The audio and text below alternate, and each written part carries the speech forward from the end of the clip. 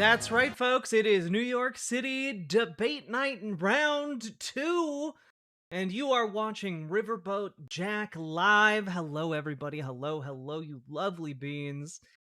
That's right. Are you ready for a debate night? Who is ready to rumble? And yes, we are, of course, being introduced here by the main theme of Fire Emblem Path of Radiance, also known as the most political soundtrack. You might all recognize that every time we do a debate of any size, they always have music that resembles fantasy music from a video game, and I'm just here to continue that tradition right on through to my broadcast as well. Tellius was very gay. Indeed, Rhyme Jack, you understand. You understand what I'm going for. I always feel like all of the debate music is Fire Emblem music, so that is what we are going to do. Fire Emblem makes sense, doesn't it? Literally every single one of the segments they do is Fire Emblem. You know, like it just sounds like that to me. Hello, Rosie 0831. Hello, Quiet Kitsune. Hello, Rhyme Jack. Hello, Depraved Ambiance. Hello, Cute Dark Arts. Hello, Mabs Alicorn. Hello, Comrade Girl 2018. Hello, Thelly. Hello, Mabs Alicorn. You almost got me twice. Hello, Spitfire. Hello, Jay. Hello, the Knifiest Duck. Hello, Bubba Rainbow. Hello, Regington Mogus. Hello, Crochet Whimsy. Hello, Louise. Hello, how we doing, Comrade Girl 2018? Hello, Jammer. Hello, Not Smirt. Hello, Story the Bard. Hello, Nine-Tailed Witch. Hello, Penny Auntie. I hope you're having an awesome day-o. I am. I am. Hello, Nethercat. Hello, Malachi. Malachi lording it over everyone else with the green, not with the green star, with the blue star and the golden name. Hello, how we doing, Kazooie? Hello, hello, hello. Style and top, thank you. Yeah, I thought I'd go with like slutty office chic today. You know, the class up the joint a little bit. Um, I got my hair done today, and I was a new person cut my hair, and so we had the conversation of like, what do you do, and like, what is your style? And I'm like, genuinely, I am going to struggle to tell you what I do professionally for like the next 30 minutes, and also, um, I don't really have one consistent style. You know, it runs the gamut from comfy sweatshirt to, you know, secretary to, you know, power suit. You know, and it's whatever I feel like. Love the hair. Thank you. Yeah, it's the color turned out real nice. I feel like an anime character, and I think that that's as it should be. Hello, hello, Snuggle Kitten. Hello, Fighting Hobbit. Those nerd glasses give you the nerd rage perk, which means +10 to your int and VATS targeting. That's why I wear them. I gotta min max my way to victory. Hello, Lady Raincloud. Hello, Molly Millions. Hello. How we doing? Hello, Red Sun. Hello, CMH006. Hello, Renthior. Final Fantasy Tactics is a more political game. It is a more overtly political game dealing with the messiness of politics. I think the Fire Emblem games are all fairly political in their own way, but also, you know, the music is what is reminiscent to me when we do our debates. Hello, Temporal Wizard. Hello, Brutus Magnuson. Hello, Ashley. I I get too much joy out of saying your last name. I'm sorry. And I know I'm probably not saying it wrong. Right. Satanic Panic at the Disco. Hello. I always tell people my style is divorced, unemployed, middle-aged dad, because I live in sweatpants and t-shirts. Yeah, but I don't want to. Look, I'm wearing sweatpants right now, but I don't want to tell that to. I don't want to tell that to a person who's trying to figure out how to style my hair. Um, Final Fantasy Tactics talk. Yeah. Also, it's gonna kill Gamergy, but like I did try to set up my GameCube so that later tonight I could stream Fire Emblem Path of Radiance.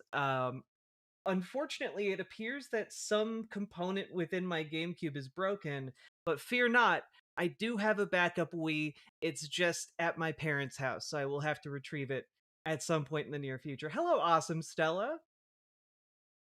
Hello, Nick Reed, a newer viewer, first time stream watcher. Let's go! Nick Reed, love to see it. Hello, YouTuber Grudge. Hello, M68 Ken. Final Fantasy VI has a bit of anti-imperialism to it. Oh yeah, for sure. Hello, you can call me Jess. Hello, Quigley. Hello, everybody. Oof. Hello, Disaster Suplex. Hello, Salt Theodore Cupcake. A friend bought Final Fantasy Tactics for my birthday. Oh, hell yeah. So happy. It's so good. Hello, Carver E. Bane. My style is bell bottoms, leisure suits, dagger point colors, and rose tinted glasses. That's literally such a fucking cool look, Quigley. I support you. Your shirt almost has a 70s vibe. It doesn't have a long collar, sadly. But like it either has slutty 70s like secretary vibes, which is what I'm going for, but if I miss the mark, it does have very cozy pajama vibes as well. So, it's very big vibe shift between the two. The split ends are getting a little bonkers. Yeah. Back when I knew nothing about hair, I didn't worry about split ends, and then I didn't get a haircut for like 6 years, and then I learned. Did you see any of the debate yet? I have not seen any of the debate yet. I haven't even read anything about the debate. Um, I have. I got to be honest. I got my hair cut today, and then I got Chipotle, and I ate way too much Chipotle, and I became a python. So like that has been my day in a nutshell. And then I tried to get a GameCube to work for like 2 hours. Um,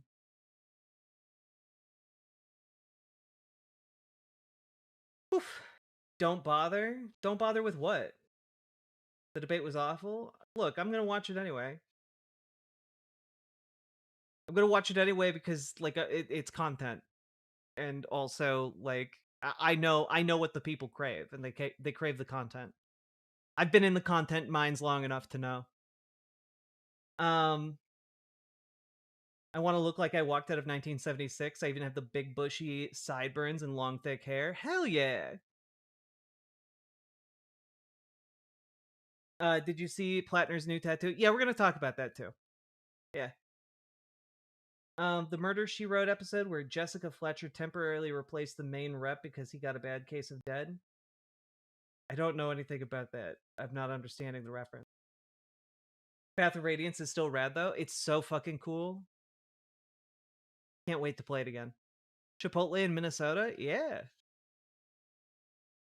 Try and stop me, you won't. Zoran did kind of waffle on some things. I mean, look, I love to see it when it happens.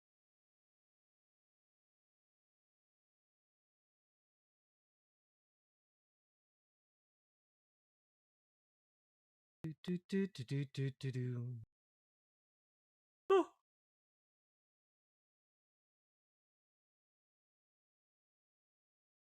There's no way there aren't plenty of trans folks throughout the wasteland. Wait, why are you guys talking about Fallout? I mean, Fallout's pretty cool though. Never mind. I take it back. I understand why you guys are talking about Fallout. Um all right. We're already late for the debate, so how about we talk about the Graham Plattner stuff, and then we'll get to the debate, huh? I think that would be good.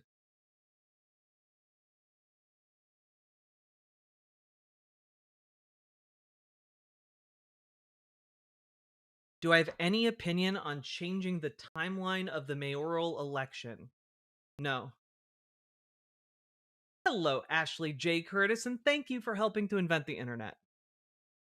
Um, think I seen Fallout 76 again on sale for $8. Jenkinata had a fucking blowout over Graham Plattner. I bet they did. Oof. Rob Adler, I'm not gonna recap what I talked about yesterday, but you can already see the video over on YouTube, so check that out if you want like more more insight into what I mean when we're talking about it. Um all right. Take a look.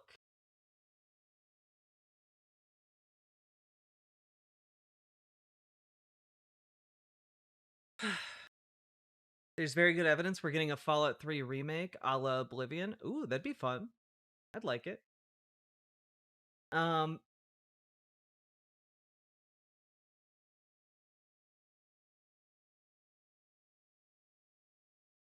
Ooh.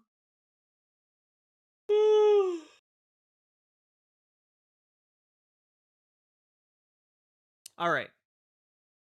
Here we go. Here we go, folks. Here we go, here we go, here we go.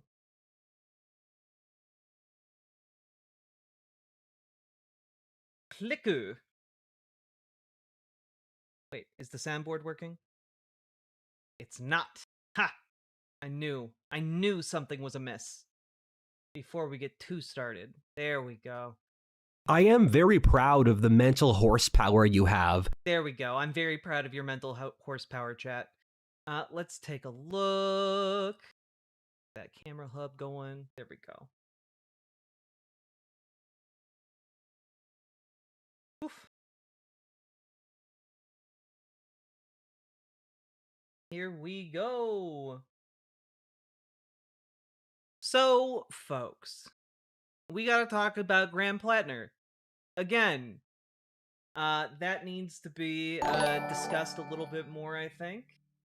Hi everyone, DMCDMU love wins. You know what? We're gonna start over that segment after that. But thank you very much, Freedom Evie, for the resub over on Twitch and for being the first person to support stream today. I very, very much appreciate it.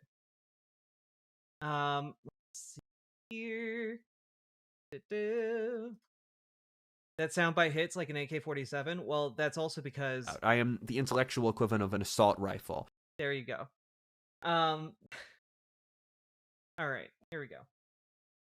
Attempt number 3. So, folks, we gotta talk about Graham Plattner again, right? So this guy, like, is just kind of like obviously the Oppo dump happened.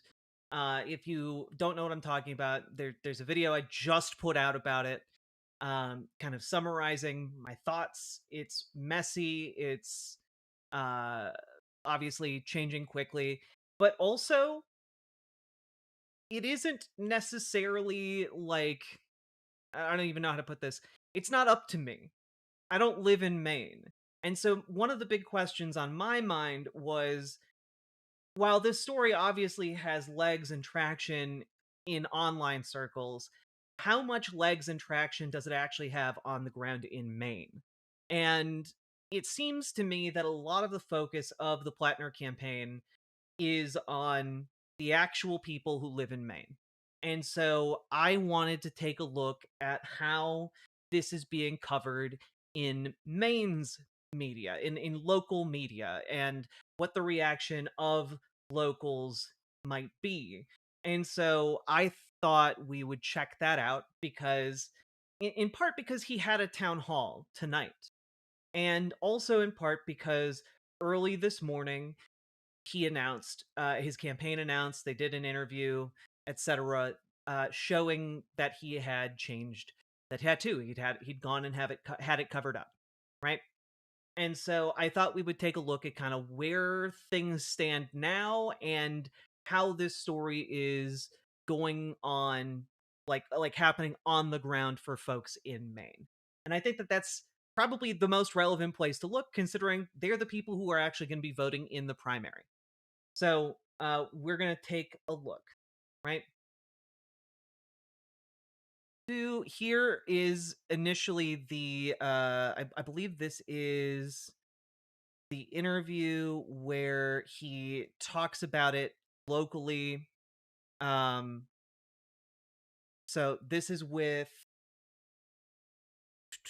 CBS News, WGME 13, I believe. Local Maine news. Them. They really show the breadth of my journey after my time in the service. They go from being more angry and more crude to later on becoming in many ways more disillusioned and more nihilistic, which was around the time that I was posting those. I'd come back from Afghanistan for my last trip in 2018 and had become deeply, deeply disillusioned with American foreign policy, with, I would say, the system at large. And that put me on a path of being incredibly critical and looking for answers in places, not finding them, but my internet comments were me on that journey. But then by 2021, which is when I stopped using Reddit, I had begun to build a much more, I'd begun to rebuild a lot of faith. I began frankly, the benefits of years and years of dealing with my trauma from military service, therapy, becoming a much more open, I think, and understanding person through that personal work. That brought me to a place where I could become finally able to connect with my community and connect with people in the real world in a much more substantial way. And I ceased being disillusioned, and I ceased being nihilistic. And it was the exact same time that I began to build a lot more connections in my community, become far more involved in my community. That was around the time I became the chair of the planning board, got involved with my small dive company, in which I was interacting with a lot more people directly, and my business had begun to succeed. So, yeah, I think that when you go over the arc of it, it shows the arc of a journey that I've gone through. I'm proud of the person I am today. I'm not proud of the person I always was, but I also don't get to be who I am today without that journey. I want to ask you just about a couple of the other posts real quick. The one about where you asked why black people don't tip. Why did you write that? Well, if you read the comment thread, the whole point was to ask an uncomfortable question of someone of another race for something that you were wondering. I asked the question. What about the comment, the post that a lot of people probably find the most offensive, that sexual assault victims, should not drink so much. In essence, you're sort of blaming sexual assault victims for what happened. Your thoughts? You must find that somewhat offensive. Of course, I made that comment in 2013. I had just come out of the infantry, which is at the time was all male. My military service, my lived experience in the service, I rarely interacted professionally with women in the service. Within a year of making that comment, I'd been in college at that point. I was going to GW, and I'd become good friends with a number of female veterans, all of whom had stories of sexual assault in the military, all of whom, which entirely changed my mind. And I think you would find even in my Reddit comments a few years later, I was vehemently, what's the word? I was very clear in that I think military sexual trauma exists and that it needs to be taken seriously and that I find it horrific. Yeah. The skull, talk about that a little bit. Yeah. Before we get to the skull, I do think it's a somewhat salient point that, like, dude came out of a part of the military that they did not allow women to join at that point. And also, Sassy Sasa, I think your point in particular, like, yeah, maybe his black customers recognize the skull because allegedly he would do some bartending with his shirt off, and so that would probably be accounting for some of the non-tips, Had no idea you were a Marine when you got the skull tattoo. You were in Croatia serving overseas, and you and a bunch of your Marine buddies all got wanted to get the same tattoo, I'm guessing. Yes. As a black person from Maine, Graham's racism and sexism is not a surprise. Yeah. Logic also says, I am a USMC vet and have been a tattoo artist for 17 years. This whole thing has been way overblown, in my opinion. People are either attacking him disingenuously or making assumptions way beyond what it actually is. You know, I appreciate the point of view of someone who has been in the service and also who has been a tattoo artist. I do appreciate that. I am still figuring out where I stand on this, because all of these things aside, like it is a difficult pill to swallow that this guy didn't know at some point between when he first got it and now what it meant. I have been reading some of the comments on my YouTube videos about this, and there are a lot of folks in the comments who are like, I didn't know what that symbol was until I watched this video.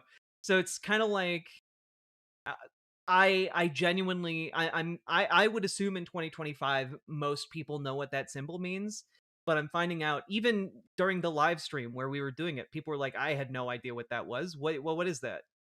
And so I'm kind of like, if people are still now figuring out what it is, like I am full of a lot of indecision on this one, because I think part of the problem is I don't know how much to trust this man.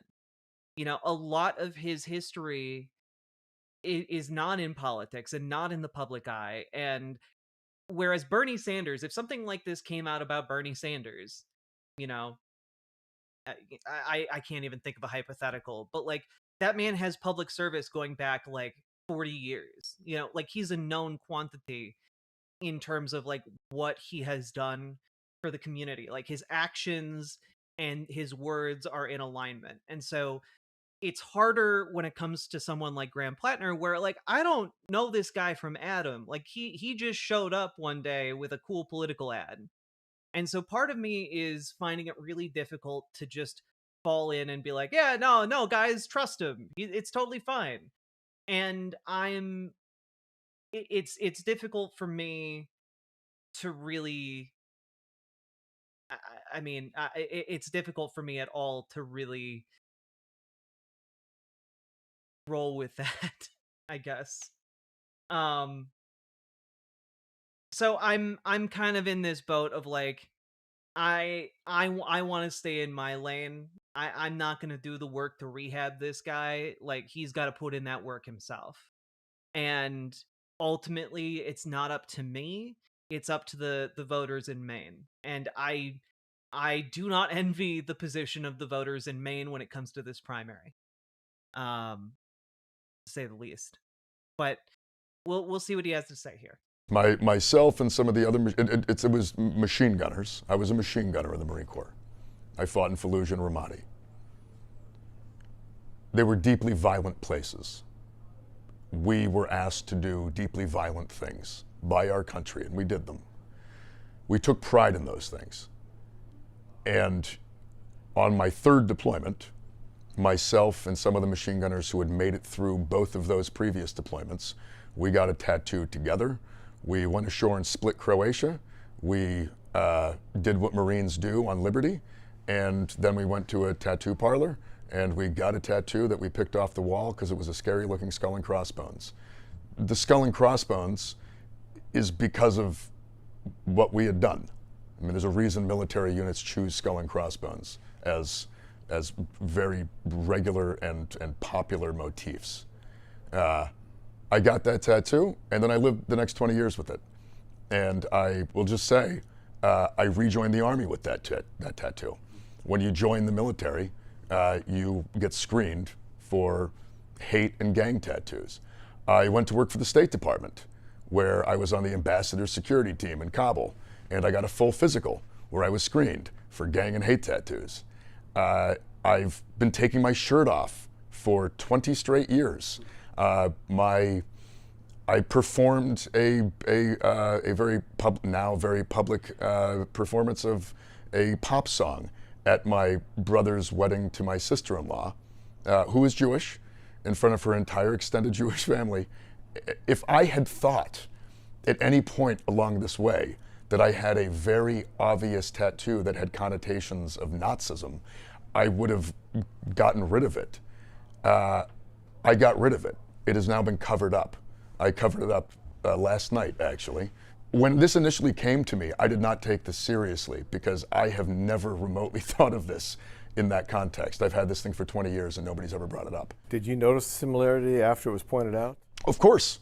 No, after it was pointed out, I mean, it was noted. But I will just say that it's a skull and crossbones. Yeah. It has a similarity to like lots of skull and crossbones. And skull and crossbones motifs, again, super popular amongst military units, both American and foreign.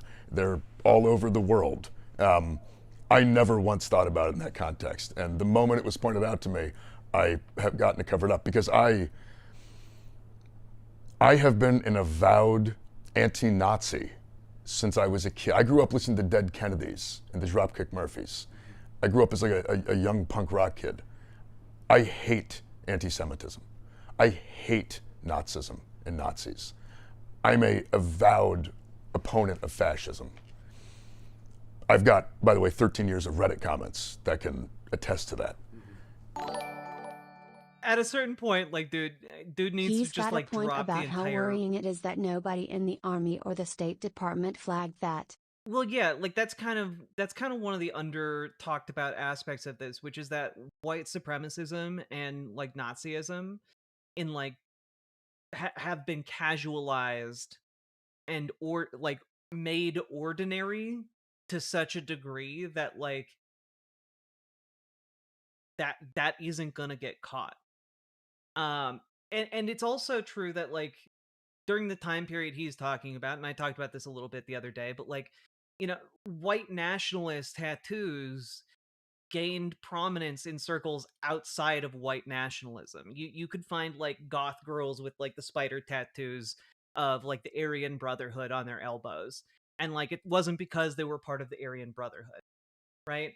Um it sometimes these things break containment in weird ways. And like I'm not I guess where I'm finding it difficult, and that's kind of this is where I've kind of drawn the line for me, is that I find it difficult that he didn't find out about this for almost 20 years, especially given his tendency to like take his shirt off. And it kind of seems like someone should have caught this. Like that and I just it boggles my mind. It wouldn't be like the most unlikely thing to ever happen, but like it's still pretty unlikely. Um Now let's see here. But yeah, I guess to get back to the comment from Nomi Sunrider, thank you for the $5 super chat. Um it's just become so common to see tattoos like this that like again, people who don't know what they're looking for or don't care enough to do their job right just glaze right over it.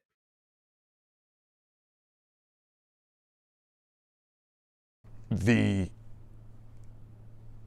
idea that I've gone through my whole life this time knowing that this was the case, but in doing so very public. Oh no, Jay, the spider web tattoo is directly associated with the Aryan Brotherhood.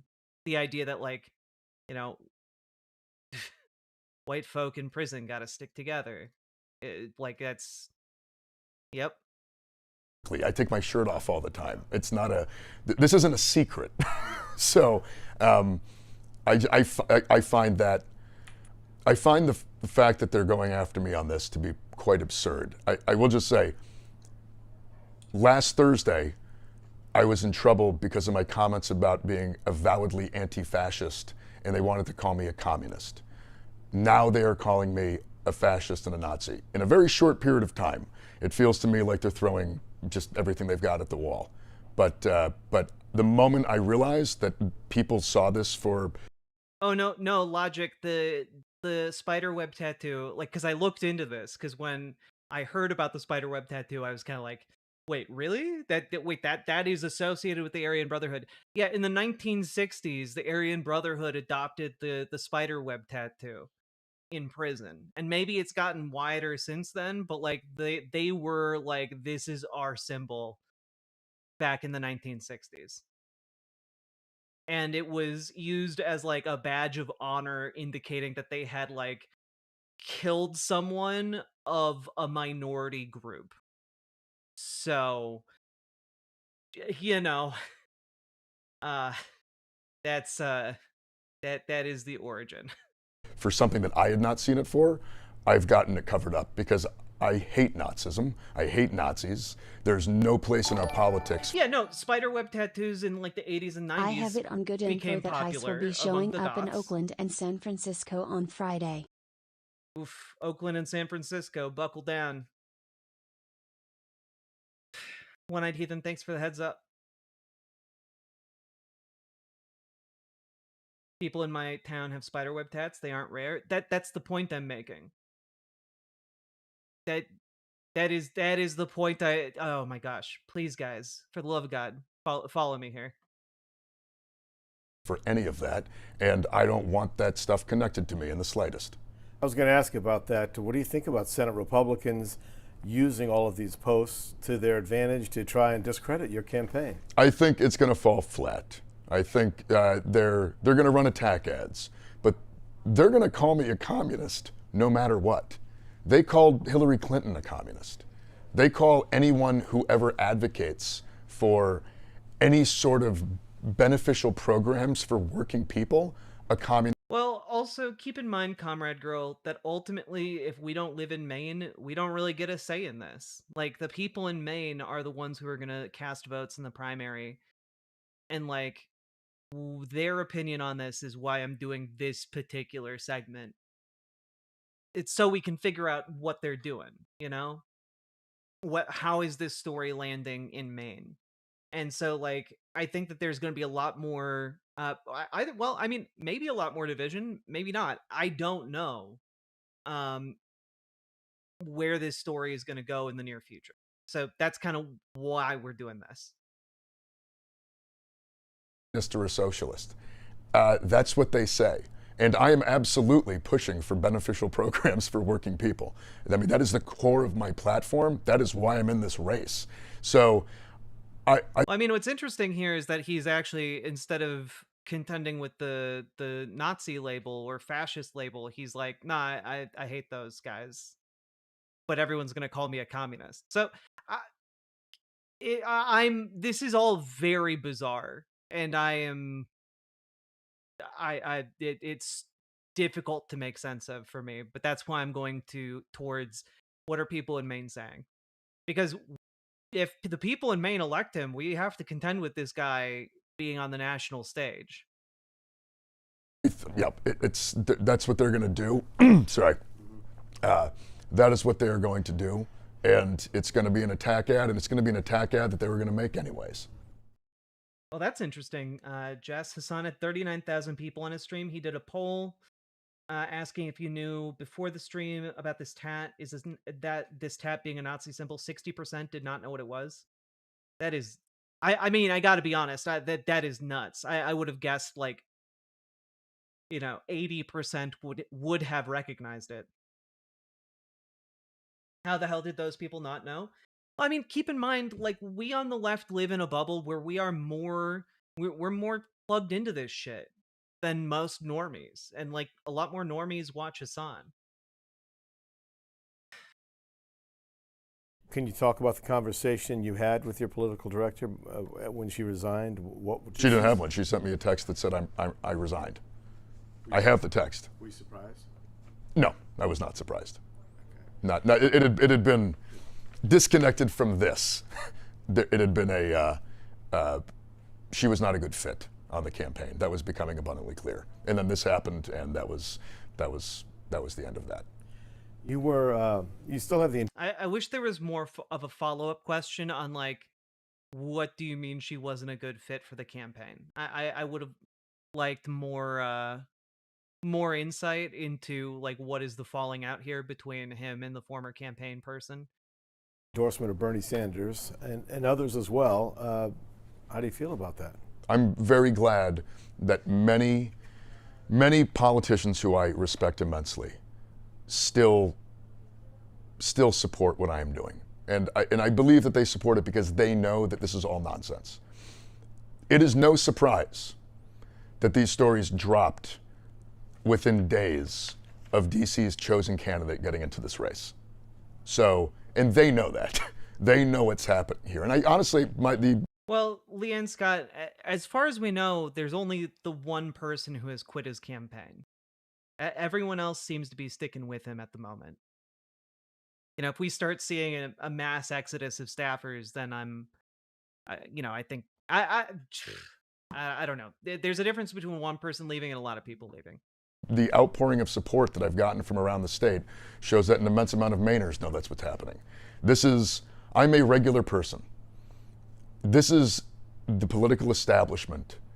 Well, Jess, I want to hear him give his side of why she left. Because, like, I can very easily hand wave it away by saying, like, oh, she was a corporate stooge, you know, it was all put in motion before all Hell, this, but, I like, must have been I want to living a know sheltered his take life. on it. I am learning about spider tat symbols and other stuff. No joke. Yeah. I mean, it's again, like, you know, and we live in a Besides much... the swastika, I can't think of a more blatant Nazi tattoo than the death head. Well, in Clearwatch, me neither, but we also live in a much more information-rich environment than we did in 2007, you know?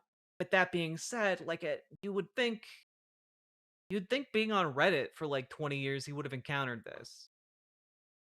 But, you know, I don't know. It's highly dependent on which information ecosystems you hang out in. Doing its best to make We call them dog whistles because people don't know about them. I mean, that's a good point, Salmon. Like, we are all aware of the dog whistles because, like, part of my job is to sit here and tell you guys, hey, that's a dog whistle. Hey, you guys know the famous Lee Atwater clip of him describing dog whistles and, like, how it gets from saying n-word, n-word, n-word to, like, talking about busing? Like, that's a dog whistle. And most people don't know who Lee Atwater is. You know, like, most people don't know a lot of this shit, and it's kind of like it is hard to wrap my head around as someone who has been... I am deep in this information ecosystem. I have been looking up this shit for a long time, but not everyone has done that. And there are people in this chat who don't even know that, you know. And so I'm just kind of like, I can believe it, especially given how many of you guys didn't know what this was and how many people in the 4 comments years and didn't 4 know. months.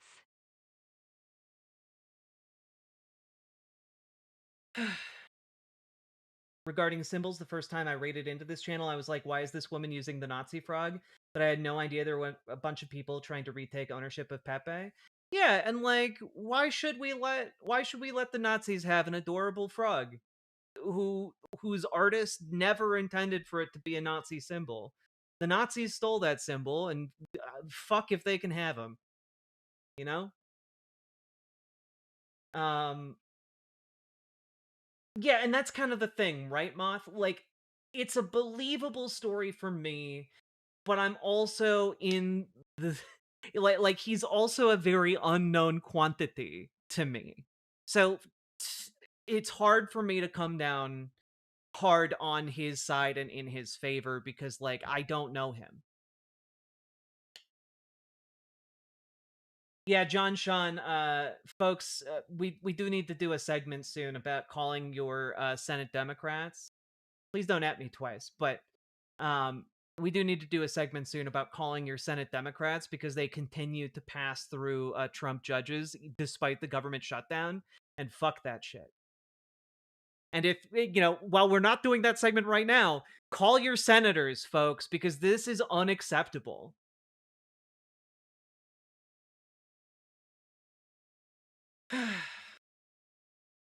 God. Logic, the tattoo artist veteran.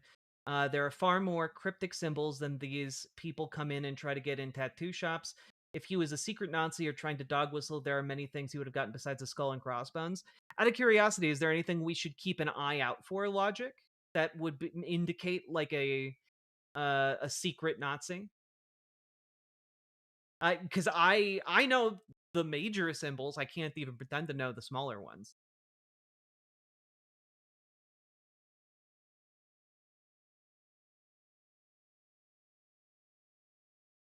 Sure that people like me, who have lived lives that are sometimes flawed, sometimes complicated, they're going to try to send the message that if you ever attempt to get into power, if you ever attempt to advocate. Yeah, I really don't like the reality TV show version of Secret Hitler. It's not fun, and I wish all of our major political figures weren't playing it these days. Advocate for yourself, we will crush you. That's the message they're trying to send. What they don't understand is I don't have the same priorities as they do. My priorities are, quite literally, how do we build a better politics to represent working people? How do we address the housing crisis? How do we address the healthcare crisis? How do we address affordability? How do we address the material needs of working Mainers? That is what I care about. That is what my policy platform is. That is what I talk about. That is what I'm going to continue to be talking about. I'll be very upfront. All of this is existing so we don't talk about the real things that people are dealing with. This is the political establishment trying to fight back, and they are going to fail. You're referring to Governor Mills getting into the race, correct? Yes. Okay. You were have all of the Also totally irrelevant to any of the conversations we've been having so far, but I do find it very funny that his tag is flipped up on his shirt and no one told him. all of this in the last week led to a drop in fundraising or support for your campaign? No, in fact, our fundraising maintained all the way through the weekend, and we are not seeing a loss of volunteers. So people know what this is. I have an immense amount of faith in Mainers. They're smart people. They're people who know when they're seeing something that looks wrong. They know when they're seeing power going after people who have less power. They know that, and they see this for what it is. You're a former Marine. You're running as an anti-establishment outsider into politics. Yes. I don't know if anyone should really be surprised about some of these posts, considering your background, but also that's also, as you say, that's not the person you are today. No, it's not the person I have had a very long journey to become the person I am today. And it is rife with an immense amount of trauma, with an immense amount of struggle, an immense amount of disillusionment and sadness. It is also a story that is one of me figuring it out. It is one of me getting help when I needed help, figuring out that the things that I thought were important in my life, or things that I believed in, that they were wrong or I didn't actually believe in them. It was through Some things to look out for: specific crosses, scorpions, moths, roses with a specific amount of thorns, like literally anything. There is also typically a specific art style, typically American traditional. Interesting. Do they try to incorporate like the Nazi, like Nazi numbers or numerology into the tattoos? Huh. all of that I've been able to become a much more open and compassionate. Well, no, Super Jet Guy, a specific number of thorns. Probably to like represent like 88 or something like that. Person. I had to learn how to love myself. And that is hard when you're after years of immense violence in the service of something that I no longer even believe in. I don't believe in the war in Iraq and Afghanistan. I think they were pointless. And yet they took up an immense amount of my time and energy, and I took part in an immense... Oh, yeah, and Story of the Bard, two things can be true at once. Two things can be true. One is that this is an oppo dump by the Susan Collins campaign, specifically to try and torpedo him out of the race. That can be true while also there being some, like, extremely valid criticism of his presentation or his past choices, right? Like both those things are absolutely true in this circumstance, I think. Amount of horror. The 14 words would be one. Okay. In those things. And I struggled with that. I struggle with it still. But if it wasn't for that experience, and if it wasn't for the struggles I had after, I would not have been able to learn the things about myself that I have. And what I've learned about myself, what I've learned about other people, is that we need to be more empathetic. We need to be more compassionate. We need to give people more grace and understand that people are not always who they are now. They are not who they ever were, who they were in the past. People can evolve and become different. And because I know that I have done that, I still hold an immense amount of faith in my heart that we as Americans, we as Mainers, have the opportunity to realize that it is in each other that we need to be finding strength. But in order to do that, we need to find forgiveness. Are you concerned that these posts are going to keep cropping up over and over again? You said No. yourself you had a lot of Honestly, posts. well, we released everything. We're putting Oh shit. Okay, he did release all of the Reddit posts. everything out there. This is what there is. I mean, don't get me wrong. There's going to be more in the sense that I don't think the machine's going to stop. I fully expect them to throw everything at us continually. I expect people to lie. I expect people to make things up. I expect people to misrepresent things. I mean, they're already misrepresenting things entirely. Well, Somniostatic, the Totenkopf is a skull and crossbones. Like the there are a lot of different skull and crossbones variants. The Totenkopf is one of them. But yes, it is a very distinct skull and crossbones. I expect there will be more of that. What I will say is what has come out, these are the things that like I knew about and was like, I mean, at some point I'm going to have to talk about my Reddit history because I'm an elder millennial and I spent 15 years on the internet and I'm sure I said things I don't agree with today. That's not surprising. The tattoo was very surprising. I've had it for 20 years and nobody's brought it up. So that was absolutely out of left field. But again, the moment I realized it, I've gotten it covered up because I don't want anything like that on my body. As to what comes next, I don't know. I will say that whatever... I will say, we literally did the segment on him yesterday, and I was like, I guess we're going to have to see how fast he gets it covered up, because I knew if I found out about this, I would be, like, wanting to flay my skin off immediately. And, dude literally got it covered up in, like, less than 24 hours from when this story dropped. Comes next is they started with this because this is what they had. They've thrown this at the wall. It's not scaring me off. I'm not giving up. I'm not going home. In fact, it has galvanized my commitment. So there will be more stuff, I'm sure, that they're going to come after me with. It's all going to be nonsense, and we're going to continue doing what we set out to do, which is to run a different kind of campaign, to build a different kind of politics. I do think, I do think it would have been a good move to have him cover it up on camera while doing this interview, but, get it tattooed off of him on camera. But, just,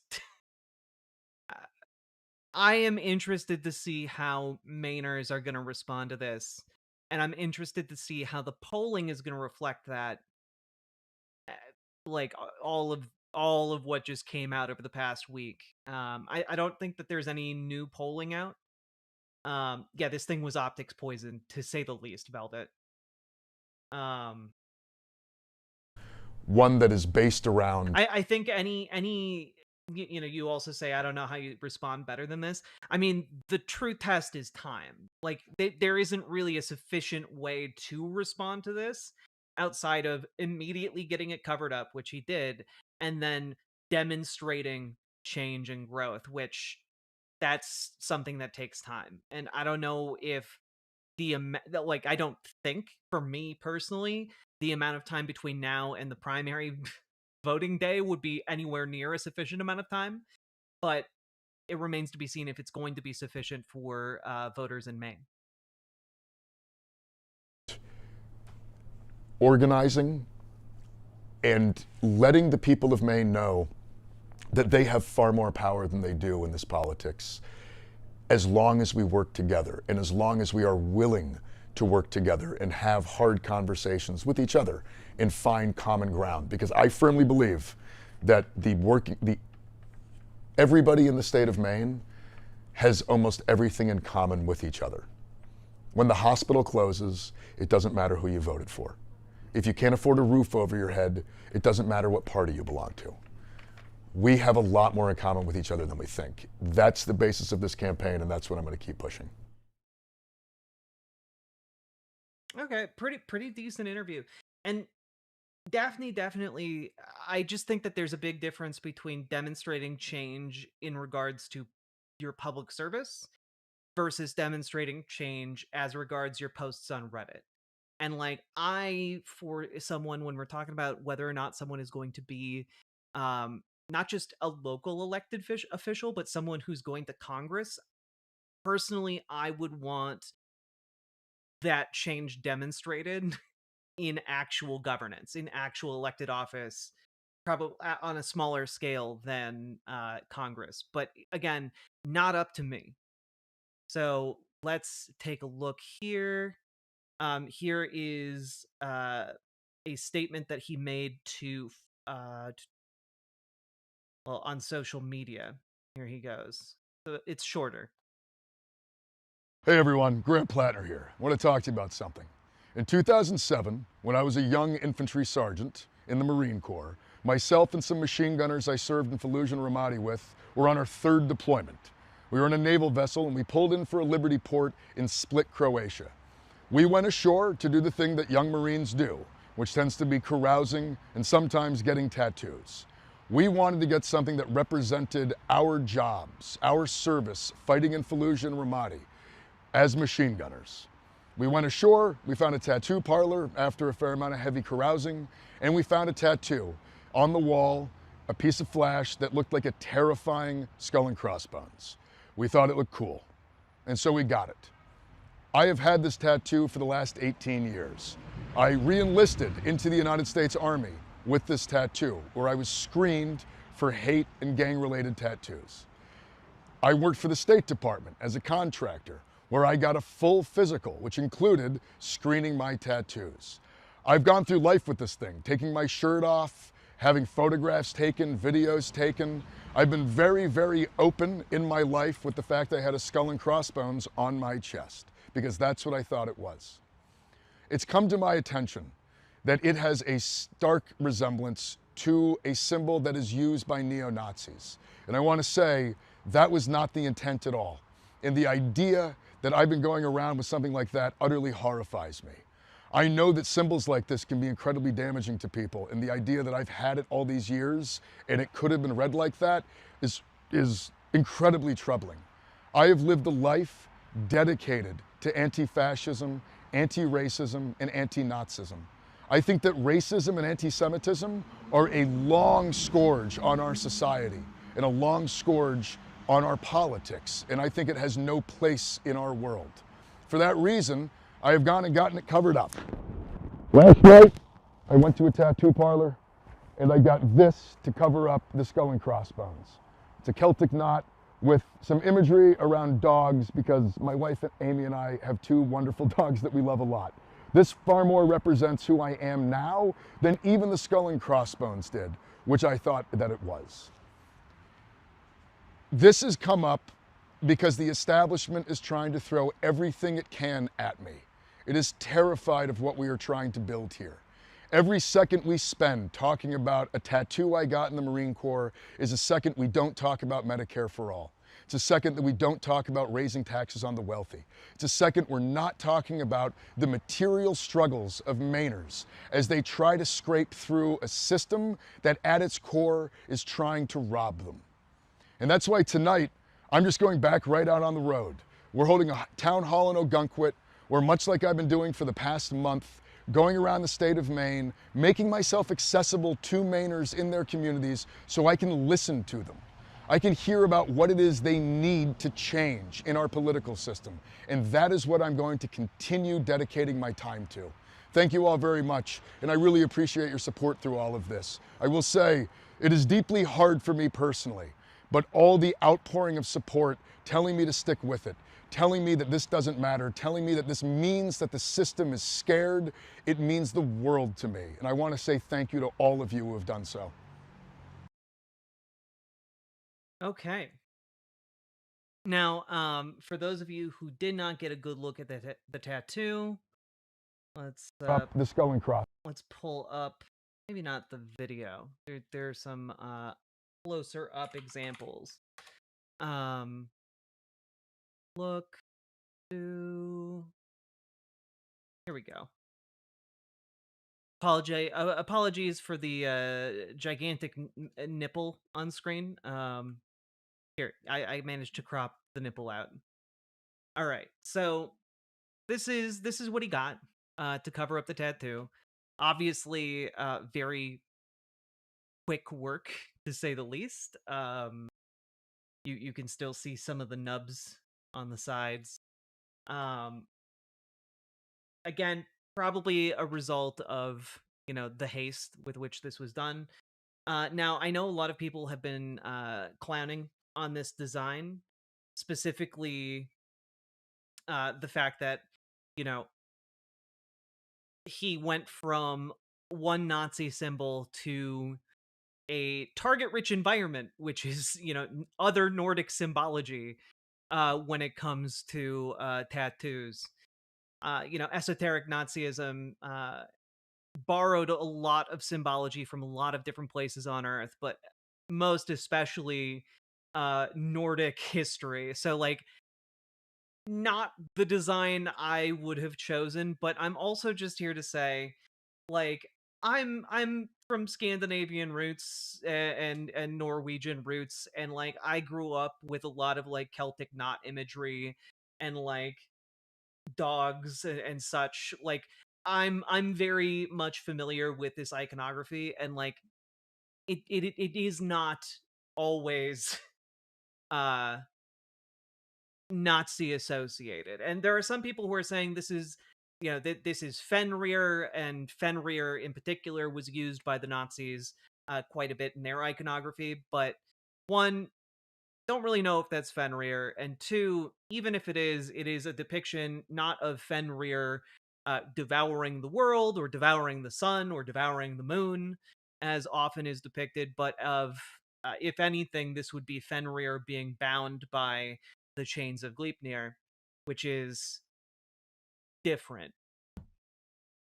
So I that's not something that I don't think that that's really a basis to go after this guy on.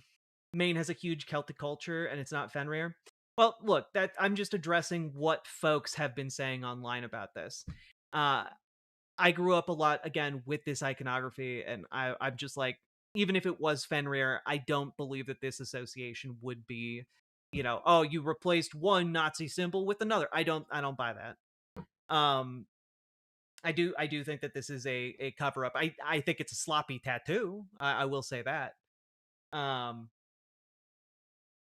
and Story the Bard, as a resident Mainer, says Maine has a huge Celtic culture, and it's not Fenrir. And yeah. So again, just gonna say, yeah, if he wanted to distance himself a little bit more, probably would not have used that iconography, but you know, it's not the end of the world. Um, bad tattoo done quickly, which, you know, like I'm glad. You know, I would prefer him to get it covered up faster, and I'm sure he would as well, rather than, you know, get it done and look great. It's kind of a time sensitive task. Um, let's see here. And what about the 1919 on his arm? So I looked into that, and you can see in other videos of him without his shirt on that it's not. Some people have been saying it's 1919, it's like for the SS or something like that. it's not. Let me see if I can. Yeah, Gayfesh here got a good shot of the actual symbol, which I don't know what this symbol is, but it does not appear to just be a standalone 1919. I don't know what organization this is, but looks like maybe fire axes, perhaps. I'm not sure. I can see 1919 A and C or A and G and 2002, but that's about as much as I can make out. Um,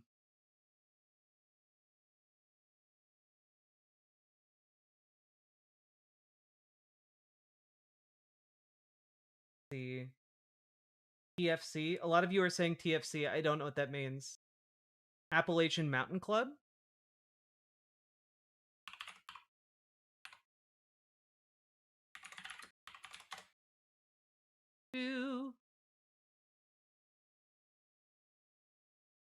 No, I don't know. TF. Okay, people are saying TFC and not elaborating.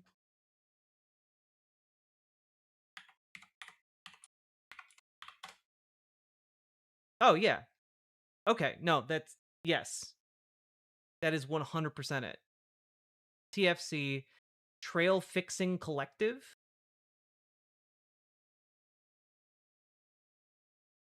Okay, it's for the Appalachian Trail Club. Gotcha.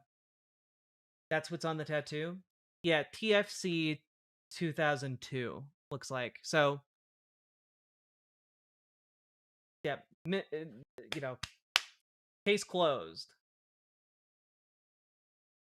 Molly White has a clearer picture on Blue Sky.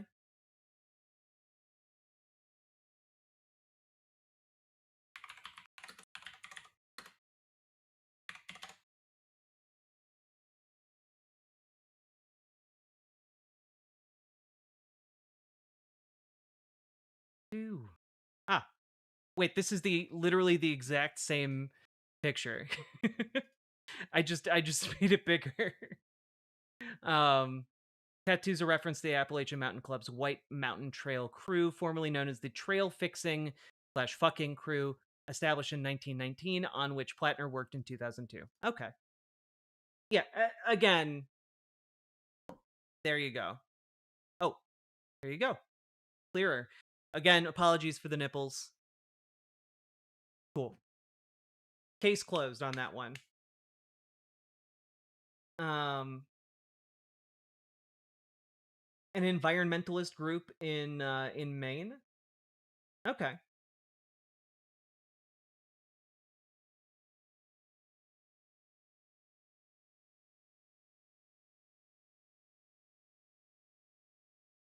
White guys in the mountains playing with their axes were all a liability. Yeah, not a Nazi dog whistle. Not the 1919 is not. You can even see on the other side of this, it's established in 1919. Fixing trails and clearing rivers. That's cool.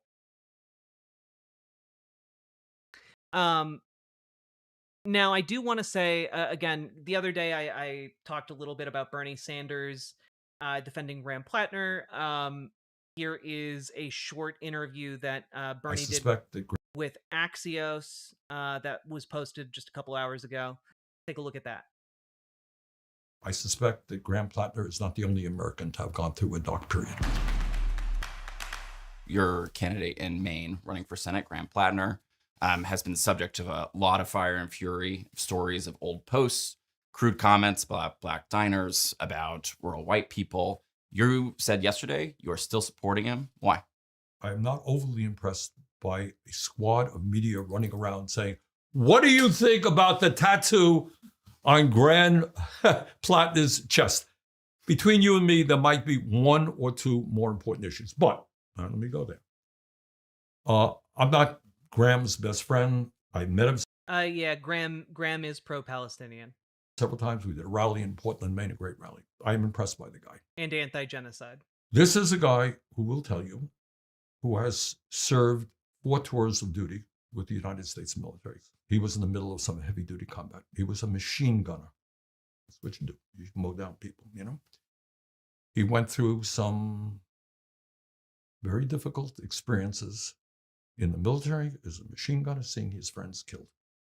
Came out of the military. He will acknowledge, I'm not telling you what he doesn't say, he had PTSD. He went to the VA, and by the way, what he says, they rebuilt his life. All right.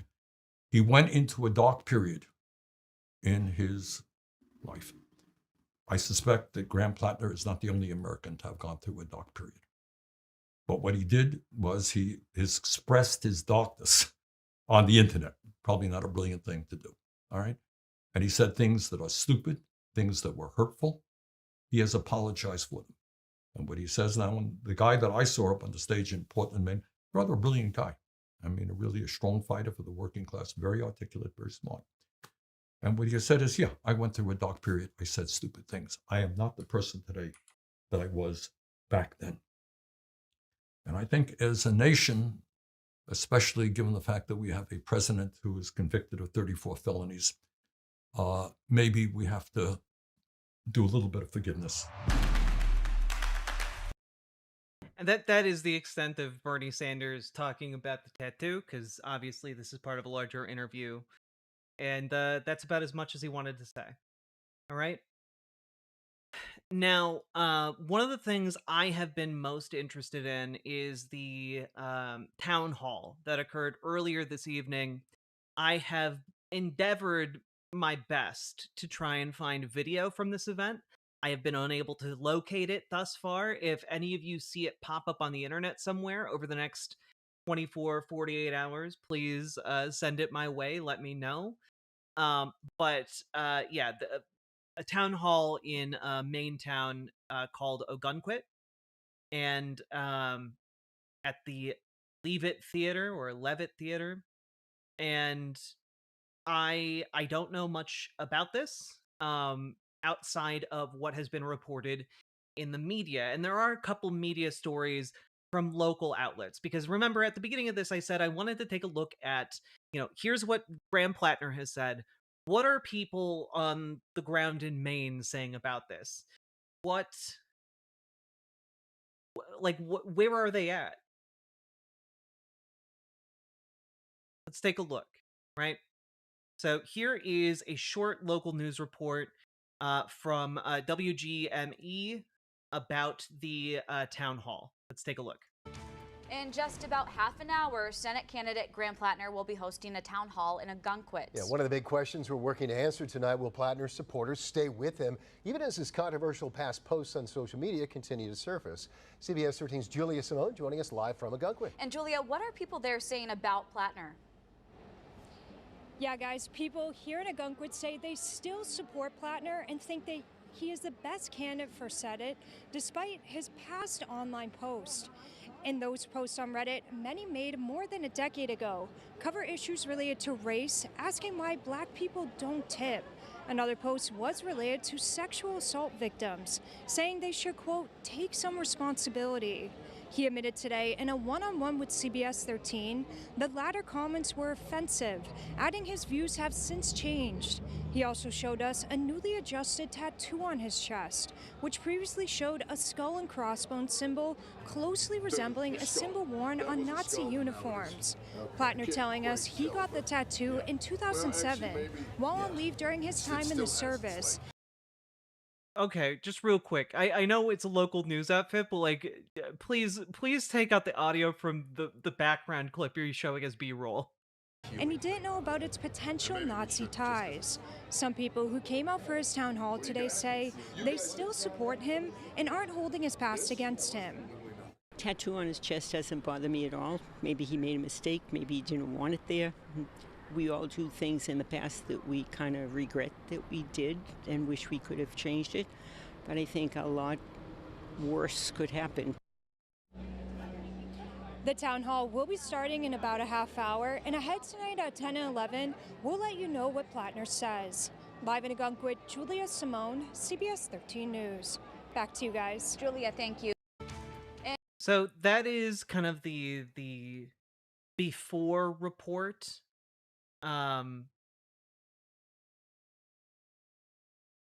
Here is just a short excerpt from what some other folks said. They have one more quote here. Some people came out say they still support him and aren't looking to hold his past online posts against him. Quote, I think he spoke very clearly, honestly, and directly to decisions he made in the past and the comments he had posted on Reddit. And I think he spoke honestly and clearly about how that came from a place where of when he was feeling and living with PTSD and had gone through 4 deployments, coming home and really struggling, Alyssa Drayani, a town hall attendee, said. So that, again, we got 2 posts, obviously. So I took a look at some of the other local outlets. Here's the Bangor Daily News. Graham Plattner's mother and a defiant crowd show up for him after a bad week. After Graham Plattner's campaign for the U.S. Senate was roiled in the last week by the unearthing of past Reddit posts and his tattoo resembling a Nazi symbol, which, let's be clear here, it is a Nazi symbol. It doesn't resemble a Nazi symbol. It is. A steadfast ally introduced him at a packed Wednesday event. It was his mother, Leslie Harlow, who stood on stage of Ogunquit's Levitt Theater, packed with 500 attendees and another 100 in an overflow area to share stories about her son and his return from overseas military deployments. She acknowledged her son's bad week. She also handed out an old photo that was passed around the theater showing her and Plattner standing together outside the U.S. Capitol, adding, "This is who Graham Plattner is. My son, Graham Plattner, is smart. My son, Graham Plattner, is hardworking," Harlow said. "He believes in change, and he wants to be part of leading the charge." Applause, laughter, and shouts of approval returned repeatedly as Plattner arrived on stage, immediately discussed his recent controversies, and then proceeded with a now familiar stump speech that railed against economic inequality, the healthcare system, and housing costs before he laid out what he would do in Congress if he unseats U.S. Senator Susan Collins of Maine. In response to a question from an audience member mentioning the past week's tumult toward the end of the 90-minute event, Plattner said he is ashamed of things he once said, but I am not ashamed of who I am today. He added that he and his wife knew this day was coming when the system was going to do everything it could to crush us. The establishment is spooked, Plattner said before nodding to his history as a military veteran, and I'll say this, if they thought this was going to scare me off, they've clearly not spent a lot of time around Marines. The defiant atmosphere was a marked departure from the past week of headlines, which came after Governor Janet Mills entered the primary. His event came hours after he said he had covered up a chest tattoo, so it no longer appeared like an image associated with Nazi police, or also the SS. And, obviously you can see this image here. Let's take a look here. His political director, former state representative Genevieve McDonald, resigned Friday after the old posts came to light, and also told the Bangor Daily News on Tuesday, that's just yesterday, that Plattner knew his tattoo was a problem weeks ago, which was something his campaign denied while calling McDonald a liar. The episode has served as the first real test of Plattner's campaign since he launched in August. Attendees who filled Ogunquit's Levitt Theater or had to stand outside to listen Wednesday evening said in interviews his flurry of controversies are not disqualifying. Tom Scontros, a 58-year-old Elliott resident, said he is undecided about who he will support in the primary, but does not think Plattner should drop out. He would love it if Plattner additionally, quote, took his entire Reddit file and put it out there, unquote. The last week has taught Plattner that quote, politics is a nasty, nasty business, unquote, said Eleanor Newton, a 77-year-old Wells resident whose son in Washington, D.C., told her to check out the upstart candidate. Quote, there's a sense of hope with him, she said, and I think he's got the stones to take the beatings he's going to get. And that's, so that's kind of the amount of feedback I can get from this initial appearance post these controversies. His mother has stood with him, and it seems like Mainers are sticking with him at the moment. I think if normies support him, that's fine, but if it's true that he'd known or joked about it for 10 years, that's kind of a problem. Yeah, MLAWs, that's kind of where I'm at. But also, I need corroboration on that story that was posted to Jewish Insider. Like there's an element of I need that corroboration from those accounts as well, because if they're without the corroboration, that's just rumors and hearsay. So I want, if I'm gonna give more credence to that narrative, I need the corroboration. And that being said, if it is true, holy shit. But regardless of what I think about it, it seems like Mainers are sticking with this guy, and we're gonna have to figure out if he does wind up winning the primary and then winning the general. We're gonna have to figure out how to deal with this guy in our public discussions. And I guess time is really what's gonna tell here. Time is what's gonna tell, because the only real thing that can actually demonstrate whether or not whether or not this is genuine is time. Halethane Space Dust, Maynard here, despite the bad tattoo, gotten in a drunken haze, which I absolutely believe that happened. Graham does not speak like a Nazi. He literally just a guy in every sense of the word. And look, ultimately, it's going to come down to what you guys think, what you folks in Maine think. I still don't just have, I still don't have the information I need. I think that what he has done speaks well of the direction he wants to head in, but I'm still not sold on the idea that this guy has to be the next Democratic candidate in the general. You know, I'm not sold on that concept. For me to get anywhere close to that, more time is going to have to pass, like I said, and probably more time than is going to exist between now and the primary date. So that's just where I stand, but it's going to be interesting to see where this race goes, to say the least. Yeah, there are 8 other options in Maine. 8 other folks to pick, but as far as I know, in the primary, Plattner was, polling head and shoulders above Susan Collins. And I have to imagine that, like, that puts him with a pretty decent lead over his fellow candidates in the primary. So that's kind of where we're at. It's a very unsatisfying conclusion. We can't tie a neat bow on the end of this one way or the other. That's what I'm saying. They act like he's the end all be all. Yeah, and like he might wind up being the end all be all in a general election race. So it's we're gonna see what's gonna happen in Maine. Again, from a Mainer, Janet Mills and Susan Collins are really hated in Maine. The other leaked story was from a known Zionist supporting online mag, so I would need to hear that from more people. Well, I mean, that's kind of where I'm at too. Like Jewish Insider, like it's not unheard of for outlets like Jewish Insider to have actual news that they report. But their source in that instance is an anonymous source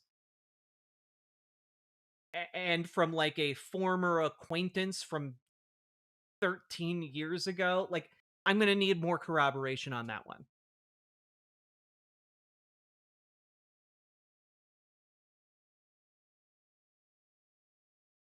So that's kind of where we're at. I just want to inform you guys where all of the pieces are as they stand right now. And I think I've covered everything that is publicly available at this point in time. So, obviously folks are going to have to figure out where they stand on this. I'm still, I gotta be honest, I'm still very horribly disappointed by this story, and we'll have to see how this shakes out and how the campaigns play out. But yeah, on that note, let's move on.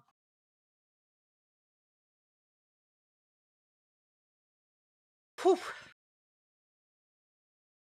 And someone posted known hate symbols. Yeah, no, the faces of fascism. So, folks, if you are in need of understanding the various hate symbols here is like a handful of symbols um, that exist and may indicate Nazi affiliation.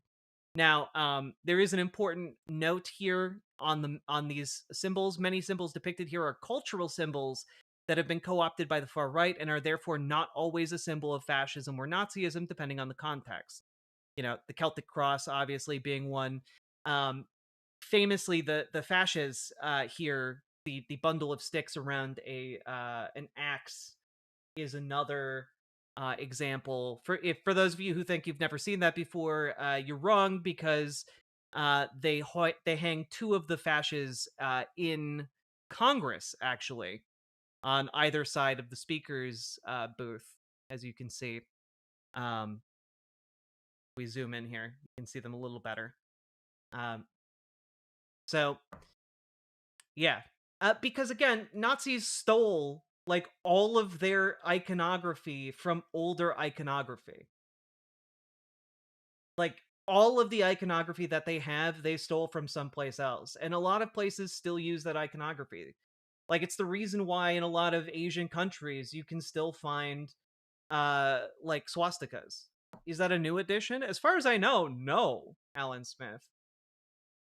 Um, you know, like the swastika is a Hindu symbol. Like, people use it, or even a Buddhist symbol. Like, people use it in a lot of different contexts. Native Americans also use a type of swastika. Um, like, there are a lot of symbols that resemble that, and like,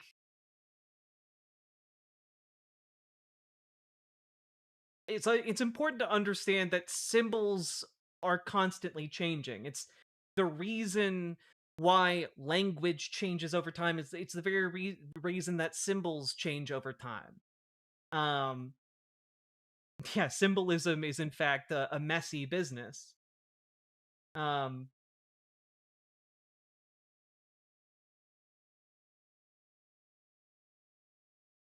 so it's, yeah, the Spanish coat of arms also has the fasces. The concept of the fasces as a symbol like goes back to, I think, Rome. But like, you look at a lot of these and it's like, well, okay, also some of these are like actual runes from like Nordic runes used as words and communication tools um in the past. You know, you've got a lot of these symbols that have pre-existing meanings. Um you know, some of them not so much. Some of them are pretty explicit, but like, worth knowing what you're dealing with, I guess.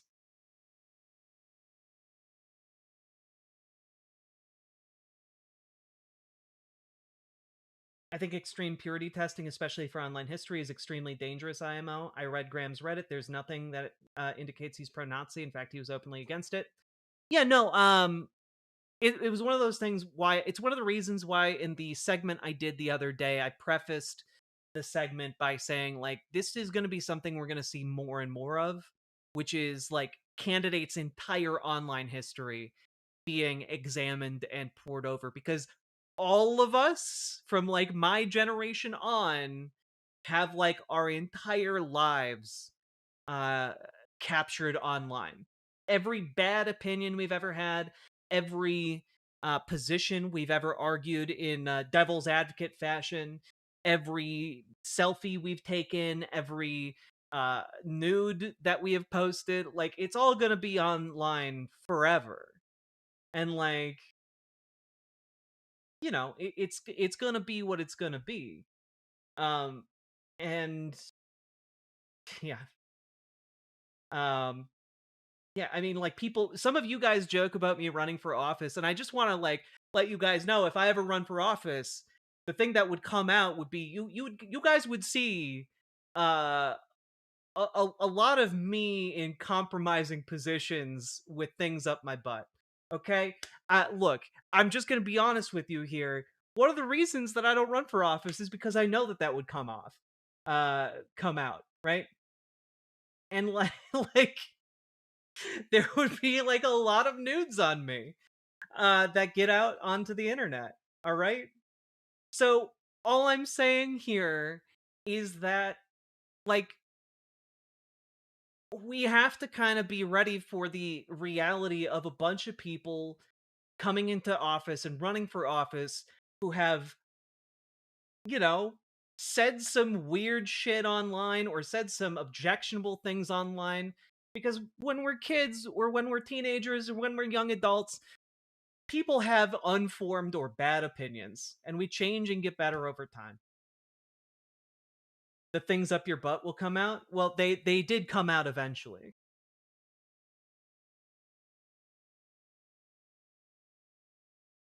You're better than George Santos? I mean, I think my content was better than George Santos.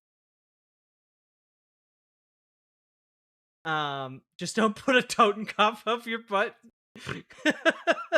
I can honestly say, never did that. Never will either. I can make that promise to you guys. Man, you guys are dropping some lore, and I do not want to know about TJ Kirk and the banana.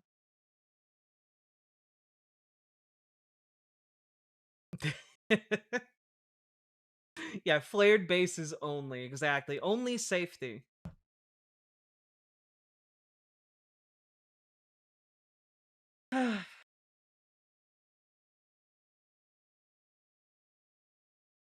If I ran for office, my past as a victim would be picked apart so I could never run. Lamau, like, no thanks. Yeah, I mean, like, it's an unfortunate part of the modern reality that we live in, that folks who do that are going to have to reckon with those challenges.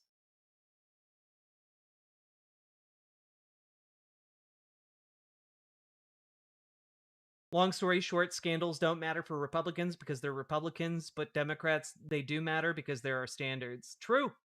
True. Um,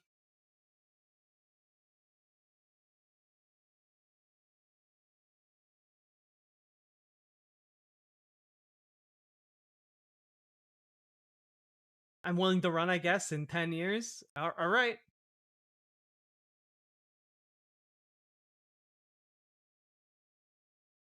Do not use 3D printed toys internally. Yeah, not a good idea. Don't do that.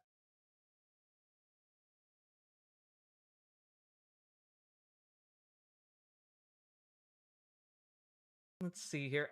Folks, we've been going for an hour and a half. If you've been enjoying the show or getting anything out of the show today, hit that follow button, hit that subscribe button, hit that like button. We got a fancy little song to let you know what to do, you fancy little lads, ladies, and wonderful, wonderful non-binary peeps.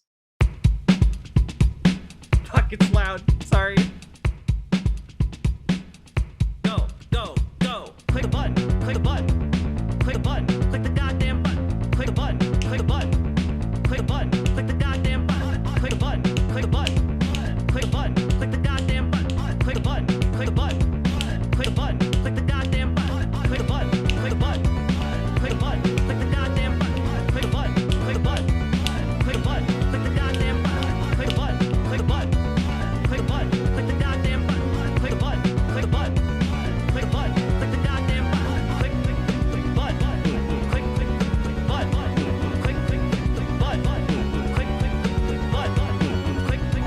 button. Hey, bingo!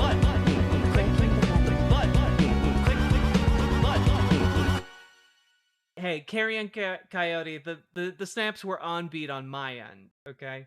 Thank you for the $5 super chat, bingo. And also, folks, please support the stream if you're enjoying it. Hit the dono button, hit the super chat button, hit the subscribe button if you're on certain sites where you have to pay to subscribe, or hit the membership button. Do the button things that help me financially as well as for free. Let's see here. Jack going from her butt. mean, it's not the only part of me that's on the internet. Like I got other good assets to share. Let's see. Let me take a look here. I just lost income, or I donate again. I miss donating. Well, I appreciate the impulse. And folks, you know what? You know what? You know what? We're doing it. We're doing it, chat. Boop. There you go.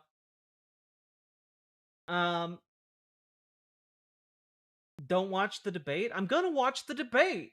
You can't stop me. Also, GamerG, I do have to apologize to you directly. I did try to set up Fire Emblem Path of Radiance to stream today. Got everything set up. But my GameCube won't raid the disc. So I'm gonna be getting my Wii in order to play it, but it's gonna be like a few days before I can get it. So sadly, Fire Emblem can't happen tonight. I wanted it so badly to happen tonight. Let's see. Now a lot of you are saying no. Wheel of Pain, no. Luigi's Mansion is still possible. Yeah, if I get my my Wii. Thoughts on Claire Obscure Expedition 33? I want to play it desperately, and if I have my way, we will play it next month. Can you make sure Fire Emblem is on a Friday or Thursday so I don't miss because work? I can try to remember that, and I will attempt to ingrain that into my memory right now. There we go.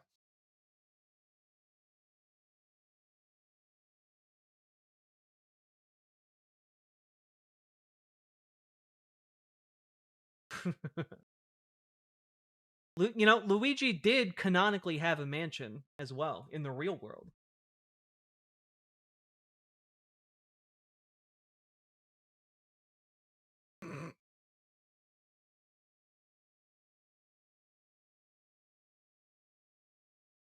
She can still get the game for free if she finishes Dragon Age Veilguard. There are so many games I need to finish. Fuck.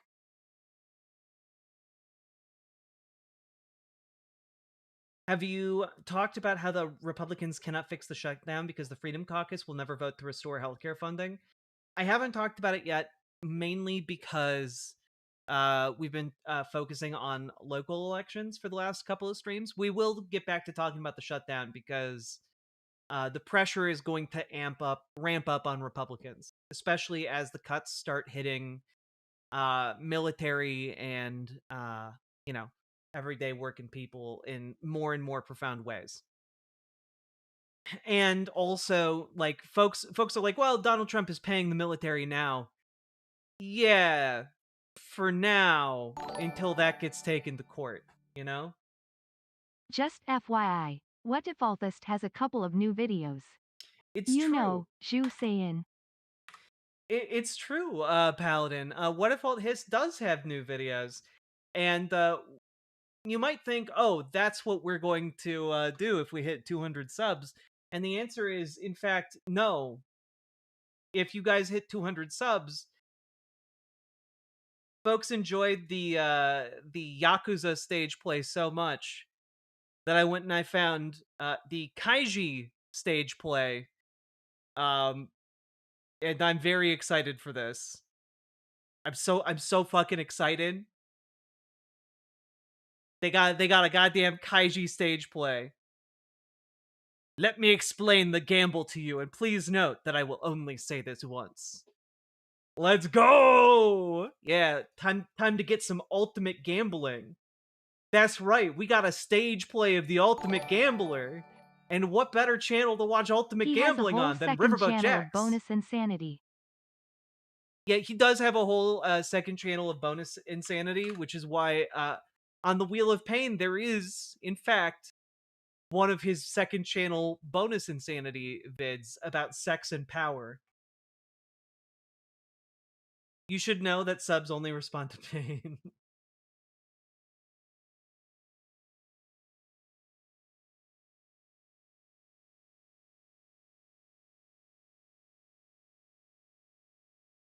needs more kakegurui.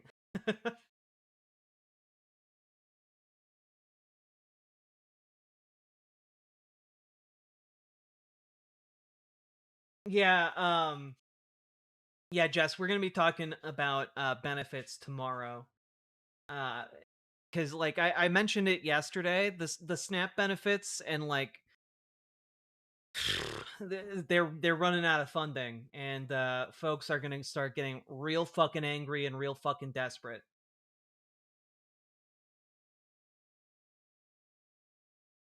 And just know that that is also hitting Republican states and Republican cities.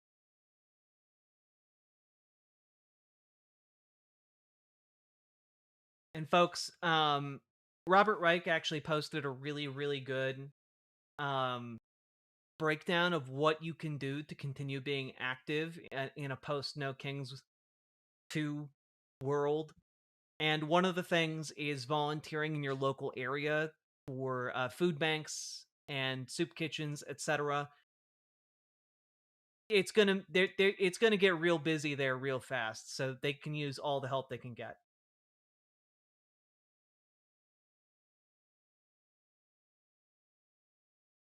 I've been calling my senators every day. Hell yeah, CMH. I love that you guys are taking action.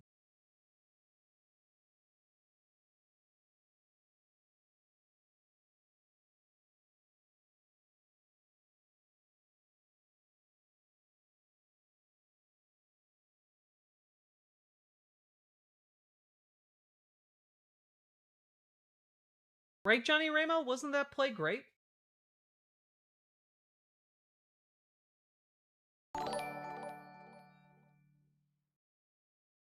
Quinn Decker, thank you very much for subscribing over on Twitch. Very much appreciated.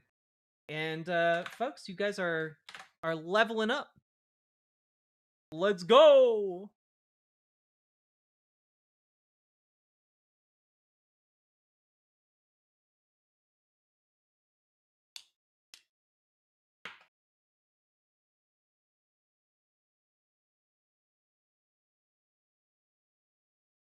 Are we ever going to get another Metatron segment? Yes, Quigley.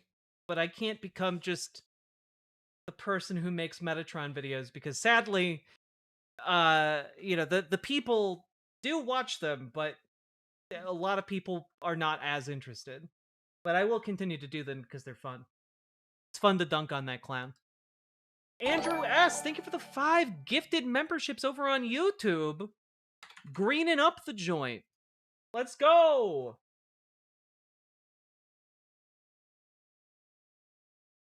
On Monday, I dressed up like the guy from They Live, the work shirt and sunglasses, and held the sign that they said they live on the intersection. That is so fucking good. Star Pilot, love that.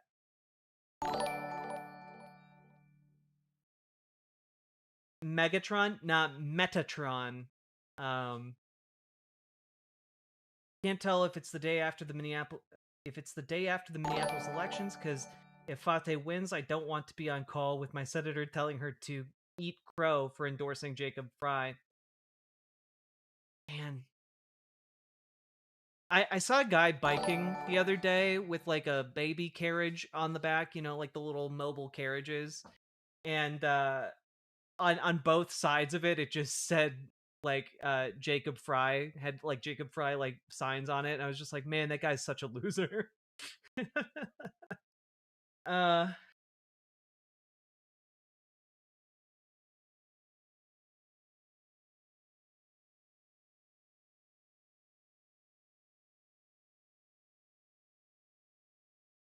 saw that guy too a while back. Yeah, I think he's just like a Minneapolis crank.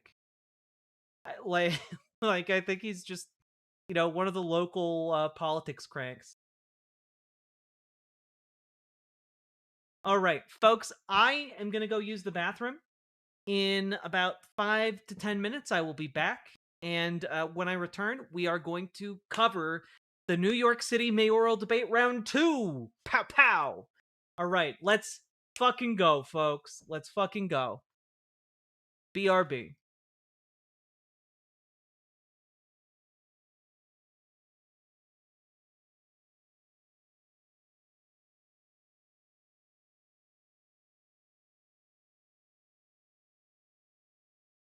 So this is a song that we wrote, I wrote with my friend Mike Richardson, who's from southern West Virginia, and it's about the coal mining wars in West Virginia in the 1920s, called the Battle of Blair Mountain. 2, 3, 4.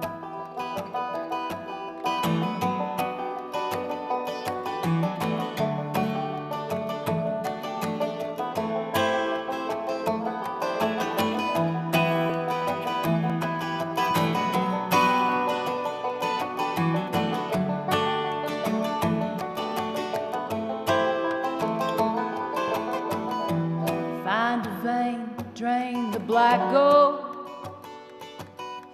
Open to God that the timbers hold. Like my father before me, it's all I know. We live only to harvest the coal. Harvest the coal.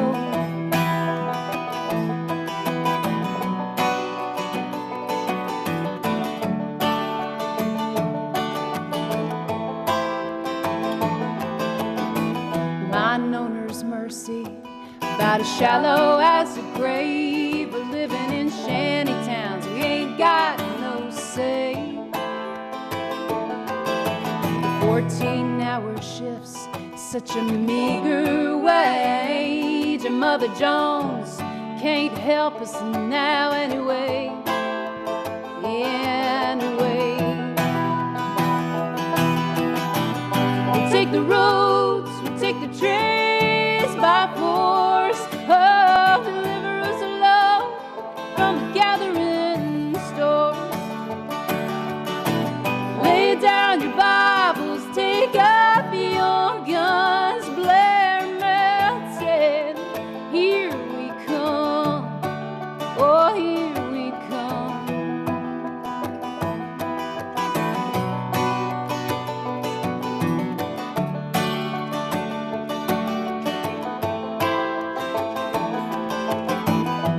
Red bandanas that tell us what side you're on.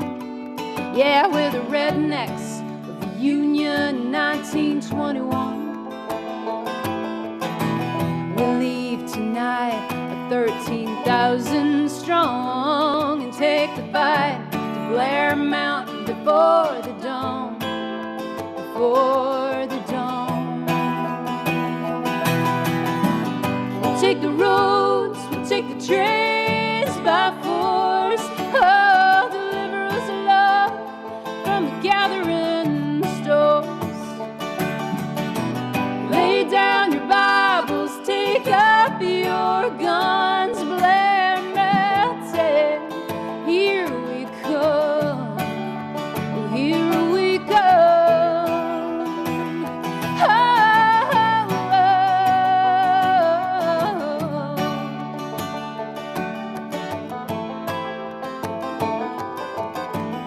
I fight for my father, still buried in the mine. I fight for my son, so he'll have a better life. We're soldiers of a great war, and it don't seem right to treat a man like a dog just to make a dime. Just to make a dime. We'll take the roads, we'll take the trains by force. Oh, deliver us love from the gathering stores. Lay down your Bibles, take up your guns. Blair Mountain, here we come. Oh, here we come. Here we come.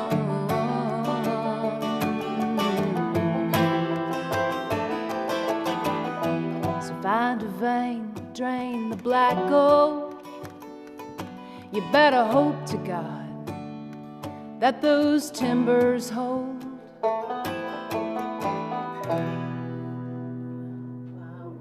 Yeah, wonderful. Wonderful.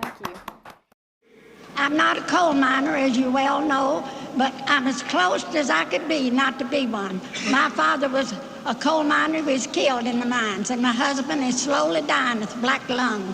And my husband and me was in the strike in the 30s in bloody Harlan County, and I do mean it is bloody too. And they tell me, these miners say, we're going to stick it out unless Duke Power signs the contract till hell freezes over.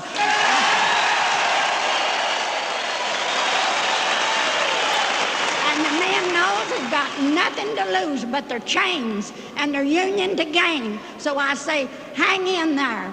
And now this song I composed in the 30s. And as you know, I'm old, as 40 years ago, and I can't sing very well. But you can ask the scabs and the gun thugs which side they're on, because they're workers too. Come all you poor workers, good news to you I'll tell. How the good old Union has come in here to dwell. Which side are you on? Which side are you on? If you go to Harlan County, there is no neutral there. You'll either be a Union man or a thug for J.H. Blair. Which side are you on? Which side are you on?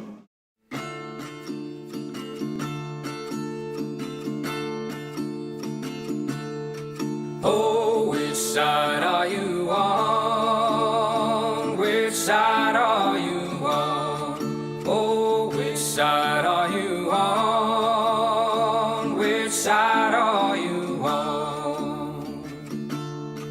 Come all of you good workers, good news to you I'll tell of how the good old Union has come in here to dwell. Oh, which side are you on? Which side are you on? Oh, which side are you on? Which side are you on? My daddy was a miner, and I'm a miner's son, and I'll stick with the Union till every battle's won. Oh, which side are you on? Which side are you on? Oh, which side are you on? Which side are you on? They say in LA County there are no neutrals there. You'll either be a Union man or a scab for the boss, beware. Oh, which side are you on? Which side are you on? Oh, which side are you on? Which side are you on? Oh, workers, can you stand it? Oh, tell me how you can. Will you be a lousy scab, or will you be a man? Oh, which side are you on? Which side are you on? Oh, which side are you on? Which side are you on? Don't scab for the bosses, don't listen to their lies. Us poor folks haven't got a chance unless we organize. Oh, which side are you on? Which side are you on? Oh, which side are you on? Which side are you on? Oh, which side are you on?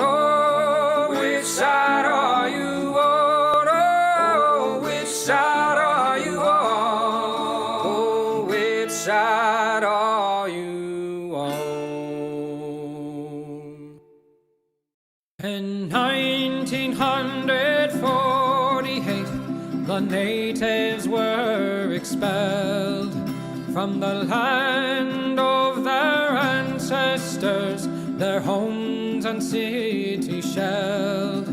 From the traitors in Transjordan to clandestine British demand, by the settlers' Zionist army that rampaged across the land. Oh, Palestine, we hear your desperate plea that once again across the land your people can be free. Oh, Palestine, your people live in fear. We demand your emancipation from the river to the sea. In 1967, Israel did invade to conquer and to colonize what little had remained. The people of old Palestine, once again their fates entwined with the Zionist occupation of their homes and weary minds. Oh, Palestine, we hear your desperate plea that once again across the land your people can be free. Oh, Palestine, your people live in fear. We demand your emancipation from the river to the sea. In 2023, they've come a final time to destroy your homes and families with a murderous, lethal design. The bombs overhead are falling as our leaders continue their lies. The sky does glow and the blood it flows as we hear the children's cries.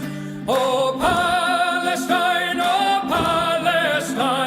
we hear your desperate plea that once again across the land your people can be free. Oh, Palestine, your people live in fear. We demand your emancipation from the river to the sea. We stand with your emancipation. Your people will be free.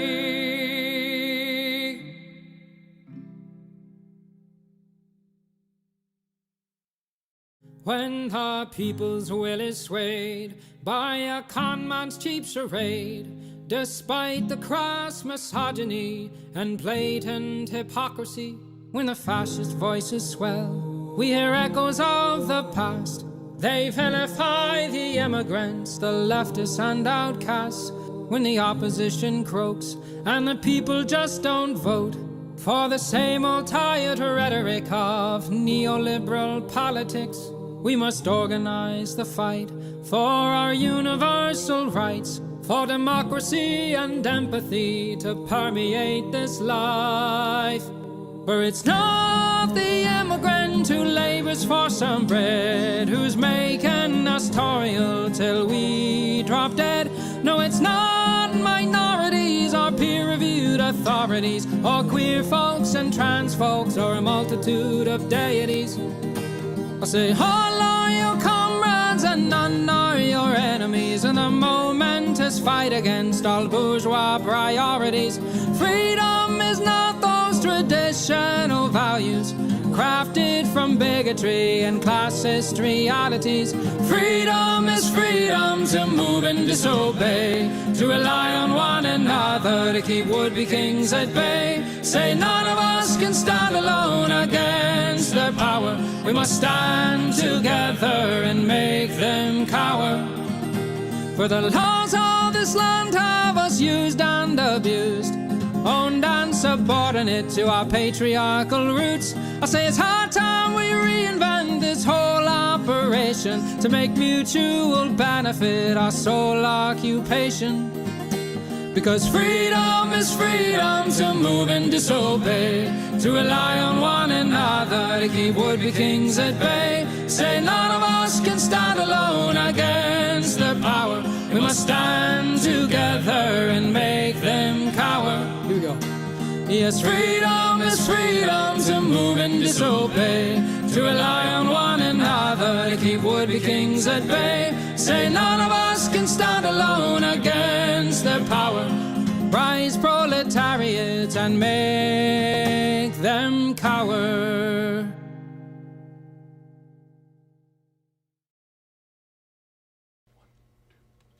When the union's inspiration through the workers' blood shall run, there can be no power greater anywhere beneath the sun. Yet what force on earth is weaker than the feeble strength of one? But the union makes us strong. Solidarity forever. Solidarity forever. Solidarity forever. For the union makes us strong. Is there aught we hold in common with the greedy parasite, who would lash us into serfdom and would crush us with his might? Is there anything left to us but to organize and fight? For the union makes us strong. Solidarity forever. Solidarity forever. Solidarity forever. For the union makes us strong. They say our day is over. They say our time is through. They say you need no union if your collar isn't blue. Well, that is just another lie the boss is telling you, for the union makes us strong. Solidarity forever. Solidarity forever. Solidarity forever. For the union makes us strong. They divide us by our color, they divide us by our tongue. They divide us men and women, they divide us old and young. But they'll tremble at our voices when they hear these verses sung. For the union makes us strong. Solidarity forever. Solidarity forever. Solidarity forever. For the union makes us strong. They have taken untold millions that they never toiled to earn. But without our brain and muscle, not a single wheel can turn. We can break their haughty power, gain our freedom when we learn that the union makes us strong. Solidarity forever. Solidarity forever. Solidarity forever. For the union makes us strong. In our hands is placed a power greater than their hoarded gold, greater than the might of armies magnified 1,000-fold. We can bring to birth a new world from the ashes of the old, for the union makes us strong. Solidarity forever. Solidarity forever. Solidarity forever. For the union makes us strong. Solidarity forever. Solidarity forever. Solidarity forever, for the Union makes us strong.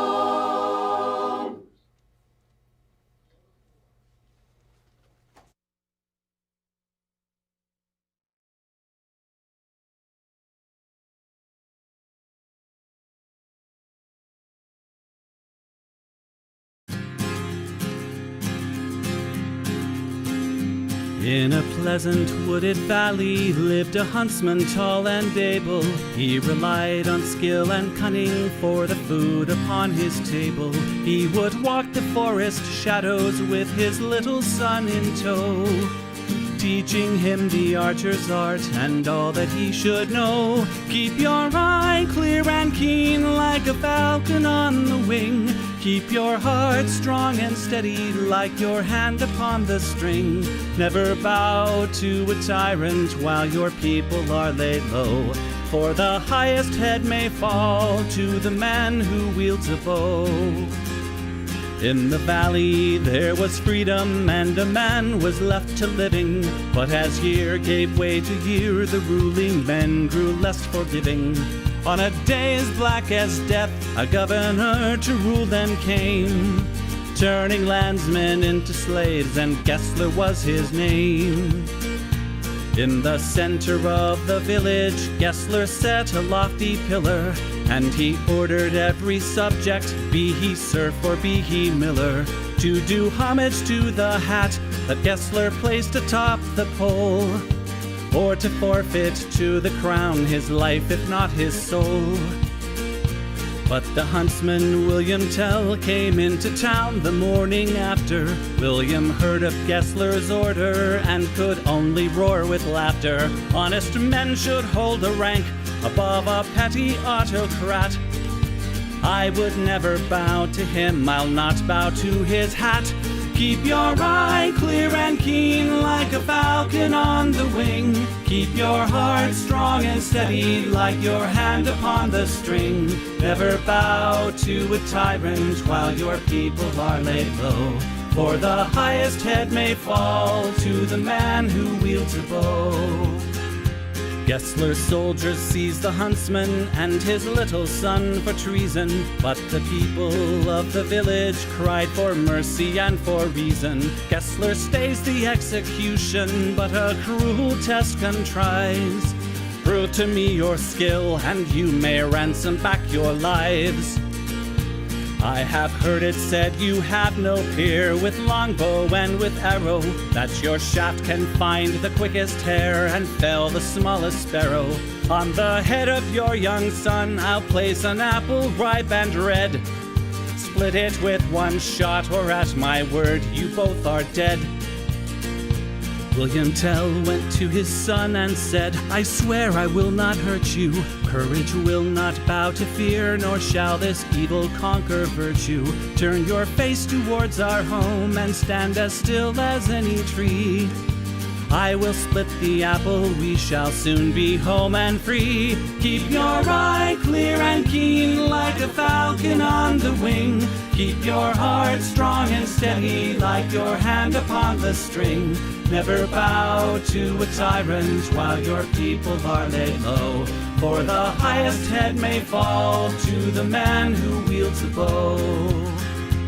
Every tongue was still and silent as the archer paced the distance. Gessler's soldiers lined the square and there was no hope of resistance. William knocked a single arrow, put his shoulders back and drew.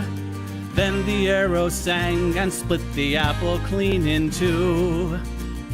All at once the crowd erupted into cheers and into chatter, and a second arrow fell from William's quiver with a clatter. Gessler said, why hold two arrows when I bid you shoot but one?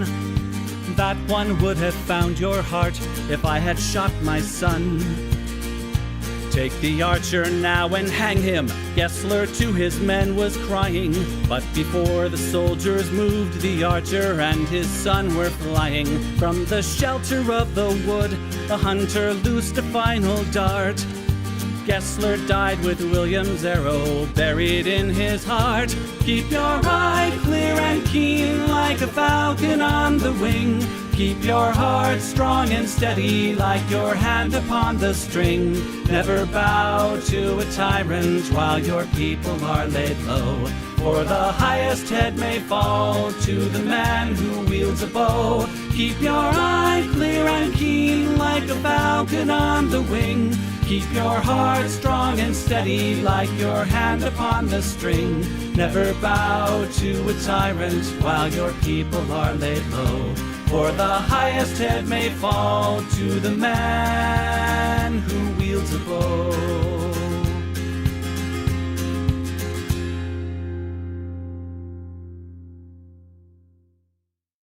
Those who make peaceful revolution impossible will make violent revolution inevitable. Yes, we have to deny so many claims upon lives to meet our shareholders' expectations.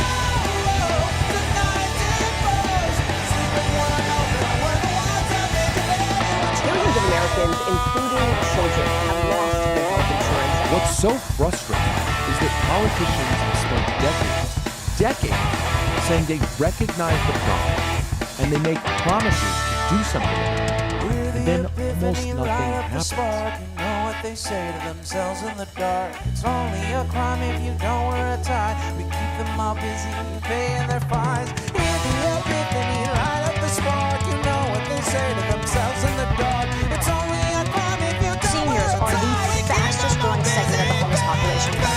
And this is a great thing because it inspires everybody, gets the motivation to look up to the 1% and say,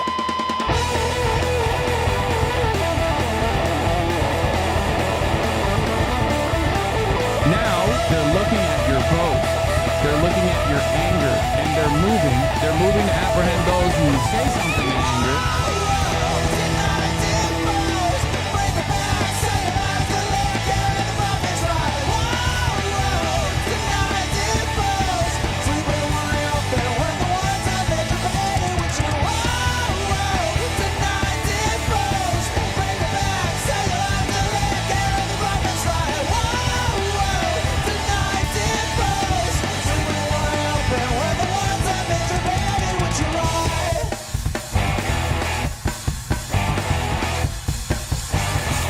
Increasingly by choice or by accident, this is the role our nation has taken, the role of those who make peaceful revolution impossible by refusing to give up the privileges and the pleasures that come from the immense profits of overseas investments.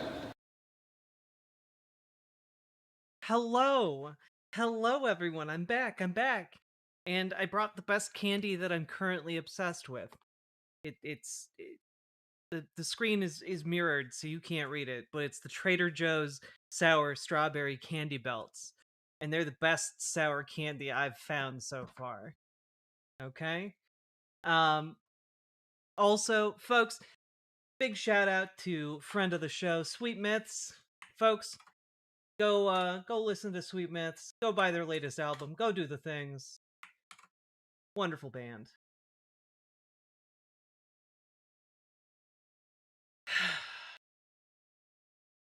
How we doing, folks? I'm drawing you again? Hell yeah. Love it. Spherical Man! Hey, Jack. Hey, Spherical Man. Spherical Man does whatever a sphere can. Thank you very much for the Prime sub. Very much appreciated. You see Cuomo's AI-generated ad that he deleted within minutes of posting? I did not. Talking about online comics to read? Hell yeah.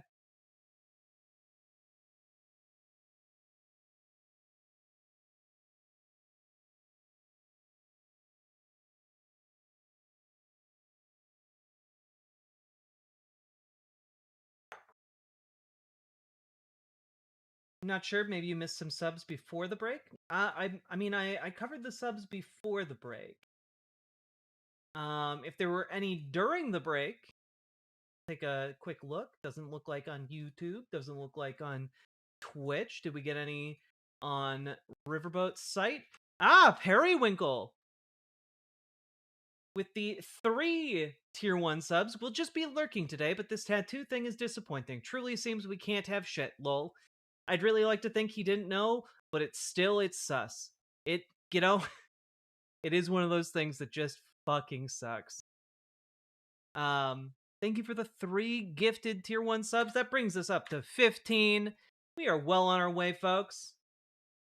The AI ad site chat mentioned. What an excellent way to introduce the debate. We'll take a look here.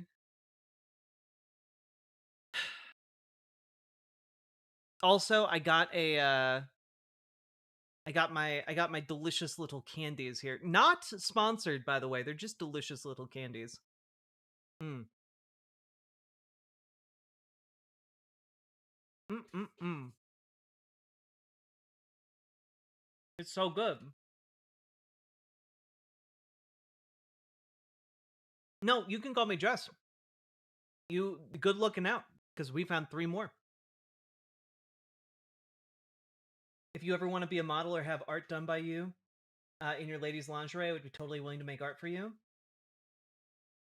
Like, by all means, go for it. There are some reference images on the Imogene Olivia website of me, like, in the lingerie. I did, in fact, model the lingerie that is on Imogene Olivia. I want candy. The candy is great.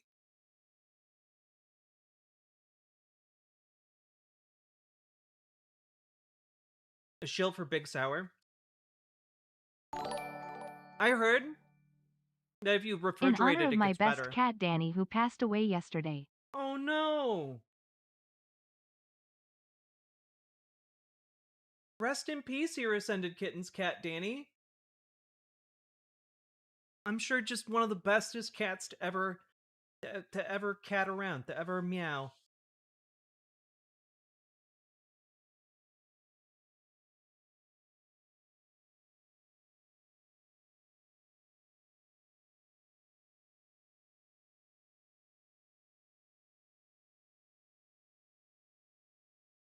And thank you for the $10 dono. Very much appreciated. Okay.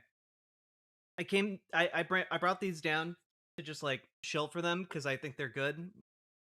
But, like, they're too tasty. They will tempt me if they're in arm's reach.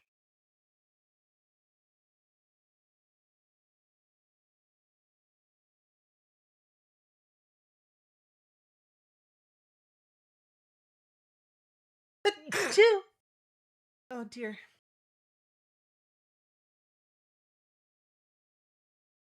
Yo, Dad Durker, what? Buy malic acid and citric acid. Mix 50% sugar, 25% of both acids. Okay, I gotta text that to my partner, because we're 100% doing that.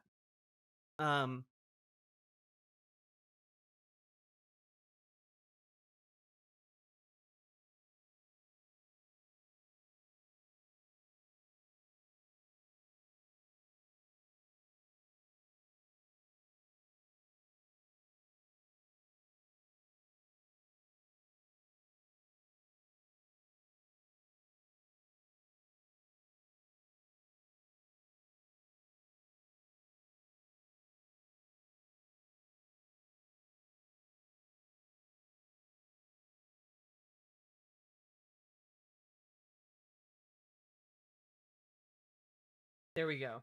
My partner will be very happy. Also, fun fact, we love making candy.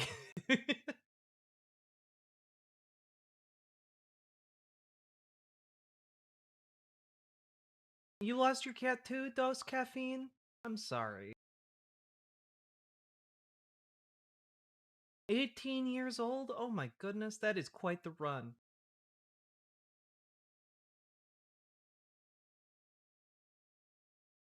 The most adorable sneeze? I'm glad. It's true. My butt is on file with the US Patent Office forever. Made myself a glass of hot absinthe.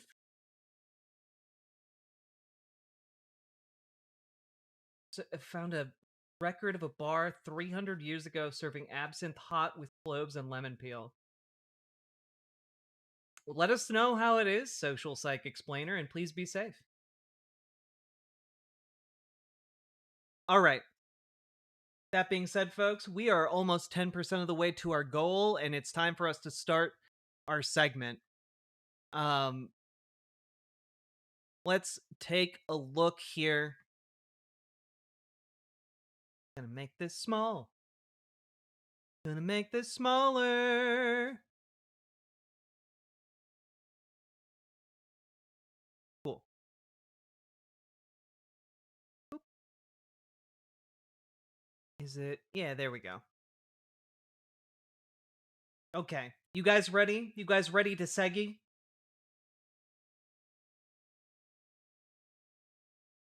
Here we go. So, folks, we are about to embark on an adventure into the abyss of politics. That's right, we're looking at New York City, round 2, mayoral debate. It's time. The people have spoken. Sort of. In the polls. And we gotta see how things shake out after this debate. It's time. You all tried to stop me. I would not be stopped.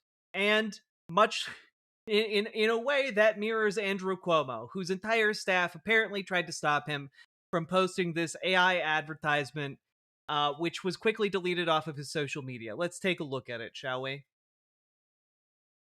Zohran Mamdani's opponents want you to believe he's an inexperienced radical whose policies will make New York City more dangerous. But what do his actual supporters think? Mamdani isn't crazy. He's just trying to even the playing field. You know, give everyone a fair shot. Sure, he said multiple times we need to defund the police, but that was just a metaphor. And yes, he did say crime is a social construct. But that was also a metaphor. His main backer, the Democratic Socialists' ideas are common sense, such as Decriminalizing misdemeanors, like shoplifting. Third-degree assault. Oh my god, what? Trespassing. Oh my god. Prostitution. Oh my and god. And drunk driving. With plans to decriminalize all drugs, Mamdani will be a job creator for drug dealers. Instead of helping us homeless get off the streets and into the mental health facilities we need, he wants to give us safe injection sites to do crack and let us sleep in subway carts. These are actual policies Mamdani and the DSA want to implement on day one. When a woman's being domestically abused, she finally won't have to deal with some pesky cop to arrest the abuser, but now a social worker to help, kumbaya the situation. Breathe in, breathe out.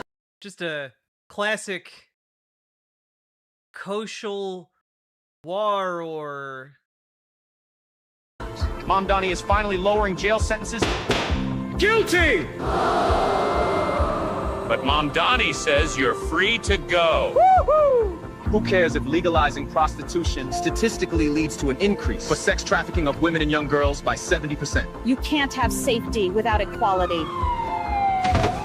For unlawful abiding citizens like us, globalize the intifada. I'm a criminal. I'm a criminal. I'm a criminal. I'm a criminal. Yep. I'm a criminal. For Zohran. For Zohran Mamdani.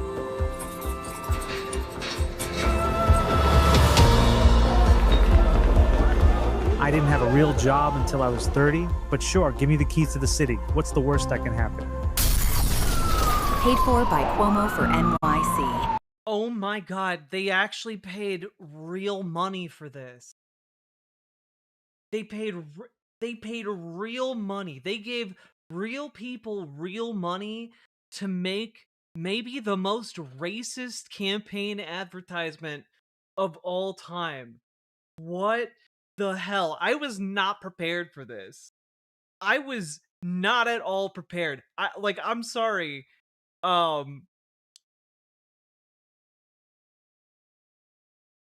just like the memes that get posted here. Oh, look at him running with the keys to the city. And there he is eating rice with his hands, ignoring the fact that like he was eating biryani, which is eaten with the hands. Like, wants to end all misdemeanor charges. I wonder if that's true.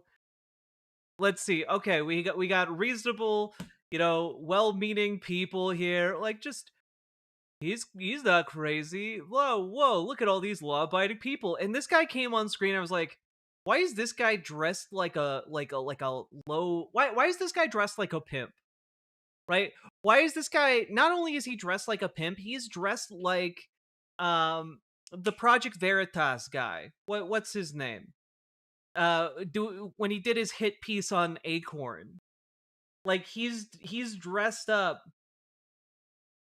like that guy when he went to try and smear Acorn like decades Wow, ago. that This makes is the infamous nuts. Willie Horton campaign ad look almost normal. Almost. Almost.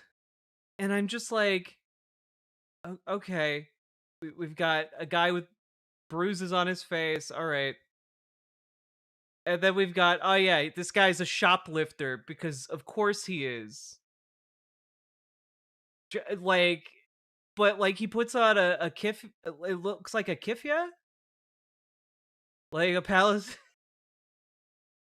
like, and then starts stealing. Yeah, like, oh my god, this guy is like beating a woman. Like, Jesus Christ, dude. Also, just to let you guys know, safe injection sites aren't just for homeless people.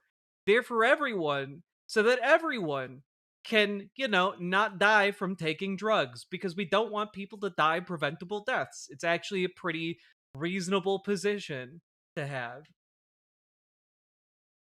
I just also the idea of city-run grocery stores is so that everyone can afford food even if they live in a food desert.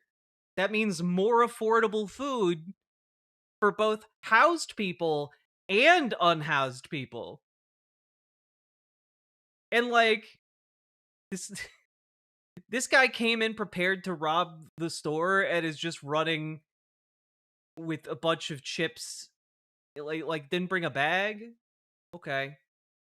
But also, yeah, we're gonna have a kumbaya situation. Like,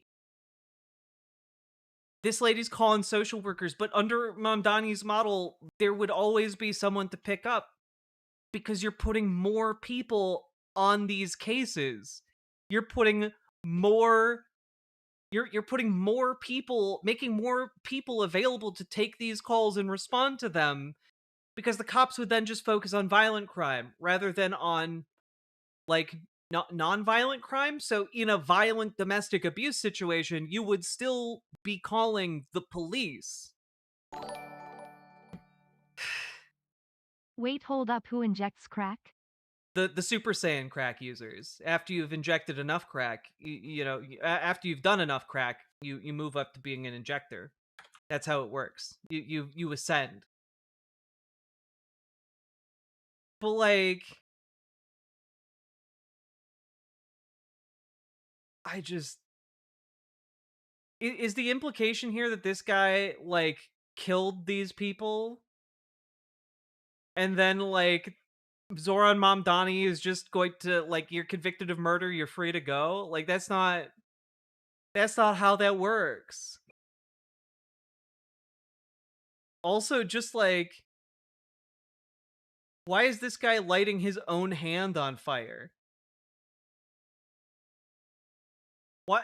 Like, why is this guy lighting his own hand on fire? Like, yes, people who oppose genocide, they're just here to burn American flags and like get into street brawls. Yeah. Yeah, dog. I hate this so fucking much. Oh my god. Maybe broke into their home. It's like AI, the AI slopification of politics, man. I don't think we're ready. I don't think we're ready because like Andrew Cuomo's doing this and he's basically a Republican, but like when we start seeing like the midterm elections, my hunch is we're going to see so much more of this AI slop because Republicans care even less. Like Andrew Cuomo's campaign posted this and then almost immediately deleted it.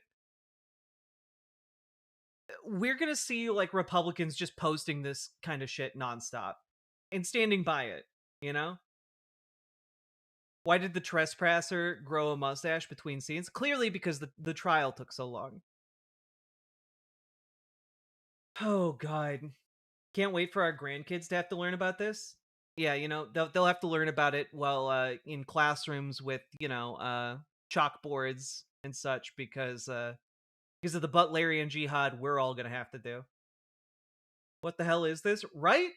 It's nuts. Anyway, with that, let's jump into the debate, huh? Let's do it. It's time. This is an economy of phony AI trash ads citing nothing but the NY Post lying about the DSA platform and citing Cuomo himself. It's like the Ouroboros of shite. Oh yeah, no, it's only a matter of time until like the folks who work for the New York Post start citing like AI hallucinations as fact. It's genuinely only a matter of time. Those guys do not have any He's standards. a pimp, so he has to be black, and he's a black person who isn't poor, so he can't just be a low-level criminal. He's gotta be a pimp. Yeah, and you know, only black guys with kefias you know, do petty crimes like burglary. Like it's genuinely insane. And like thank you for the $10 super chat, Quigley, and thank you for the $10 Dono Paladin. But like I don't know, it wasn't that long ago that the mass shooting took place here in Minneapolis at that church, and like the New York Post had people out here within days asking around like queer spaces to see if anyone knew the shooter and like trying to smear the queer community of Minneapolis as like the radicalizing agent of the mass shooter. It was really really gross. Like, and they were pretty transparent about it too. I know people who interacted with them and talked with them, and it was obvious what they were doing. They didn't make it a secret. All right, let's jump into the debate. Here we go.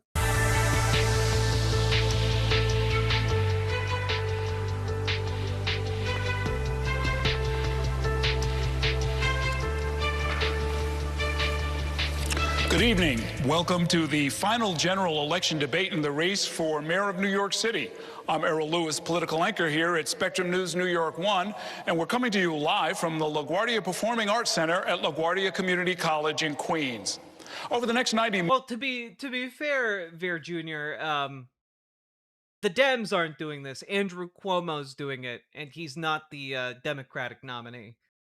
You're going to hear from the leading mayoral candidates. If anything, my money is that who's that billionaire who's backing Andrew Cuomo? Isn't it like Ackman? Is it Bill Ackman? If any, I put my money that Bill Ackman like personally made that like had them make that ad. That is my hunch.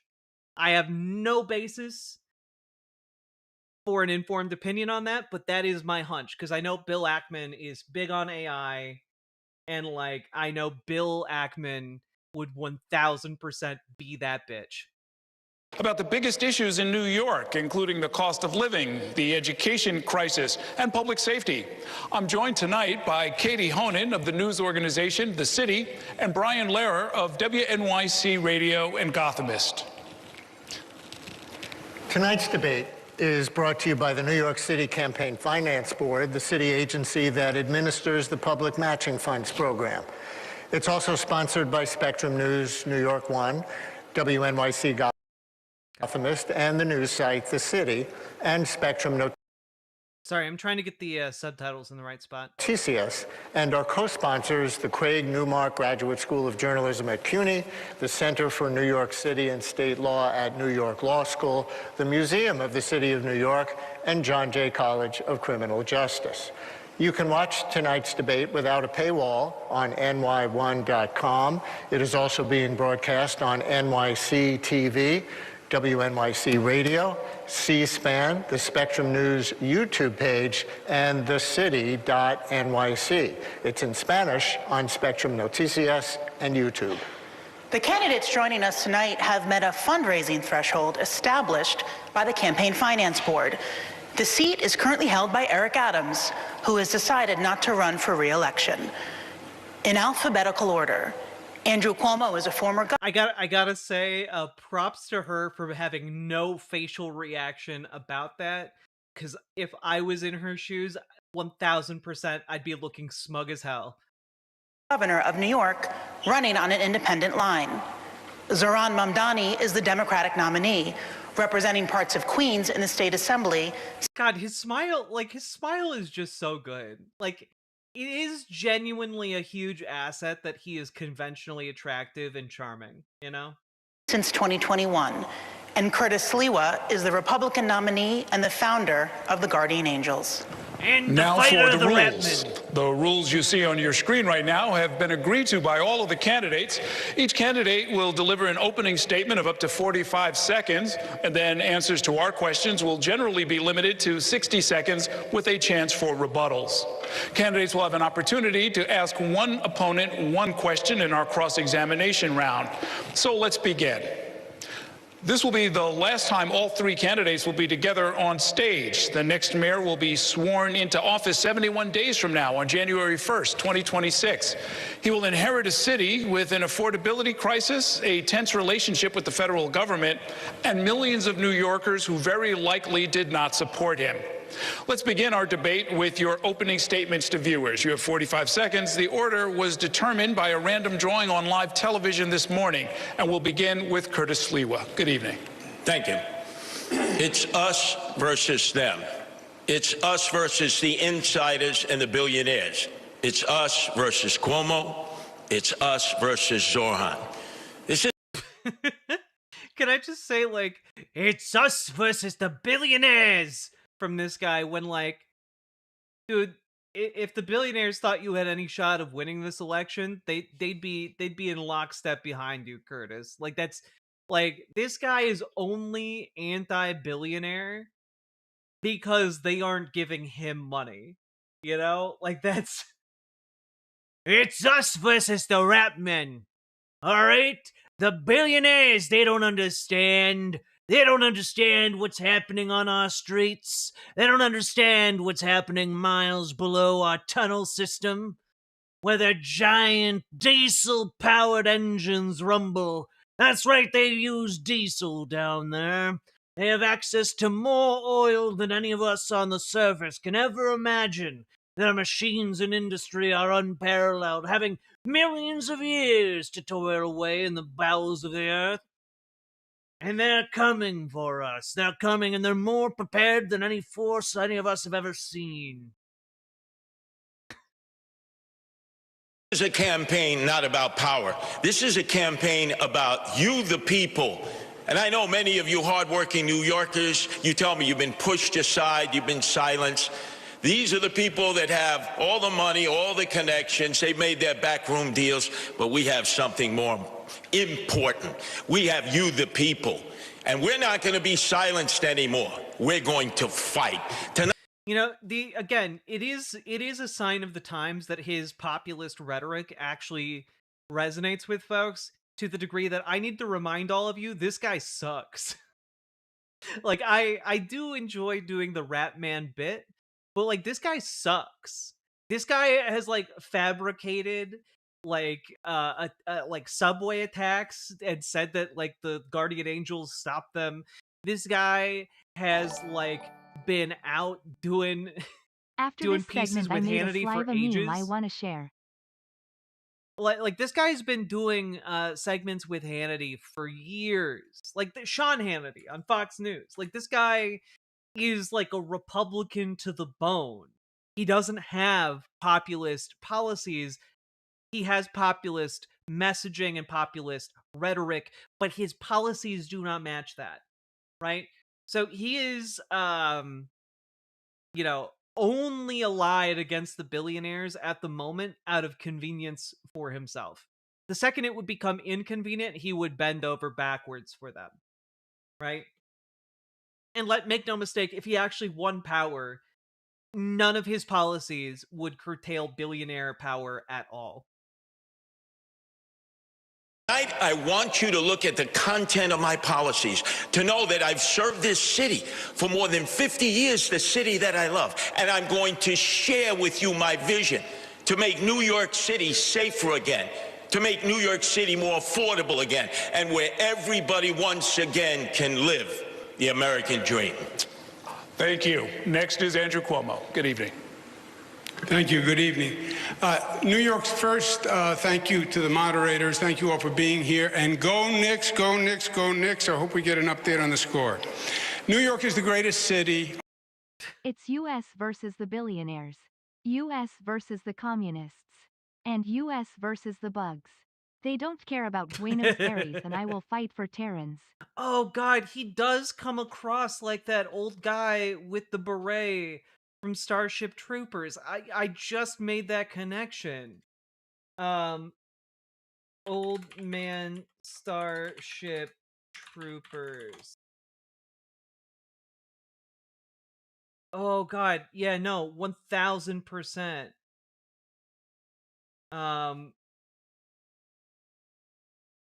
Yeah, he comes across like this guy. Oh my God. On the globe. Thank you for the $10 donut, we are Paladin. at a pivotal moment. Thank you for supporting Stream. Very much appreciated, folks. And the voters are going to have to decide in this election what candidate has the plan to save this city and what candidate can get it done, not just talk about it.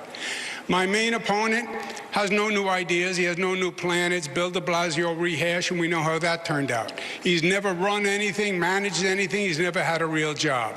I will hire 5,000 new police, build 500,000 new units.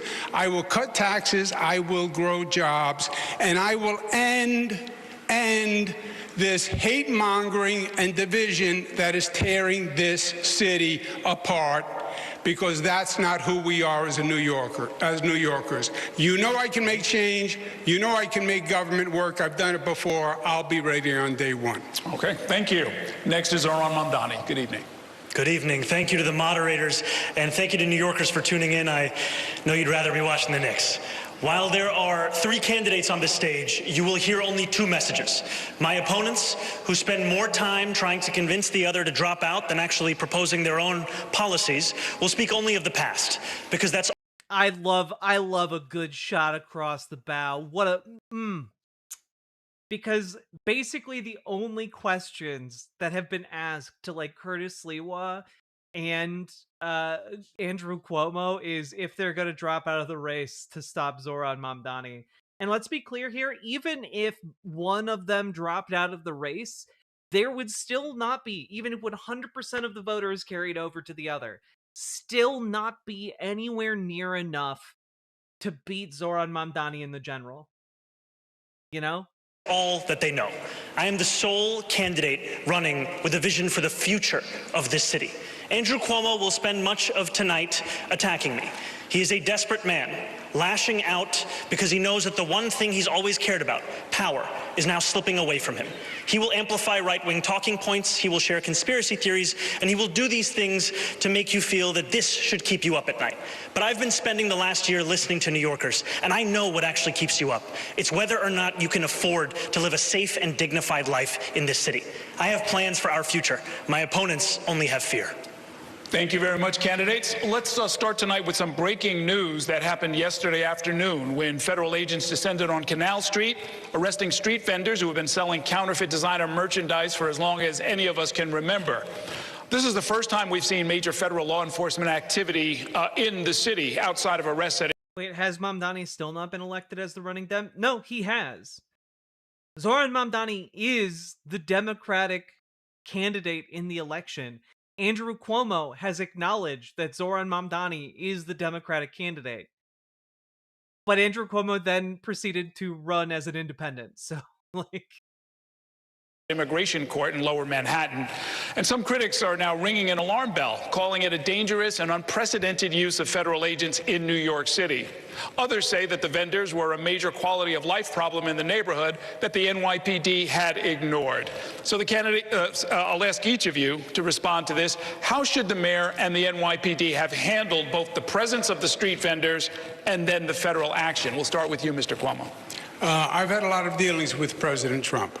And there's only one way to deal with him. He puts his finger in your chest, and you have to put your finger right back in his chest. I've actually had this situation with ICE. And let's be clear, Andrew Cuomo knows a thing about putting fingers on people's chests. Interfering in New York before. It was upstate New York where ICE just showed up and started to take action. And I called the president and I went down to the White House and I said, that doesn't work in New York. You don't send ICE in without coordinating with our police. It's not smart, it's duplicative, and it's dangerous. We don't need ICE to do quality of life crimes. We don't need them to worry about illegal vendors. That's a basic policing function for NYPD, Consumer Affairs, etc. I would have called the president and I would have said, look, you're way out of bounds, they're way out of bounds, call them back or I'm going to have the NYPD step in and stop them. Why not just do that? Why not just have them stop ICE in the first place? Like, the president's not sending ICE into New York City and be like, oh man, they're overstepping their authority? Oh, I'm so sorry, I didn't intend that. Like, nah, dog. Because this is not their jurisdiction. You're in the city of New York. Okay, Mr. Mamdani. ICE is a... Yes, I mean, all of the questions that I'm asking here are going to inevitably come back around to Andrew Cuomo is a piece of shit who has no business being mayor of New York City. Reckless entity that cares little for the law and even less for the people that they're supposed to serve. What we need to be doing here in our city is to end the chapter of collaboration between City Hall and the federal government, which we've seen under Mayor Adams. What we need to do is actually pass the street vending reform bills that have been in the city council, some of which that this mayor has actually overridden. That's an example of how we can both protect street vendors, ensure quality of life, and leave no stone unturned in delivering for the people of this city, as opposed to working with a president who is looking to declare war on those same people. What I really like about his performance so far in this debate is that he's taking a much more pugilistic stance. Like, he's coming in hot. He's like ready to fight. I think, you know, his team probably was like, okay, you've introduced yourself softly, now it's time to show the gloves are off. Mr. Sliwa. Unlike both of my adversaries, I've patrolled that area many times, Church and Canal. And as you said, Errol, that activity has been going on for a long time. Selling the knockoff, sometimes stolen contraband by a series of people. The local 5th Precinct, they make arrests when they have obviously cause to do so, and they complain that they have to release them because of no cash bail, of which both of my adversaries are in favor of and I'm not. Because I think they should be sent below the streets, that's right. Anyone rounded up by these raids should instead of being sent to some kind of obscure torture camp, should be sent down below to fight as some kind of army against the Ratmen. That's right, the Ratmen! They're crawling all over the caverns down below, and it's time that we have the forces necessary to put a stop to them. The feds should not have stepped into this situation. There is not communication between the local authorities and the feds. This is a matter that should have been left up to the NYPD. But we can't tolerate citizens attacking our federal law enforcement forces in the street because then that will just lead to anarchy. Let me ask a related question. President Trump has been commenting on this race and all of you on a regular basis. He's been less than glowing when talking about each of you, especially you, Mr. Mamdani. I'd like you each to describe whatever combination of defiance, diplomacy, and cooperation you will use as mayor if President Trump continues to increase the federal government's role in the affairs of our city while also threatening to decrease funding. Start with you this time, Mr. Sliwa. Well, both my adversaries have decided to bump chests with President Trump to prove who's more macho. You can't beat Trump. He holds most of the cards. He's already cut federal funding for Medicaid, for the SNAP program, and is threatening to cut funds for NYCHA. You've got to lick his boots. It's the only way you'll get what you want from him. Gotta lick them. Gotta deep throat them. You've got to figure out how to caress them, woo them, take them out on dates. So if you're all of a sudden going to get adversarial, you're going to lose. And who gets hurt? The people of New York City. With Trump, it's always the art of the deal. You have to go, you have to try to negotiate, whether it's with his minions or himself. He'll want you to give in order to get a little bit. But if you immediately act like you're going to take him on, like, you know, it's going to be a one-on-one fight, we're going to lose. All the people in New York City are going to lose. You have to be able to show respect. And I think if you show respect, you'll get respect, and you'll protect the New Yorkers who are so desperately in need of federal funds. What's the good of it? They'll bump. I love that despite his macho, his attempt to like embrace like a macho aesthetic and demeanor, like a tough guy, like I fought the mob and they shot me in the back of a cab. Yeah, I've seen the struggle on the streets. Like this guy is just like, oh yeah, but we gotta capitulate to him. Oh geez, we just gotta collaborate and capitulate. There's no way we can keep one another safe. Oh guys. Chess with Donald Trump. They won't get the money, and then they'll blame Donald Trump. I will negotiate with Donald Trump and try to get the best deal possible for our poor and indigent citizens. Okay, Mr. Cuomo. Yeah, excellent point, Andrew S. None of the organizations or institutions that capitulated have, retained any of their dignity. They have all wound up losing, and they continue to lose. Every single one of them. And there are going to be longer term consequences as well. Like any kind of figure that bends the knee like this, they don't have a future in politics. Like this authoritarian moment is going to be defeated, and when it is, by our collective work and our collective struggle, like they don't have a way forward, these capitulators and bootlickers. These midwives of fascism, or rather would-be midwives of fascism. Like they gotta go, and they're going to. The difference on this question is I've actually lived it, and I've done it with President Trump over many years through the most difficult situation that this country has gone through, COVID plus. You're wrong. You're going to have to confront. Dude, last person who should have the word COVID coming out of their mouth is this guy. President Trump. He is hyper aggressive, and he is going to overstep his bounds. And you are going to have to confront him. And you can beat him. I confronted him, and I have beaten him. He was going to quarantine New York during COVID. And then I beat him off. And that's how we got a sweetheart deal. I stopped him. He was going to cut aid to federal programs, and I stopped him. But you also want to be in a place where you can cooperate on good things, because we need federal help if we're going to save our city and rebuild our city. President Trump has to respect you. He sent the National Guard into 20 cities. City he didn't send it into? New York. Because I talked to him, and I said, we don't need you here. He has said he'll take over New York if Mamdani wins, and he will, because he has no respect for him. He thinks he's a kid, and he's going to knock him on his tuchus. So it is a balance, but... There goes Andrew Cuomo again, tuchus posting during a debate. You're going to have to be adversarial when you need to, but you want to cooperate to get good things done in this city, and you need federal help. You caress, go for nipples. Jesus.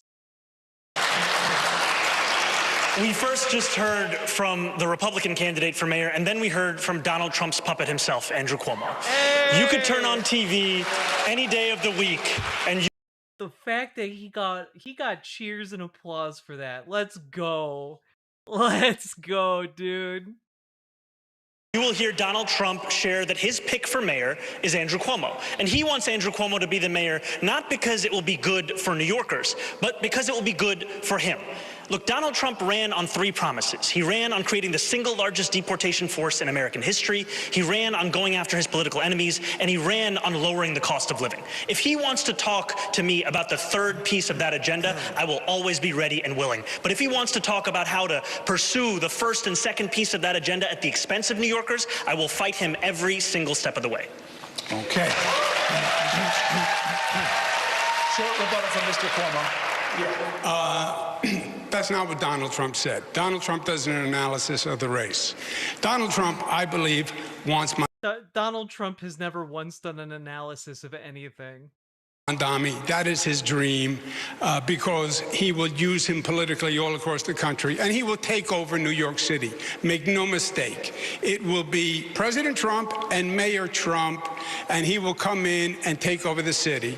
I have no doubt. I gotta be honest, if the only difference between Donald Trump taking over the city and not taking over the city is if someone is nice to him on the phone, like, I don't believe that.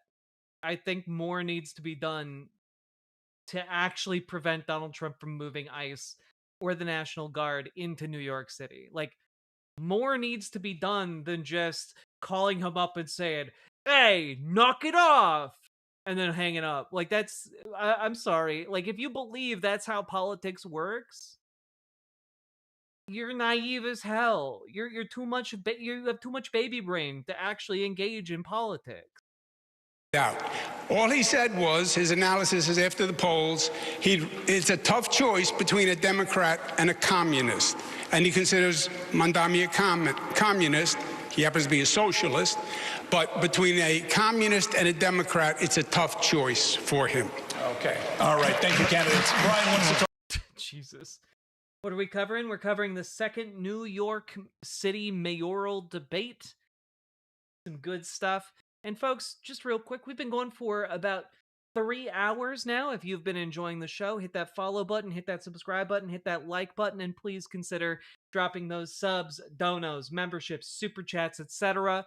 We are, in fact, over 10% of the way to our goal. I believe in you guys. I believe in you guys. I believe in the power of chat to hit that sub goal. Let's go. Subs, donos, donations.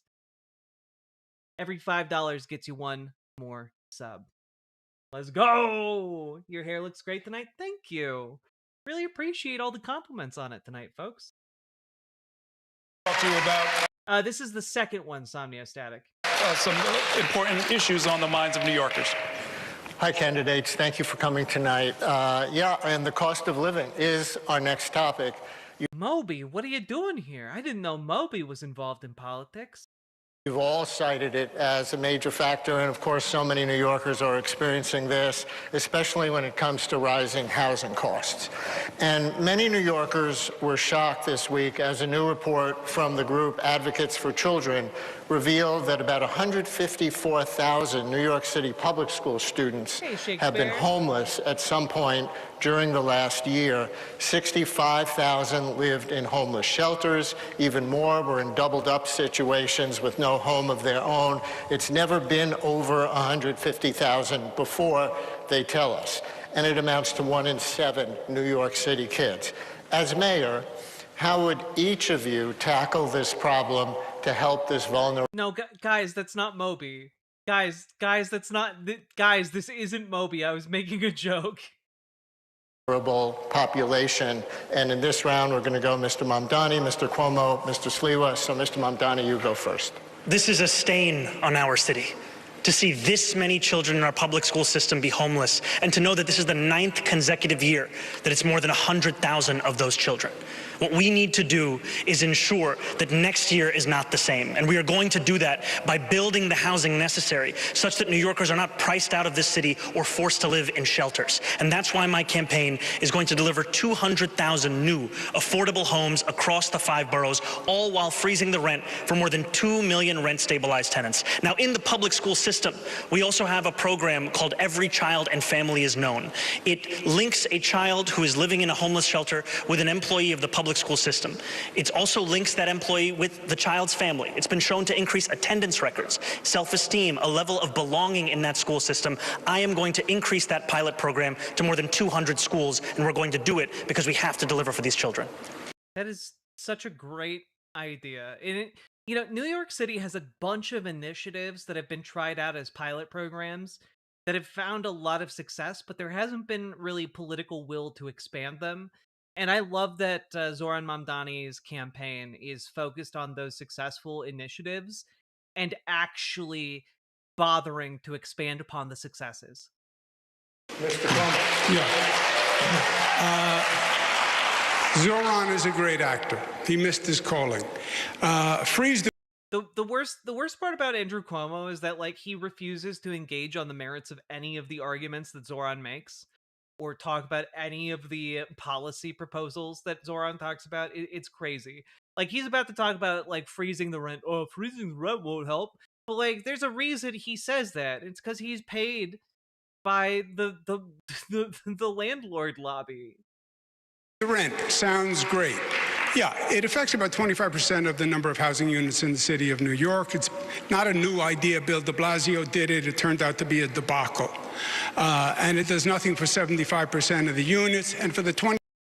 But it does something for 25% of them, which is a lot. 25, it just postpones the increase and actually causes us to lose units because landlords took them off the market. Jump in and ask you to address the homeless children question, and we will get to rent freeze. Yeah. Well, also, postponing the rent hike is the point. You freeze the rent, and when it gets unfrozen, the rent goes up again. But you can just not unfreeze it, God. I noticed that. Is it the lighting, or do you have different highlights in your hair? I got my hair done today, so that's why it looks a bit different. The answer to homeless children is you need more affordable housing. And I'm saying freeze the rent was done under de Blasio. It doesn't work. It's a canard and just a great 3-word slogan for TikTok. The way to increase availability of affordable housing is to build affordable housing. I was the HUD secretary. I did it all across the country. We have 1% vacancy rate. We're not building enough affordable housing, and you need a competent, productive government to do that. And that's what I've done across the country, across the state. Make government work. You get the supply up, the rents will come down. Thank you, Mr. Sliwa. I just, it just seems to me hey, maybe when we're talking about housing for the most vulnerable people in society, maybe that should be provided not for a profit motive. Maybe we should be looking at that as something we provide as part of the public good. Same way we look at things like roads, the same way we look at things like fire departments, the same way we treat a lot of different issues in society that are pretty not controversial. And it seems to me we shouldn't necessarily even be when talking about unhoused folks, we shouldn't even be talking about affordable housing. We should be talking about free housing. Housing that people can live in with dignity. And maybe there's an option, I don't know exactly how it would work, but maybe there's an option for them to buy the housing unit that they get put up in. Maybe there's an option once they get up on their feet that they can actually build a life in that unit, and because it is a unit worth building a life in. And it just kind of seems to me social housing, at the very least for the most vulnerable in society, should be a basic expectation. Other countries in the world have that. Hey, But there's all this constant discussion about affordable housing, and part of the reason that is the constant discussion is because affordable housing inevitably has private ownership that seeks to make a profit off of said affordable housing. Okay, Mr. Mamdani, you were named, so you get 30 seconds. We are in the 9th consecutive year of more than 100,000 children in the New York City public school system being homeless. That means it began when Andrew Cuomo was the governor. And what did he do? Like, just fucking pump. Boom, boom, boom. My man in there just getting gut punches. It's great. I'd like free housing. On that note, I am getting scheduled for a tour of a short-term transitional housing unit. 12 months of homelessness in and out of my car finally might be putting an end to this chapter. One less trans girl living on the street. Hell yeah, Shakespeare. Not Shakespeare, Shakespeare. Thank you I for your patience in me getting your name kerfuffled. Let's go. Let us know how it goes. What did he do about it? He did not do anything. He spent more money on a singing water fountain at LaGuardia Airport than he did on the average cost of an affordable housing unit. That is the record that we have in display, and what we need is a change in this city, not more of the same. Yeah, bro, if I may, the homeless issue, number of homeless since I left, has more than doubled during his administration and the state's administration. Since I left... During his whose administration? He wasn't that what are you talking about? He was in the like state level. Like what are you talking about, man? Homeless rate is more than doubled. When I left, the vacancy rate on housing was 4.5%. It's why didn't you, someone who had limited power in the state government, not do as much as me, a literal governor of the state? Now 1%. This man never even proposed a bill on housing or education. Never even proposed a bill. Keep going back and forth between the two of you. Mr. Sleewer, it's your turn. Andrew, you didn't leave. You fled from being impeached by the Democrats in the state legislature. Leave. You fled. But let's get back on topic, because I'm the only candidate up here who's been into many of the over 300 Department of Homeless Services shelters. And the Zoran mentioned Tokyo as an example of building housing, but that is not the full story. Japan has both very loose zoning and mixed housing, while also using public housing. In this country, we also ban gated neighborhoods, ban HOAs, and do other things to keep rents down. My rent is 64,000 yen per month, which is around 420 USD, including all utilities, internet, etc. That is only possible with both building homes and public housing. Yeah, and that's really it, right? Like, and I don't think that, like, Zoran's against public housing. I just think that, like, the political salient point right now is not that, but I think his election gets us closer to a world where we can finally have that debate openly on the debate stage. And I, for one, really look forward to it. Also, Lux Progressive, thank you very much for the raid. Folks, go follow Lux Progressive over on Twitch. Excellent content creator. family shelters are unsafe for the families there. We have to make them safer. We have to bring teachers into the shelter. Many times, the mothers or the guardian have to get on bus after bus and take them to a school that's 2 or 2.5 hours away. This is a horror situation that's taking place, and we have to prioritize this because this number of homeless children is going to grow. It takes 5 years to build affordable housing. We need to address it in the shelters itself to be able to handle it so that the teachers can come in, whether they're public. Wait, how does that, wait, so you're saying, okay, so there's no solution to, like, get these children housed, and so the population of homeless children is just gonna grow. So don't bother doing the affordable housing. Don't bother doing anything to build housing. Just send the teachers to the homeless shelters. Like that also sounds like a bad policy.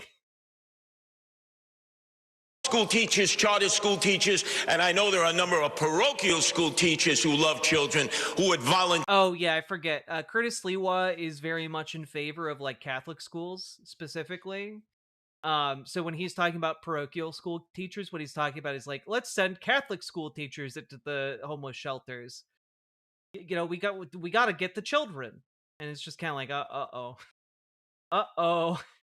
not like that. Their efforts to do that. We're going to give it to Katie Honan now to ask about another aspect of affordable housing. We're going to switch to the millions of New Yorkers who are renters, specifically those in rent-regulated apartments. There are more than 1 million New Yorkers living in these units, most of them rent-stabilized. Mr. Mamdani, you've proposed a rent freeze for these tenants. Mr. Cuomo, you don't support that, and you've proposed a new means test for having a rent-stable... Well, wait, to be clear, Archangel, I don't think Curtis Lewa has ever been a cop. I need to really stress this. Curtis Lewa is not a cop. Curtis Lewa's entire career has been as a vigilante. So like he's like has his organization, the Guardian Angels, and they just go around like a street gang.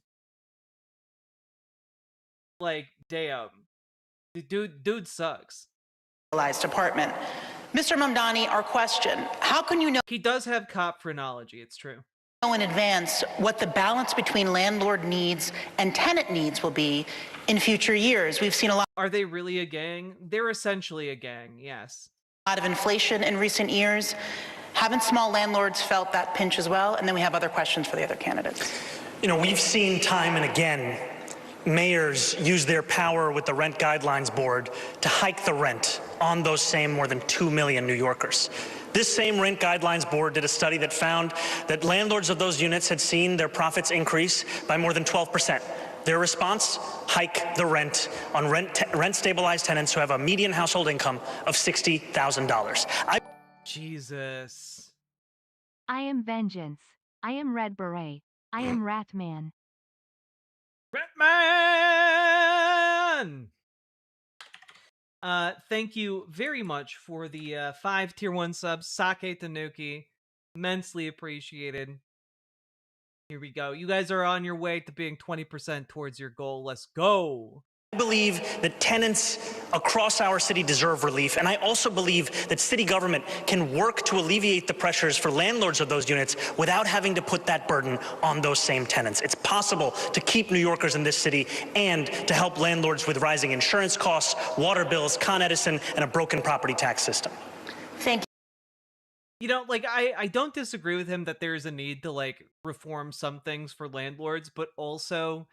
Man, the amount of restraint it must take for a socialist candidate for mayor of New York City to not just say fuck landlords in response to that question, it must have been immense. There was that story about Curtis Lewa's gang that beat up a random person on the news that was well known enough to appear on broadcast news here in Japan.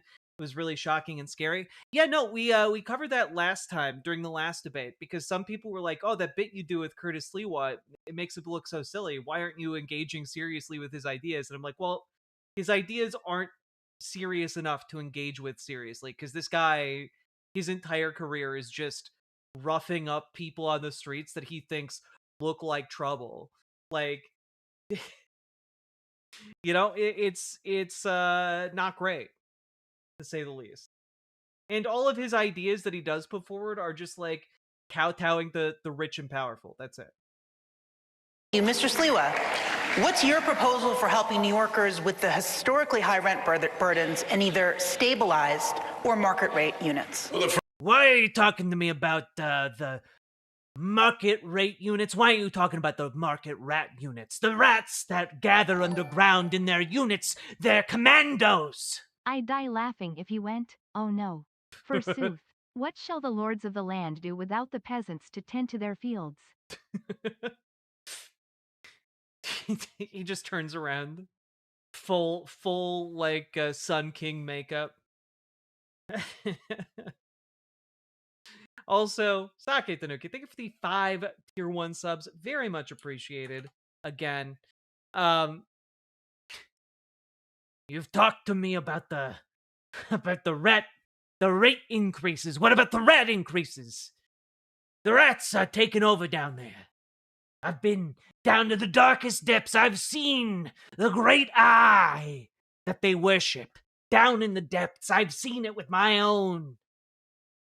It opened up my third eye and I could see a future where the ratmen have taken over the surface of the earth. Draglav, thank you for subscribing with Prime. The Ratman bit is never going to get old, and I am just going to keep on building obscure lore for these Ratmen every single time we talk about them. First thing, we have 6,000 empty apartments in NYCHA. That is a sin. That's what the mayor can control right away. We need to move those families with children in. Because the Ratmen will be attracted to those units, and then we'll fill them with explosives. That's right. We'll lure the Ratmen into traps using the children. The most vulnerable among us will be our greatest heroes. It's going to be our last line of defense against the onslaught against the surface world. Vote for Sleewhy. He will destroy the Skittergate. For those who live in rent-stabilized apartments and have their rent subsidized, Zoran Mandami. God, not one of these clowns can say his goddamn name right. We need to make sure that Mamdani. It's not a hard name to say. the big realtors, that they have to pay a vacancy tax because they're holding off on those apartments. They're not putting them out into the marketplace because they want to flip the building. Not for the mid-sized landlords or the small landlords. They need the help. And there are a number of people in the outer boroughs. They own a home. They live on the property. They're not absentee landlords. 2, 3, 4 apartments, and they're deciding not to put them in the marketplace when somebody either leaves or dies because they have to deal with tenant-landlord court, which is an absolute nightmare for small landlords. We got to make sure it's a fair playing field so that We've got to make sure it's a fair playing field by getting rid of the tenant-landlord court. We can't have it too fair to the tenants because we have to keep them going in and out of housing so that we can recruit for the great coming Ratman Wars. That's right, we need to put them down into the sewers. We'll build low-impact, affordable housing below the city, and then we'll recruit for our anti-Ratman army. the tenants are protected, but the landlords are protected, so they're not stuck with squatters for 4, 5, or 6 years, which destroys their equity and forces them to leave. Thank you. Mr. Cuomo, you signed a law in 2019 repealing a means test to live in a rent-stabilized apartment. What's your position now, and what changed in that? At least Cuomo isn't talking about the land court as if it's terrible for tennis. Sake Tanuki, thank you for the 2 tier 1 subs. It's true. It's true. Kyoto solved the issue of empty homes. They doubled the property tax of every empty home. That's really it, right? Like, we just need a vacancy tax. Like, where we do have means to solve these problems, chat. Like, these are not insurmountable issues that other places also haven't been able to solve. Like, no, you can just charge, landlords more for empty housing or empty, empty business fronts. Like, you can actually just charge them more for that, and that incentivizes them to turn them around faster and at lower rates. The 2019 law was added tenant protections that had never been added before, and protections against tenant evictions. But to answer your question, you cannot, Zoran said, the tenant doesn't have to pay more rent, but we're going to cover the landlord's costs. No, you can't do both. And Wait, yeah, you can. Yeah, you can. Draglab, thank you for the 500 biddies. And when I'm swept into office, I'll sell And when I'm swept into office, I'll sell our children's organs to zoos for meat. And I'll go into people's homes at night and rack up the place. making it look like the Ratmen attacked. That's right, I got the idea from a Can you little imagine comic book Thag I getting read. upset because his old Watchmen! empty cave in the Paleolithic was being occupied by another early hominid?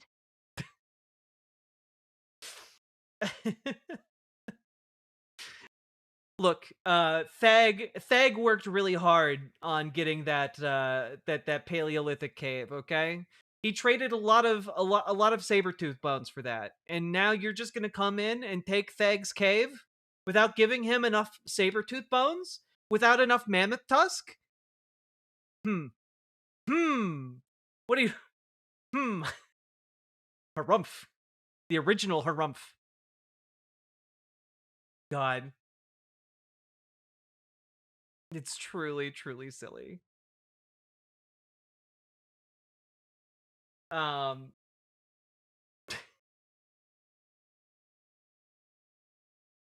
I found Riverboat Jack lore I thrive in. Oh hell yeah. Let's go. Please do not give Curtis Lewa food after midnight. True.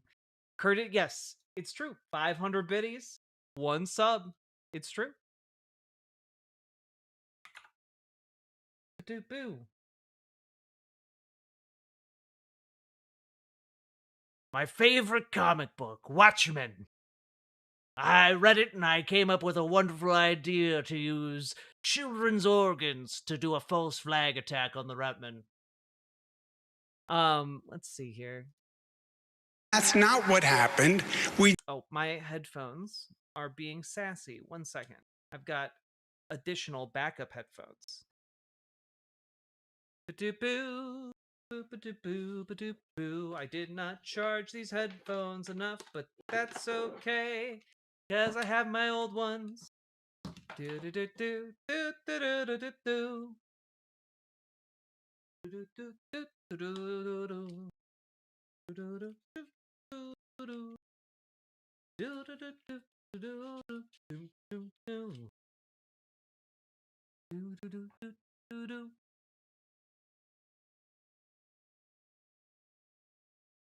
There we go.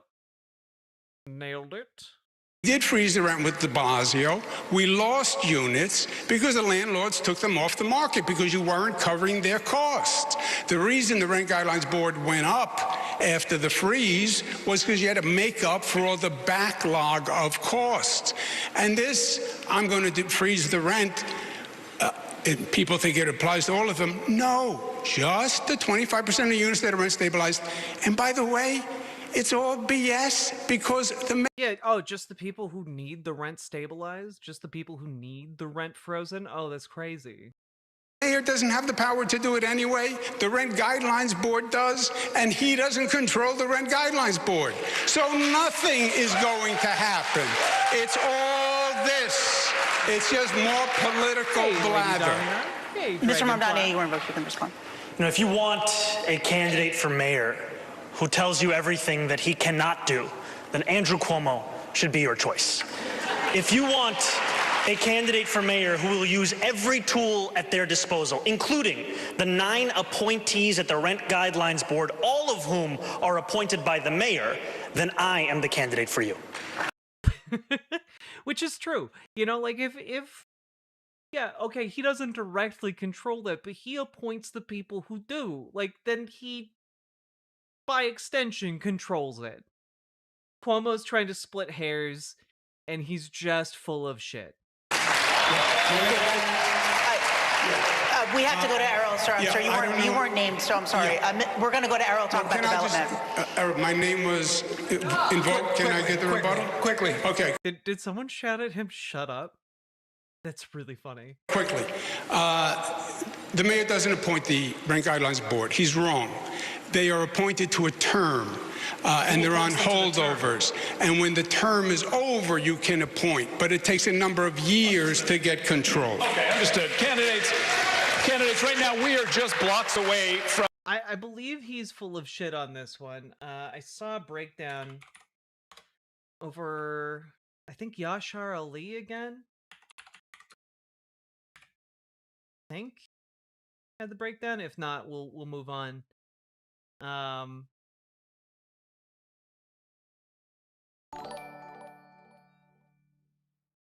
We need good nominees in the Rent Control Board.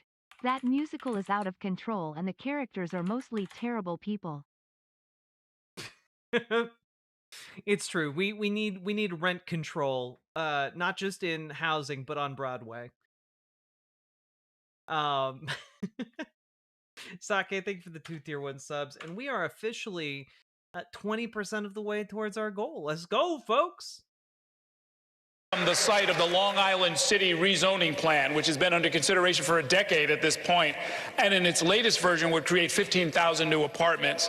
That plan, like the recently passed City of Yes 5-borough rezoning, reflects a reality that hundreds of thousands... Oh, here we go. Nathan Tankus. Great person to follow, by the way, if you are looking for... if you're looking for good economic breakdowns, Nathan Tankus got you back. Here is his post. Fact check, Cuomo's lying. Only one member of the Rent Guidelines Board has an unexpired term, and that is the end of 2026. So, literally all of them except for one can be replaced. All of them except for one can be replaced, and that last one could be replaced in 2026. So, yeah. Of units, as many as 1 million new units, will be needed in New York City over the next 10 years. What is your plan to get new units built quickly? And the order of this will be Mr. Cuomo, then Mr. Sliwa, then Mr. Mamdani. Yeah, Sliwa said before it takes 5 years to build affordable housing. No, it doesn't. No, it shouldn't. That's an incompetent government. You can actually get competent government and well-managed government. I built LaGuardia Airport, even though he doesn't like it, in 4 years, okay? So don't tell me it takes 5 years to build a housing unit. You have to redo HPD. You have to change the entire organizational structure. You have the zoning, but you have to start hundreds, if not thousands, of sites simultaneously. Private sector developers, partner with not-for-profits, partner with CDCs, use city-owned sites, use air rights. Oh shit, you're right. The wheel is in fact blocking the interpreter. Let me see if I can do something about that real quick. Boop, boop, boo. Do you think that's sufficient? No, probably not.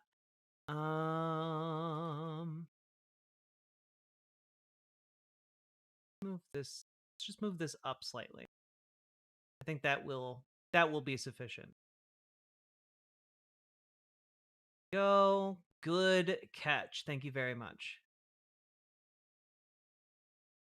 Oh, no, we'll leave that gone. Make a deal with the unions, but this has to be the #1 priority. The way I did 2nd Avenue Subway or the Mario Cuomo Bridge or the Kosciuszko Bridge, this project is Cuomo has big Scroob energy. 026. What the hell is Scroob? This ship will self-destruct in exactly 26. Sanders, you gotta help me! I don't know what to do! I can't make decisions! I'm a president! Imagine the face of the lone remaining member when the DSA working group wearing T-shirts becomes the rest of the board smiley face. Oh god, he does have big President Scroob energy. I haven't seen Spaceballs in so long. I really do need to freshen up. My god. Thank you for the 5 tier 1 sub, Sake Tanuki.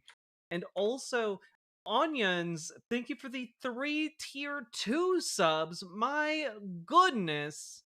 Thank you very, very much. That is incredibly generous of you. So, I believe that it brings us to 53. Yes. Thank you so much. Imagine the face of the lone remaining member when the DSA working group wearing T-shirts becomes the rest of the board. I mean, that is what should happen, though, right? The DSA in New York has worked real hard on this campaign. Good night, Ashley. Get good sleep.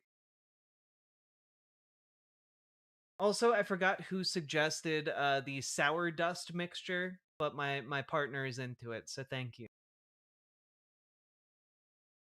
Thousands of housing developments being accelerated, expedited, facilitated at one time. And we need 500,000 units. That's the way you're going to make New York City affordable and still allow the talent to come here. Okay, Mr. Sliwa. I'm the only candidate here on the stage who is opposed to the city of yes. Because our city needs to become the city of no. The city of no to Ratman. And that's right, not a single Ratman can be permitted to be above the surface. If we do, they'll grow too powerful, with the sun's blinding rays giving them immense amounts of solar power. They've already mastered combustive technology the second they know that they can also absorb power from a nuclear fusion reactor in the sky. It's all over for us. They'll harness its power and make a miniature sun. Have you ever seen the movie Spider-Man 2? It'll be like that, only with rats. Rats everywhere. Adversaries are for it.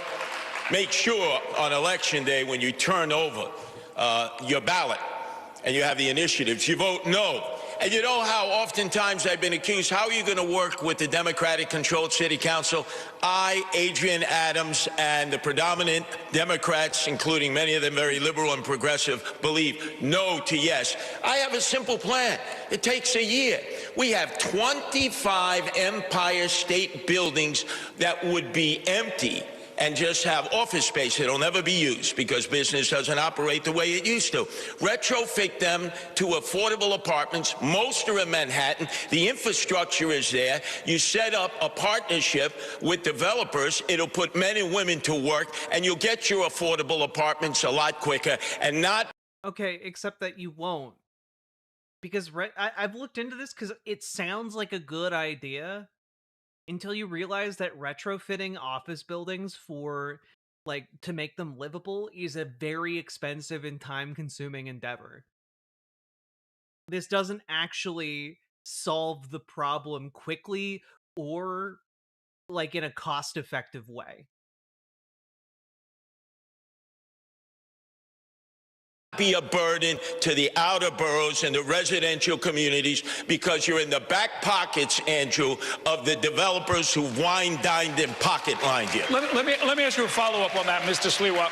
Do you think each elected city council member should have basically... How can an office be made into a home?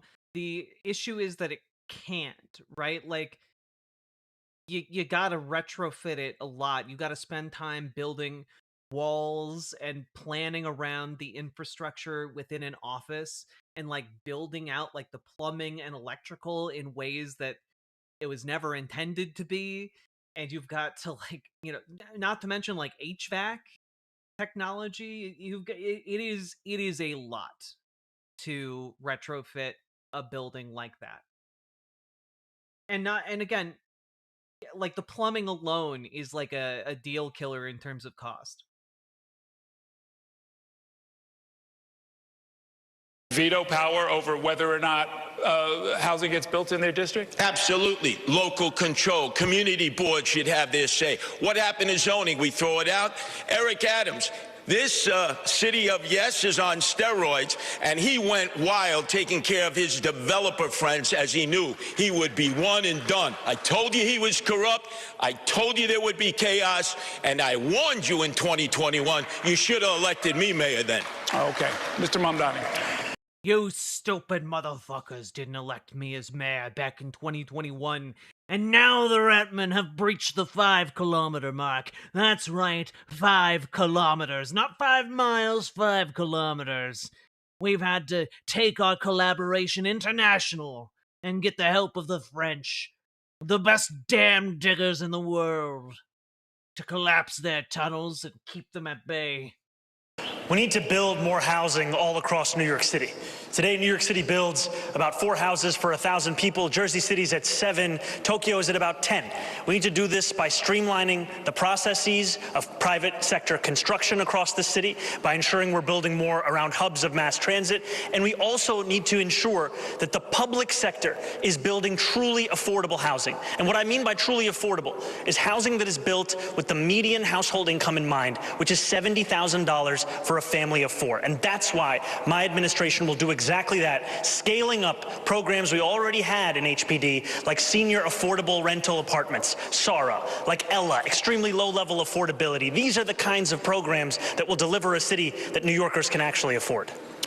And to be clear, I am not against retrofitting empty skyscrapers for human habitation. It's just that it would take a lot of time and a lot of money, and it's not a good option if you're looking on housing a lot of people very quickly.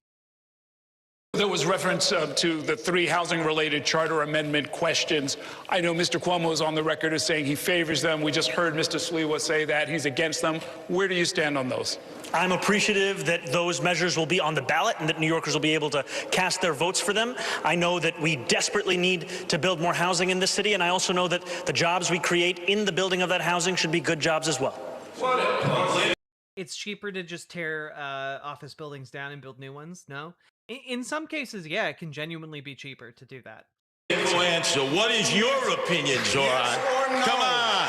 Yes or no? What is your opinion? Yes or no, Zoran? Can I just say, this is the debate stage equivalent of that meme where, the woman is yelling at the cat's That's just crazy. sitting there. A family of 4, which if we assume there are 2 below working age kids, should not be making $35,000 per person in a city with billionaires. No, it should be a $30 minimum wage, and if it takes the reframing of $30 livable wage, okay, I'm fine with that, but the bare minimum people should make in order to live in a city like New York is $30 per hour. Everything is more expensive there. I don't know how people in New York City manage to get by on actual minimum wage. It's crazy. True. Don't be a politician here. I got it. They're pointing out what I was about to answer the question. No, I think on the stage you can see 2 people appealing for the Republican Party's votes. And myself. Answer the question. Hold on. Answer the question for once. My question to you was, do you support the 3 ballot amendment questions? I have not yet taken a position on those ballot amendment questions. Oh, what a shocker. All right. What a shocker. We're gonna move Don't worry, on. once he takes it, he'll change it anyway. We're going to move it on. We're going to move on. The candidates, the rhetoric. I'm going to keep that image in the back pocket for the rest of this debate because I feel like that's going to happen a lot. On the campaign trail has become more heated in recent weeks. We have reached a point where 2 of the candidates on stage here tonight have armed security. I would like to spend a few minutes to see if we can dial down the rhetoric. Mr. Mamdani, some Jewish New Yorkers continue to say that your comments on Israel and the war in Gaza leave them feeling unsafe and concerned about their future in our city. Recently, several prominent New York rabbis took the unusual step of denouncing your candidacy, including the rabbi of the Park Avenue Synagogue in Manhattan and Rabbi Michael Miller, the longtime leader of the Jewish Community Relations Council, who is a friend to many of us. Do you have any regrets about how you've dealt with these issues, and will your longstanding views on the subject get in the way of your ability to be an effective mayor? I look forward to being a mayor for every single person that calls this city home. Not just those who voted for me in the Democratic primary, not just those that vote for me in this general election, but all 8.5 million New Yorkers. And that includes Jewish New Yorkers who may have concerns or opposition to the positions that I've shared about Israel and Palestine. Just a few weeks ago, I was on the M57, the slowest bus in New York City. And as I was seated there, there was a speech therapist who was sitting next to me. She told me that she was Jewish. She said that her daughter was a huge fan, but that she was not yet decided on who she was going to vote for. And she shared to me about her fears in this city, about rising anti-Semitism. And I told her what I will tell New Yorkers today, which is that I will be the mayor who doesn't just protect Jewish New Yorkers, but also celebrates and cherishes them, who doesn't just increase funding to hate crime prevention programs by 800%, who doesn't just ensure that the NYPD are outside of synagogues and temples on the high holy days, but also actually delivers on the implementation of the Hidden Voices curriculum in our school system so that children in this city learn about the beauty and the breadth of the Jewish experience right here in the 5 boroughs. Okay. Jesus, like it's like he was created in a lab to be good at this. You know, we have currently in America like two at the very least two politicians that act as if they were grown in a lab and to be politicians and just to excel at this. And on the one hand, you have Zoran Mamdani, the good one. And then on the other hand, you have the evil clone, which is, of course, Gavin Newsom. Gavin Newsom is obviously, just looking at him, he looks like he's a vat person who was made to be good at politics. And, like, I hate him so much. But on the other hand, we got Zoran Mamdani, and he's pretty good at politics. I've got a different... Yeah, but can I just comment on that? Solid Mamdani and Liquid Newsom is such a fucking good...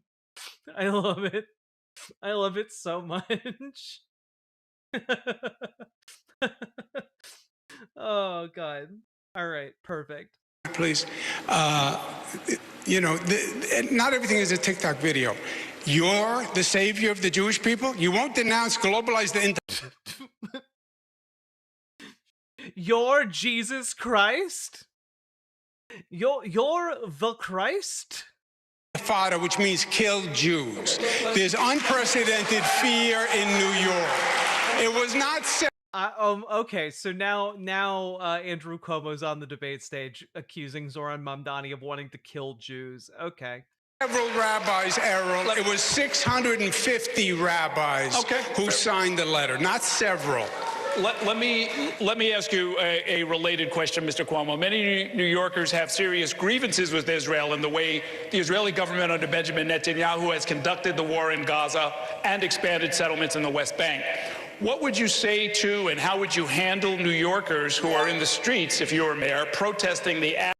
Insolent JDNLC, thank you very much for gifting a sub to Solidus Snakes. Wait, sorry, Solidus Snake 69. I had to double check to make sure the number was right. Oh, God. This is going to be a great debate night. Actions of the Netanyahu government. Fine, that's your right. Protest, demonstrate, disagree. God bless America. God bless New York City. And you know, except that you immediately after this posted an AI ad of like the folks who are protesting lighting American flags on fire and or like burning down buildings and like doing street fights and like dude, you suck. You suck so much. And there is no doubt that there's two sides on what's going on and the passions are very high. That doesn't justify anti-Semitic behavior in New York. It doesn't justify having a Jewish population that feels unprotected. This is like after 9/11. You guys, I mean, some of you might not, but like after 9/11, right? Like, Allahu Akbar, right? Was like considered like super scary terrorist language, and it just means God is great. You know, like it's not scary language.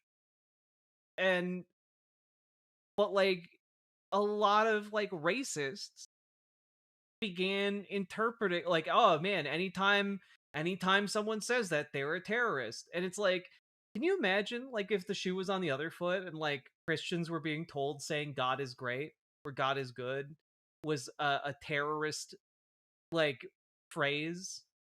Like, it's insane. In a similar vein, intifada is like, I believe it just means struggle.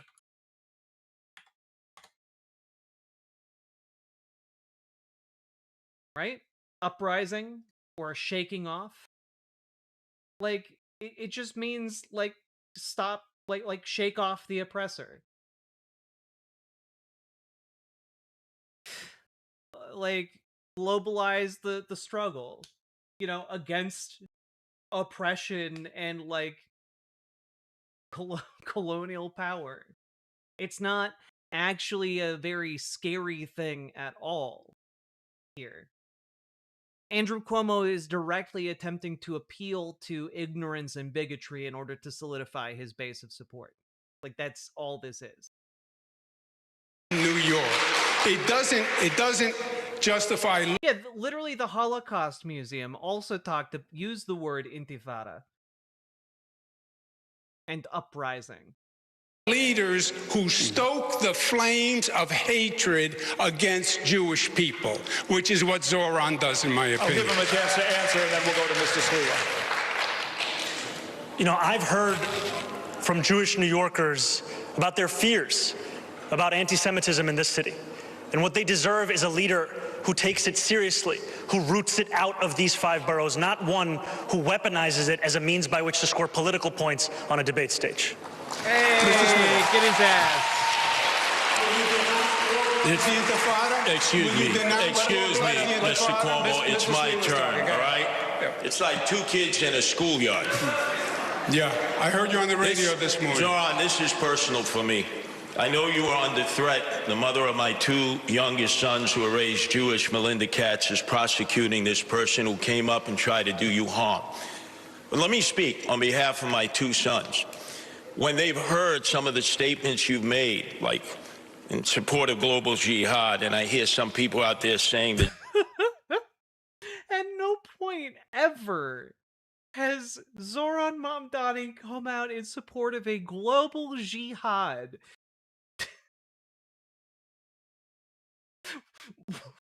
Wow. God, the racism is insane. Jews, their time is due, which means the same thing. They're frightened, they're scared. They view you... We keep hearing about anti-Semitism, never Uncle Semitism. Curious. It's true. It's... Sake Tanuki. I now have my soundboard back. Like... There we go. Thank you for the 2 tier 1 subs. I got the giggles tonight. This debate is funny. As the arsonist who fanned the flames of anti-Semitism, they cannot suddenly accept the fact that you're coming in like a firefighter and you're going to put out these flames. You're an arsonist that fanned the flames of anti-Semitism. Holy shit. Zoran is a social democrat. Why would he ever go for a global jihad? He'd want a local one. Oh god, I'm just... I'm...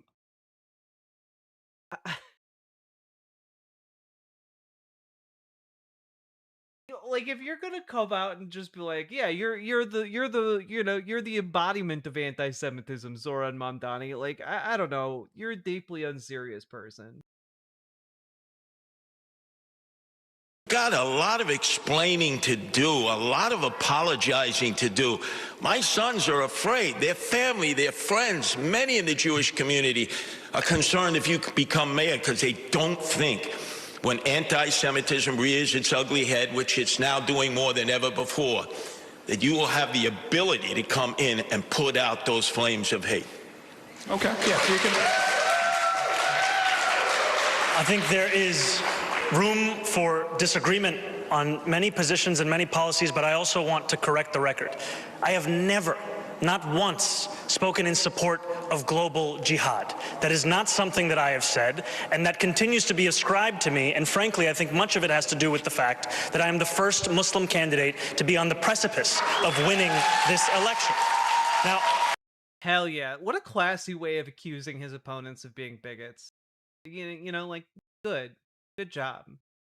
Also, worth noting, folks, that there are different types of jihad.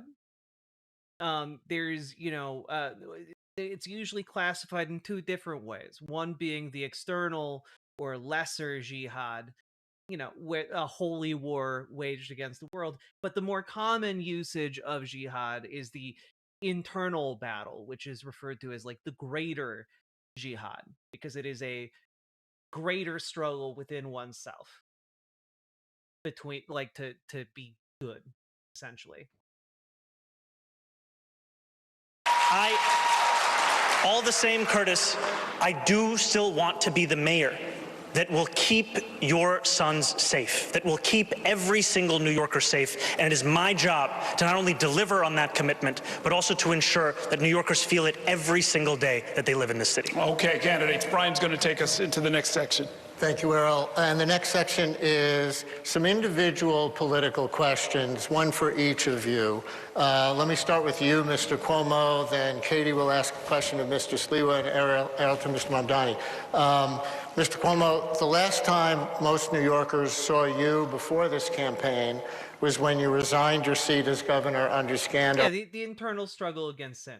Exactly, Lady of the Meta. In 2021. The most recent Quinnipiac University poll in this race shows that 54% of likely voters say you're unethical. Meanwhile, you also have strained relations with Governor Hochul, State Attorney General Letitia James, and others. What would you say right now to New Yorkers who have questions about your moral compass and concerns that you cannot effectively work with other elected officials? Yeah, well, first, you somewhat misstated the facts, but I resigned because there was allegations made. I didn't want to waste the time and distract state government. I knew it was going to take a long time to sort out. I left, which I thought was respectful to state government. We sorted it out legally. Nothing came from any of the allegations. I was dropped from the case. Dude, don't say the word came. Don't do it. Don't do it in relation to these allegations. You gotta stop. You know that. We've had this discussion 4 times, but you like to talk about the past rather than yesterday. I chose Governor Kathy Hochul. I would have no problem working with her. The legislature, I got 11 budgets passed on time. Most in modern political history. They haven't gotten one done on time since I was there. So don't tell me who knows how to work with the legislature. And a mayor being able to deal with that legislature is key. Because don't kid yourself, I've watched every governor and mayor since Ed Koch. There is a tension between the city and the state. The city's arguing for its budgets, the state is saying no, and the city has been getting screwed by the state, and that has to change, and the city has to be doing better. Thank you. Katie? New Yorkers, you've often presented yourself as more of a well-known New York character than a serious policy expert. Your critics have said your candidacy is making it more likely that Zohran Mamdani can win the election. What do you say to them and to others who feel that while your name recognition has seen a boost, your candidacy is not helpful to New Yorkers, including those who share your views? Number one, I have 13 campaign offices open. I'm throughout the outer boroughs. You see the excitement. And I'm not even going to mention the campaign offices that I open below in the sewers. That's right, we have campaign offices in the sewers. We're recruiting the mole people, the ones closer to the surface. We're recruiting them into our midst, and we are going to use them as our shock troops. We're going to send them down into the tunnels like sleeping mines, living mines, to explode out of the earth and to take the rat men unaware. And energy of the working class people that I represent. I am the Republican populist candidate representing the working class, and I'm also, Katie, the candidate on the independent line. First, representing the mole people. First candidate ever to represent them. That's right, I believe they deserve finally their time in the sun. We'll give them full rights, we'll give them the ability to vote, we'll give them weapons, and then we'll send them back down. They will wage our war for us. Ever put together by my wife Nancy, who loves animals like so many. Save the animals. No kill shelters. Animal abusers go to jail. So people know. Especially the mole abusers.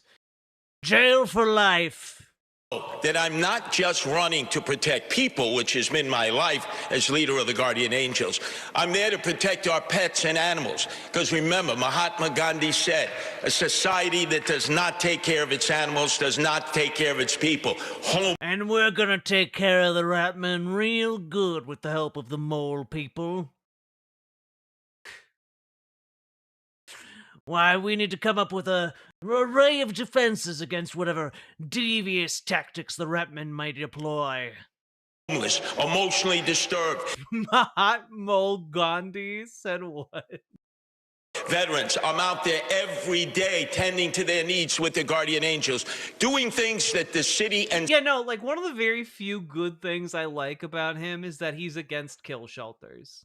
Like, I unironically like that. State should have been doing a long time ago, but neglected them and instead spent $7 billion on migrants that we don't even know.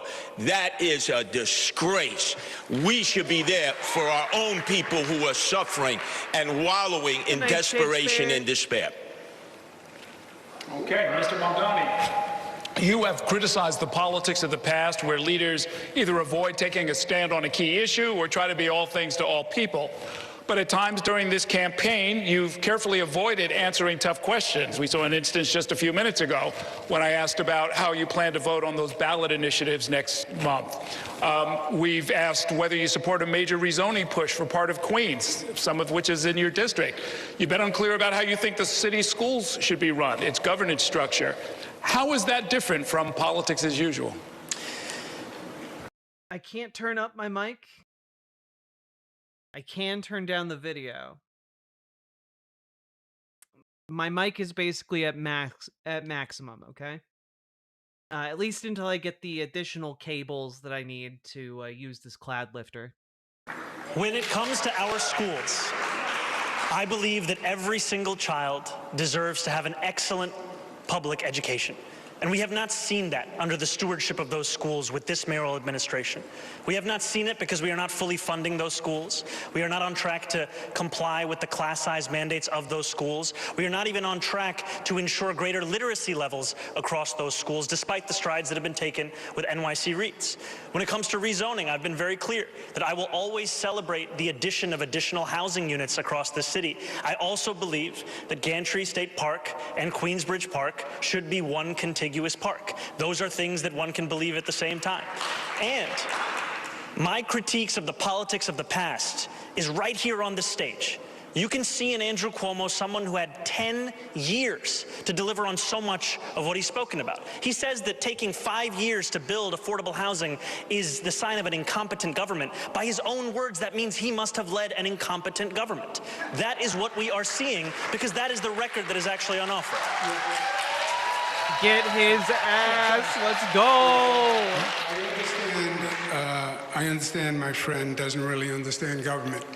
The governor doesn't build housing in New York City. Not if it's you. No. Hey, pow, pow, pow. Let's go. No, legally, there are jurisdictions. The governor doesn't pick up trash. He doesn't run the fire department. That's what the mayor does. Well, I mean, the governor could and should pick up trash because that's just a good thing to do. The mayor builds housing. The state allocates funding for localities. Andrew Cuomo getting up on the debate stage and admitting to littering. Disgusting. And I allocated more funding for housing than any governor in the history of the state of New York.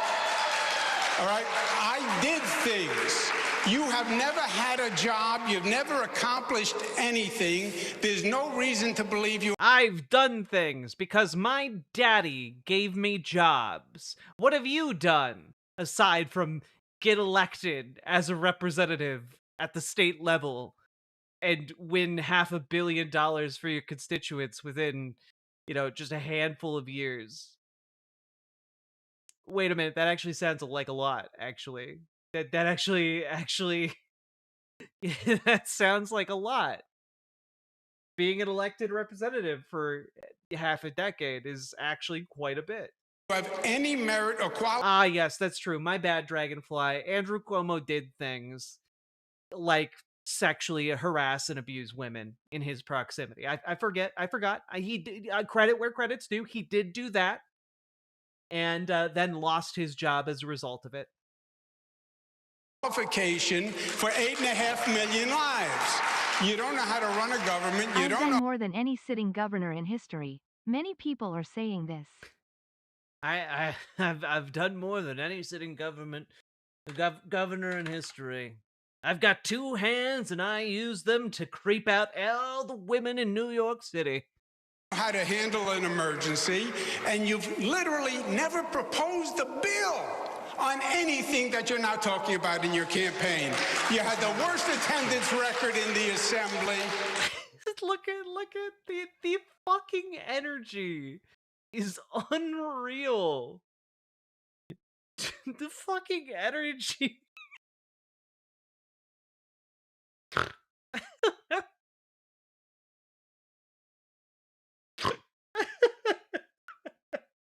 Oh god.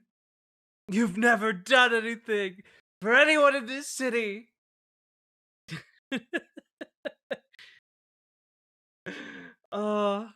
And you gave yourselves the highest raise in the United States of America. You went from $110,000 to $140,000, and then you never showed up for work, and you missed 80% of the votes. Shame on you.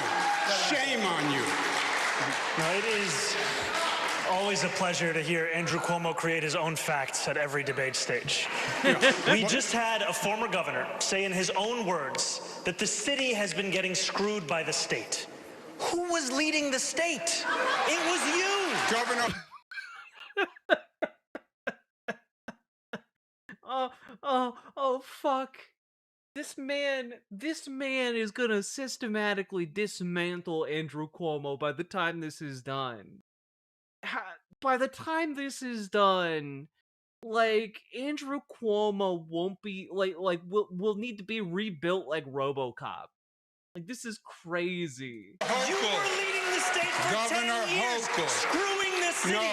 You cut You homelessness as a funding. legislator, You cut funding for the you MTA. as a You did all legislator. of these things, my That's friend. the That's past you. 4 years. It's the past 4 years. Okay, guys, I didn't want to have to do this, but you understand how this works. You can't talk over each other. Nothing works if you do that. I believe we've heard your response. I wanted to give you a quick word, and then we're going to move on. I heard the both of them again fighting like kids in the schoolyard. Zoran, your resume could fit on a cocktail napkin. And Zoran, your resume could fit on a cock. That's right, a cock. Also, man, you can't stand on the debate stage and be taken seriously with your fucking beret tan line. It's insane. Look at it. I can't stop seeing it every single time he's on screen. Look at that shiny dome. You could just like if you were in an ancient tomb and like beams of light were coming down, you could just put your head into it to light up the rest of the room. It's crazy. Andrew, your failures could fill a public school library in New York City. Okay. Go ahead, Teddy. We're going to move All right, old man. A little past your bedtime. now to public safety. And there was some breaking news from the New York Times that you, Mr. Mamdani, would ask Police Commissioner Jessica Tisch to stay on as police commissioner if you are indeed mayor. I wanted to confirm if that was true. And for Mr. Cuomo and Mr. Sliwa, would you ask the current police commissioner to stay on if you were elected? So, Mr. Mamdani, we'll start with you. Yes, I can confirm that reporting. My administration will be relentless in its pursuit of safety and affordability for every New Yorker. And the delivery of that will require us to put together a team of the best and the brightest. Eric Adams stacked the upper echelons of the NYPD with corruption and incompetence. Commissioner Tisch took on a broken status quo, started to deliver accountability, rooting out corruption, and reducing crime across the 5 boroughs. I've said time and again that my litmus test for that. Yo, Quigley, thank you for the $2 super chat. Cuomo arigato, Mr. Roboto. Cuomo. That position will be excellence, and the alignment will be of that position. And I am confident that under a Mamdani administration, we would continue to deliver on that same mission and do so while creating the Department of Community Safety to ensure that mental health experts were the ones responding to the mental health crisis. Because safety and justice is at the cornerstone of our pursuit of public safety, and in doing so, we will also be able to deliver our agenda for affordability. Thank you. And very briefly, quickly, Mr. Sliwa and Mr. Cuomo, would you ask Commissioner Tisch to stay on if you are elected mayor? Yes, I would, for stability, but then again, I don't think she would serve with either Cuomo or Zoran because she has railed against no cash bail. Cuomo, the architect of no cash bail, Zoran, the apprentice of no cash bail. That's why criminals are running in the street. And Mr. Cuomo, would you ask? That's right, Zoran Mamdani made the criminals. He made them by being an apprentice of no cash bail. Again, I don't think any of these people know how no cash bail works. Like, it's not rocket science, folks. No cash bail functions by just saying, hey, if you're a judge, you need to determine whether or not a suspect who has been charged with a crime is a threat to the public. If they are, or themselves, if they are, they get held in custody. If they aren't, they get to go free and go to their court date. Like, that's it. End of story. If they're a flight risk, they also get held. But like, if you're not a flight risk and you're not a danger to yourself or others, like, then yeah, you can go free. Like, the added barrier of money is just kind of bullshit, right?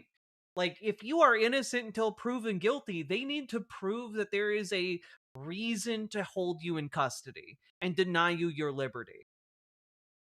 It's literally what judges do already, just without the bullshit money element attached to it. It's not a difficult concept. Also, folks, congrats. You have hit the 30% of the way to our goal. Let's keep going. And folks, I'm just going to stop real quick. If you've been enjoying the show, if you've been getting anything out of this, remember to like, comment, and subscribe. Do the things. Hit the buttons. Hit the follow button. Do the things. And also, please consider dropping those subs, those donos, those memberships, those super chats, because at the end of the day, you guys make this stream possible. I could not do this day in and day out without your support. So thanks to all of you who have supported stream directly and indirectly. It means the world to me, and I really, really, really appreciate it. Also, welcome Straighter Raid. Thank you very much, Raiders. I hope you all get nice and cozy. We're covering the New York City mayoral debate, and we have about half of it left to go. We are at the halfway mark. I guess I'm going to hit this button in case my editor wants to chop this up into two parts, and if not, I've made multiple calls to action, so I feel like I've done really well this stream. With that being said, let's go in. Also, hello, folks. I'm Riverboat Jack. I'm a socialist. I talk about the news and politics, and I hope you make yourselves comfy, get yourselves a snack and a drink. Got my water, and get cozy, because we're having a grand old time covering this debate. Ask her to stay on? I would ask her to stay on. I don't believe Zoran when he says he would ask her to stay on. The DSA's position, his position has been to defund, disband the police. She wouldn't take that. His current position, today's position, was freeze the budget. That would cause a reduction in police. She has called for more police. I've called for more police. Well, wait, freezing the budget wouldn't cause a reduction in police. It would keep the number of police the same. There's a difference between those two things, actually. Police. Mayor Adams has called for more police. So their philosophies are totally incongruous. DSA. When will you be a socialist? When I get my rugs, so that I can just drop my my hand weights on the ground without worrying that I'm scuffing up the floor. He calls for eliminating misdemeanors. He wants to. And then I'm gonna also have an elliptical so I can work out that way too. You guys aren't ready for when I actually have my workout equipment. Decriminalize prostitution. I don't think she would support any of that. Well, we can't speak for her. She's not here. But I will ask the public safety question, and we'll start with you, Mr. Sliwa. the issues of crime and disorder on the streets. The NYPD says the crime is going down in all. Wait, what? Wait a minute. Breaking news.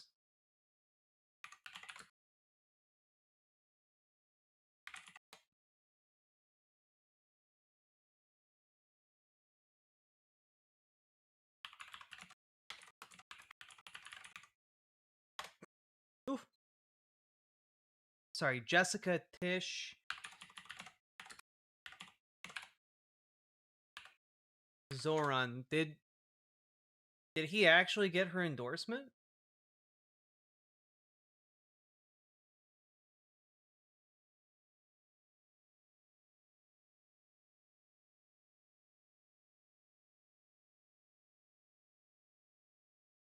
I haven't seen any endorsement. Okay, so Jessica Tish hasn't endorsed him yet, but him asking her to stay on is a big deal to kind of get them to not, instantly rebel when he gets elected. All major categories. I'm so lost. Jessica Tish is the police commissioner of New York City, right? And so the moderators were asking if he would keep Jessica Tish, the police commissioner, if he won, and he said yes. So he's confirmed that he is going to keep her on, and is is at least going to ask her to stay on. So we'll see kind of how that plays out.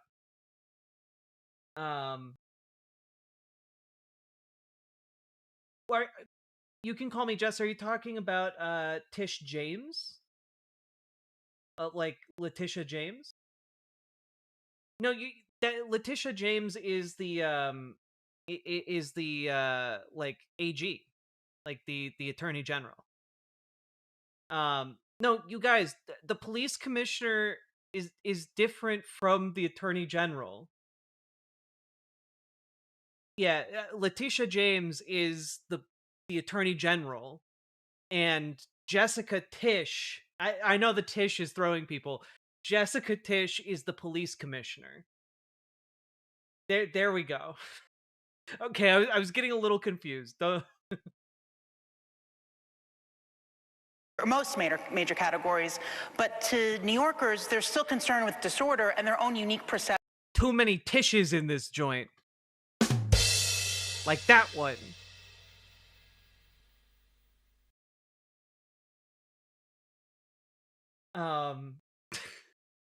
I'm lost again. It's okay. I was doing a bit. Of crime.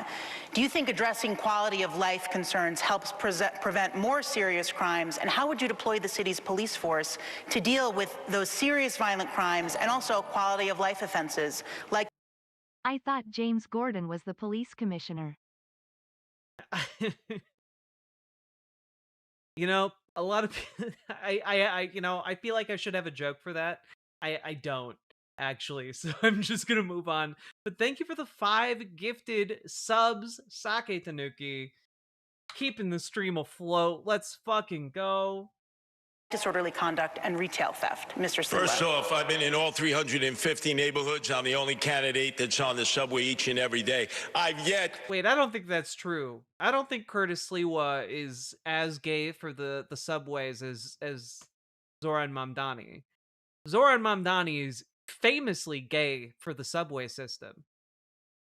To hear from one New Yorker who said they feel safer either in the subways or the streets, and Eric Adams constantly heckling at us like it's the perception. No, it's the reality of crime. We need. Oh my God, no, it's not. Eric Adams. Oh my God, this is gonna make me so mad.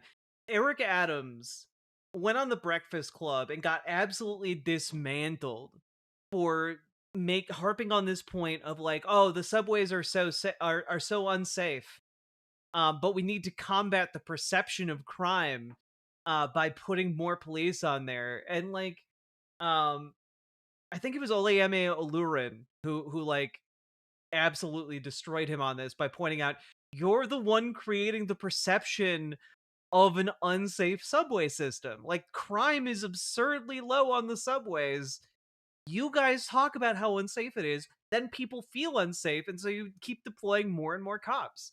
Which doesn't actually solve any problem. And like he played dumb about it, but like, man, seeing Curtis Lewa make the same argument, it feels bad, man.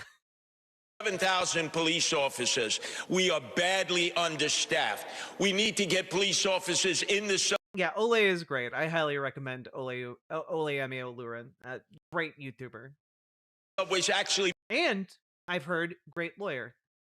Patrolling the moving cars where people are most threatened and most frightened, and we need to bring back the homeless outreach unit that was disbanded when de Blasio took $1 billion out of the budget. These were men and women. Or maybe, you know, I'm just floating this idea out there, maybe instead of having police dispatched to like interact with the unhoused, maybe we just have social workers that do that. Maybe you could have a unit of social workers that aren't armed and capable of killing said homeless individuals so that, you know, they can feel safe and actually want to receive the services. Because if you see a bunch of armed people coming up to help you and you don't know who they are, you're not going to want their help.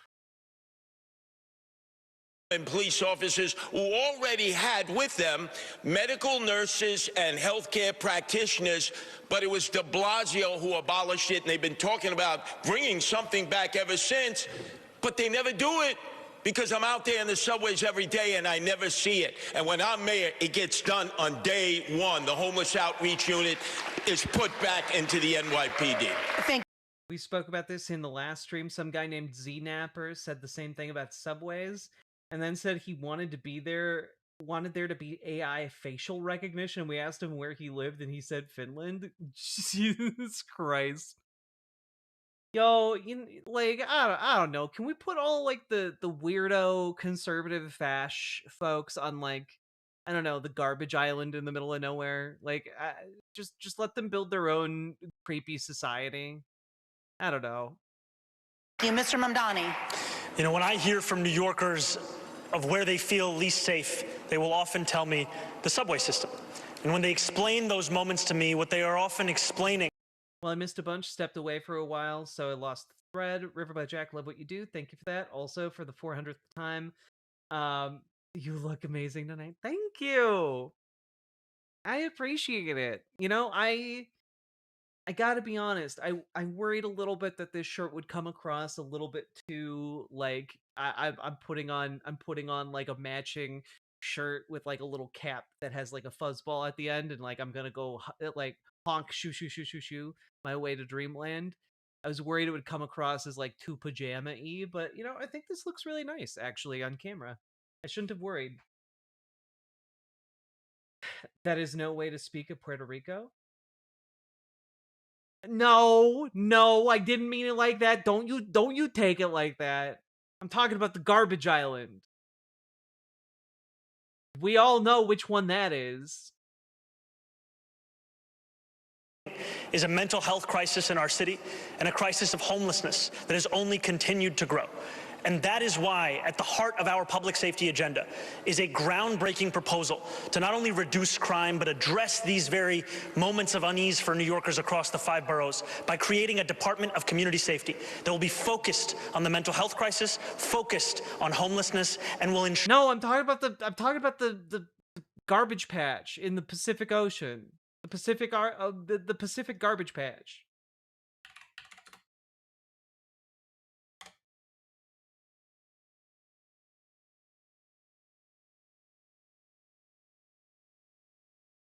You know, this thing. Like, send them out here. It's a giant floating pile of garbage, okay? It's exactly like what fascists deserve.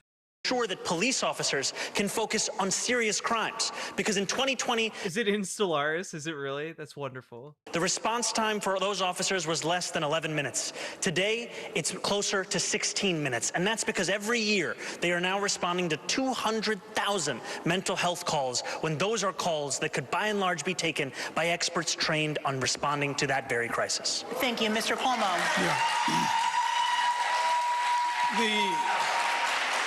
The answer is always a new government agency. It's Yeah, so sometimes the answer is in fact a new government agency to do new things. That's how a new agency functions, man. Manage the system, manage the public safety system. We know how to do this. Mayor David Dinkins did it when we had a real crime problem. Oh, you mean a socialist like Mayor Dinkins was able to do it? So a socialist like Zoran Mamdani might as well. Weird. Strange. Hire more police officers. Of course, you have to deal with the mentally ill. Of course, that requires mental health specialists with police because the situation can be dangerous. But hire the 5,000 more cops because they're all quitting because they're getting worked too hard. You're going to have to raise the starting. Oh, the cops are getting. Wait a minute. The cops are getting worked too hard? Which candidate has a plan to get cops to work less hard? I can't seem to remember. Oh, is it Zoran Mamdani, the guy who's trying to say, hey, let's get cops doing less things and focusing on violent crime rather than on non-violent calls, which are the majority of their calls, which would leave them then with more time to do their actual jobs. Didn't they say crime was down? It is. Salary because nobody wants to be a cop today the way they're treated. Put 1,500 in the subways. Forget this Zoran idea of not prosecuting. Yeah, who doesn't love commuting to work while like policemen with assault rifles stand near you? It's so fun. It makes the city so much more welcoming. Prosecuting misdemeanors, prosecute misdemeanors. Those are quality of life crimes. And that's very important. Yes, the subways are scary, but it's scary. But like, I don't know, if you could just hand out more fines rather than tying up everything in legislation, not legislation, in judicial battles, like I don't know, like it kind of seems to me like you could save some time and streamline the system. I don't know, just seems interesting as hell. You finished your Ratman emote in the Discord? I have to open Discord, making me do things. Well, Discord added like a little pumpkin thing for its loading icon. That's cute.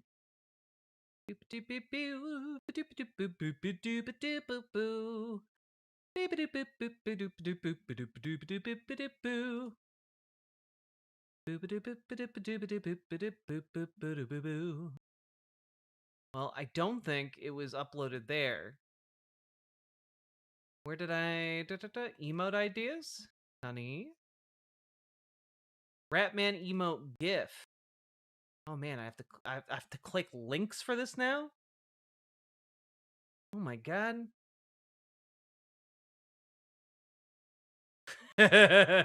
Oh no. I don't know how I feel about this. I don't know how I feel about this.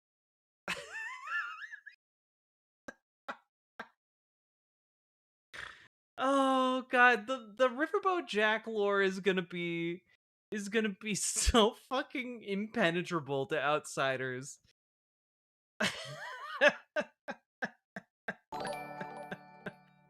Oh god. Choosy streamers choose GIF. Sake Tanuki, I gotta be honest, I have no idea what that joke is a reference to. Thank you for the 2 tier 1 subs though. I do appreciate them. God, he's a were-rat? It looks like it. Or yeah, maybe he's animorphing. You know, sometimes, you know, you're just walking down the street and suddenly you just start animorphing. I don't know. Mod over in mod over in YouTube chat. Maybe one of you can add not YouTube, in Riverboat chat. Maybe one of you can add it. God. This is such a silly debate. The good news is Zoran Mamdani is like head and shoulders doing better than either of these chumps. So like I'm pretty non-fussed about this. This feels relatively low stakes, and I'm glad it is. It's nice that this is a relatively, you know, low stakes debate considering Zoran's lead. area in their neighborhood too. Those quality of life crimes also have to be addressed. Mr. Mulvaney. Oh, choosy moms choose Jif peanut butter commercial. I get it now. I made the connection. Choosy moms has not embedded itself in my mind, and I don't know why. I think it might be because I don't like Jif peanut butter. That might be it. No matter how many times Andrew Cuomo describes it as my idea or my policy, I have never once stated that we were not going to prosecute misdemeanors. And that is what you see from the... Yeah, I genuinely have no idea where this talking point has come from, because, like, dude's never said anything remotely like that. It just is like a complete fabrication made to appeal to like the crowd that thinks like, oh yeah, cashless bail just means you get out of jail for free. And it's malarkey. Jack is not a choosy mom. She's a mommy. Sorry. Mommy? Sorry. No. Former governor is someone who spends more time talking about the platforms of other organizations and other individuals than the one that I've actually put forward, or the one that he is supposed to be running on. Now we'll hear from Brian for another question. And excuse me 1 second. Can I just respond? Moderators, fight him. At one of these debates, look, at one of these debates, the moderators just need to pull a gun. I'm gonna finally say it. We've all been thinking it. A moderator gets interrupted, they just pull a gun, just a pistol, plop it right on the desk, and you don't need to mute a candidate if that happens. If you aren't gonna mute the mics, like you can just never mute the mics, just plop a gun on the table. That's the new, most American way for us to conduct debates. Like, I've been saying this for a while now. Oh God. What a silly time we live in. Can I just respond to that accusation? When it's misdemeanors or felonies, no cash bail releases him back into the streets, and both of you afford no cash bail.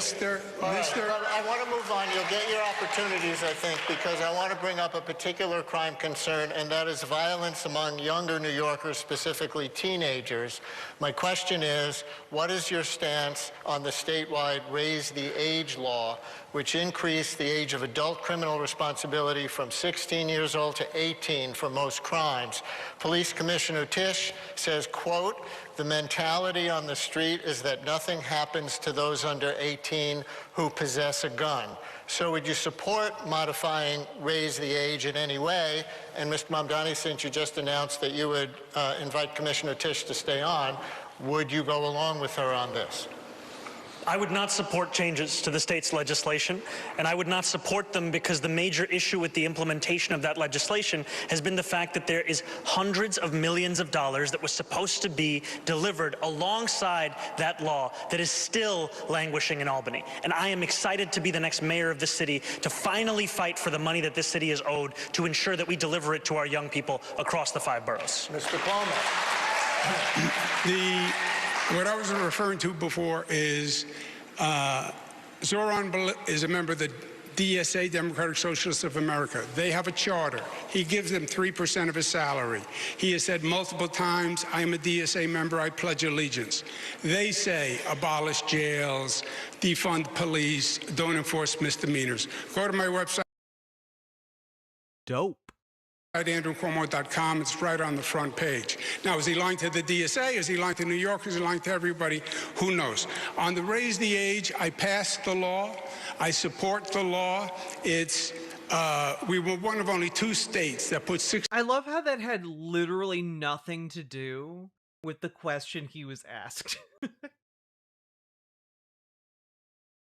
God. Oh no, we want to live in a more just and equitable world? The horror. Whatever will we do if we can't torture criminals? Deport the rat men to Trash Island. Hell yeah, Quinn Decker. Let's go. 16 and 17-year-olds in adult prisons. It was inhumane. It was cruel and unusual, and I'm proud of that law. It's administered by local governments. Some are doing it better than others. If Zoran thought that there was money locked up in Albany, maybe he should have gone to Albany and proposed a bill to release it. Support keeping the law. Mr. Sliwa. Once again, the architect of Raise the Age, Governor Cuomo, the apprentice to him, Zoran. It's personal for me. My oldest son, Anthony, last October was the victim of a vicious gang assault that could have killed him. And what happened to these juveniles? Cut free, because they went to family court, not criminal court. So how can both of you look? Wait, did they go to family court because they were children? Like, why would they go to family court instead of criminal court, other than the fact that they were children? Look at me. I almost lost my oldest son to gang violence, and the perpetrators went to family court and got a little What pat gift on is the Lauren wrist. saying? Stop. You're making me sound cooler than I am. Sock, I think for the 2 tier 1 subs. And was sent home to do it again and again. No, we need to start charging juveniles who commit violent crime in criminal court. And That's right, we need to start charging them as adults. Did your child accidentally shoplift? Jail. Did your child accidentally drive a car without a license?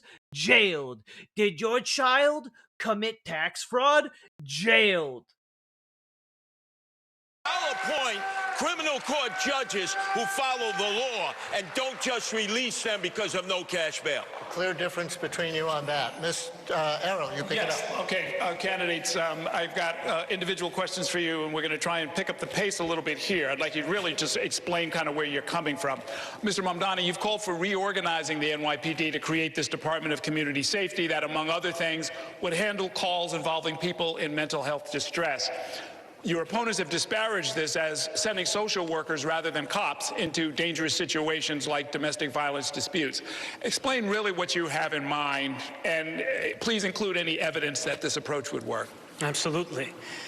What my opponents are clinging to is the past, because that's all that they know. What I am proposing is something that will address the needs of New Yorkers in the present. We speak and hear from New Yorkers across the 5 boroughs who outline how the mental health crisis is one of the major challenges in this city. And yet what we have in our city is asking those same police officers who are being asked to respond to shootings, respond to murders, to also respond to these calls. I trust the dispatchers who would be receiving these calls to make the determination as to whether there was any indication of violence. If there is no indication of a threat of violence, then we would set the mental health experts and providers to respond to those same incidents. The reason I believe in the efficacy of this approach is because of the fact that it has been delivered elsewhere in the country. Paid through lines of He's credit so or good at cards. this. No more cash bail. Too many bills.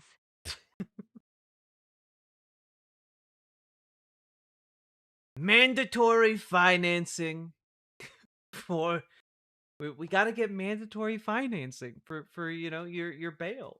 Only bail. You know, it'll be the #1 way to make a killing. You got you'll get a little bit of that Andrew Cuomo money in the financing sector for the the prison loans done via credit, the credit card prison loans. God, imagine a bail payment plan. They literally have those. Like, they literally already have those. Can I roll my bail into student loans? Is there consolidation? Maybe so. So no matter how often you hear those on this stage tell you that something cannot be done, know that there are others in this same country who have seen it, and it is time for that same policy to come to New York City. Okay, Mr. Sliwa and Mr. Cuomo, I have a similar question for both of you.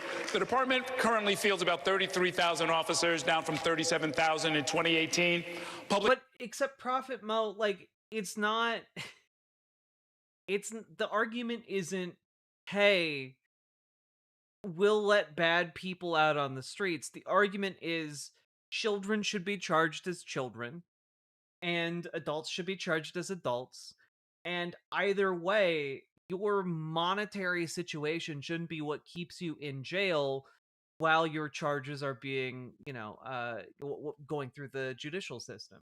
Like it is just, hey, we're gonna let you out because you're not a threat to yourself or others, Work and make went your late court date. tonight, but glad I was able to catch y'all live still, Captain. Hell yeah, that one American. Thank you for supporting stream. And also, folks, we're getting dangerously close to 40% of the way through to our goal. Safety budget approaching $10 billion. Mr. Schlewe, you want to hire 7,000 more cops. Mr. Cuomo says 5,000 more cops.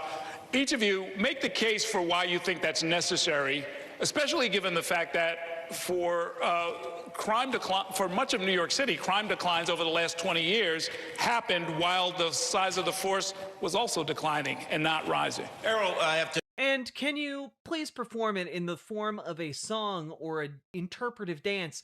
I would like to be entertained during this interview. Revisit the last. And by interview, I mean debate. Debate for a second when Zoran was basing this policy on what they do in Eugene, Oregon. You've never been to Eugene, Oregon. I have. Are you out of your mind? And then an absolute hellhole. The Ratmen dug a gigantic pit underneath Eugene, Oregon. They sank the city into the ground. What's left is just a crater. A testament to the Ratmen's super weapons and ingenuity. They fired a kinetic weapon from deep below the surface of the earth, and it took out that city. There's nothing left, and that's directly because of their policies. Columbus, Ohio. This is New York City, a major metropolitan area. You have never been to the rat capital of Kleptopia. You've never been there.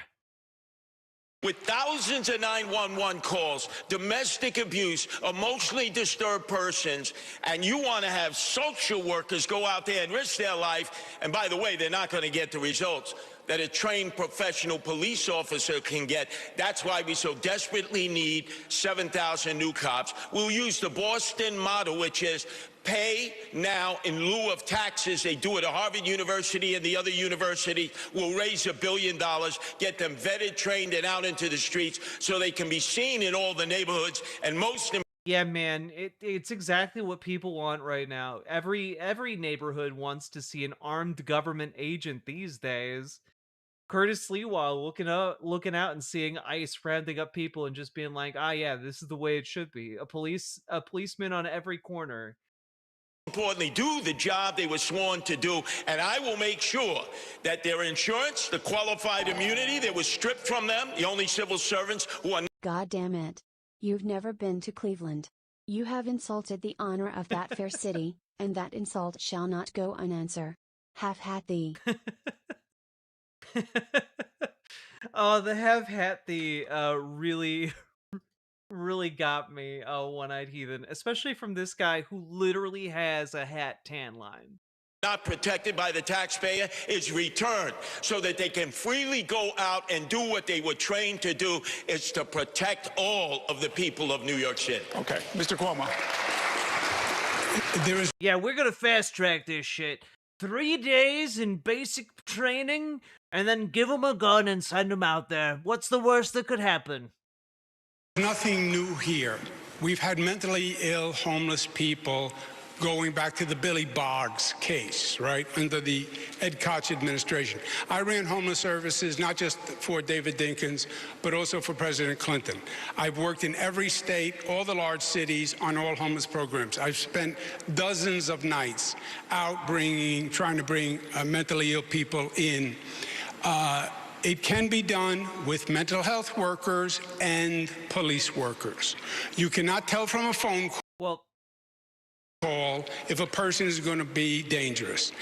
No, you can't, but also you can tell from, like, you don't need to send police officers to a firefighter call, right? Like, you can, in fact, ascertain certain details of a call and send the appropriate units out, whether they are social working units or police units. You can, in fact, um, like again, we have literally millions of people who do that job every single day, all across the country, 24/7. Like that's what 911 dispatchers are paid to do. And I have seen personally many times a person who seemed very calm and sedate explode into rage. Why? Because that's sometimes a symptom of mental illness. So there's nothing new here. It just has to be done and managed. Yes, you need more police. You need more police, first of all, Errol, because they're quitting because there are not enough to staff the force, and they're working overtime and weekends, and they're... Wait, I thought Sliwa and the Ratman were friends, though? No. Sliwa is embroiled in an eternal struggle against the Ratmen. And perhaps the Ratmen do not deserve the violence and bitter animosity of Curtis Sliwa. Perhaps they are an enlightened people who wish to share the bounty of their discoveries with the surface world. But Curtis Sliwa has antagonized them at every step, and they will defend themselves. Family life is destroyed, so you have the highest attrition rate in modern history. You have to hire 5,000 just to slow down the attrition. Ms. Milena, you didn't miss it. There is approximately 40 minutes of this left. Okay, thank you, candidate. 40,000 beds for mental health in the state hospital system. By the time you fled fearing impeachment, I've seen many women who exploded into rage out of nowhere when I did nothing but be very Italian around them. I can't tell if you're being if you're doing a bit or if you're serious. But also, I think each and every one of us should really ask ourselves, look into our heart and say, how Italian would someone have to be in order for you to fly into a rage? And the answer is, I genuinely don't know. Are we talking? I guess Tony Soprano Italian. Mostly because he literally kills people. cut the budget down to 4,000 beds. Shame on you for putting those emotionally disturbed persons in the street. You don't know what you're doing. Well, there's one bet I'm going to say for you, but no one is saying to go back to Willowbrook. That's when there were 40,000 people in mental institutions. Yeah. We left that 40 years ago when we went to community-based housing. We're going to stay in this century, guys. Yeah. The next, we're going to do our lightning. What the hell? What the hell was that exchange? God. Round where each candidate will answer our questions with a brief response, usually yes or no. I'm going to do the first couple. Candidates, if you had the power, would you keep, kill, or modify the congestion pricing program? Just say one of those words: keep, kill, or modify. I know Salmon Moose knows how to add emotes. Maybe Salmon Moose can help you, Jazz Dog. One and done. Dead. Mr. Mamdani. Keep. Okay. Would you expand, decrease, or keep the same number of so-called safe injection sites for drug users in the city? Mr. Mamdani. Can you say the options again? Expand, decrease, or keep the same? Keep the same. Mr. Cuomo. Keep. Close them down. Okay. The last two mayors proposed allocating 1% of the city budget for parks. Will you make the same pledge here tonight, Mr. Sliwa? Add another 2%. Keep your hands off the parks, you greedy developers. 1%. Mr. Cuomo. 1%. Okay. 2%. I was remarking how Cuomo claimed that he was just Italian when women claimed he was being inappropriate around them. Oh, fuck. I forgot about that. Oh, no. Oh, I totally forgot that he just said, like, what do you mean I'm sexually harassing them? I'm just Italian. That was fucking insane. I totally forgot about that. Oh, Jesus.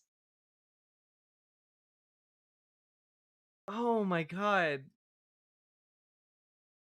No, yeah, no, that totally happened. Can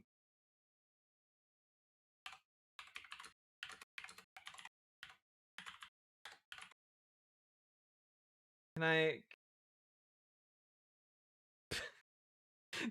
I'm sorry, literally one of the top results is this Amazon shirt that says, "I'm not perverted, I'm Italian."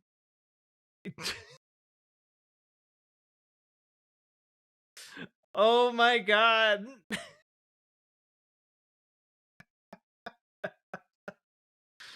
Oh my god. You are so cooked. This man should have never, ever run.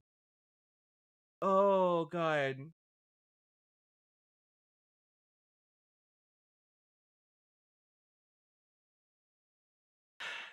Can I find like the video?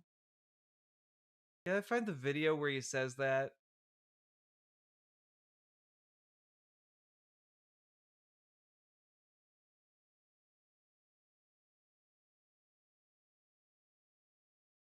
Oh my god.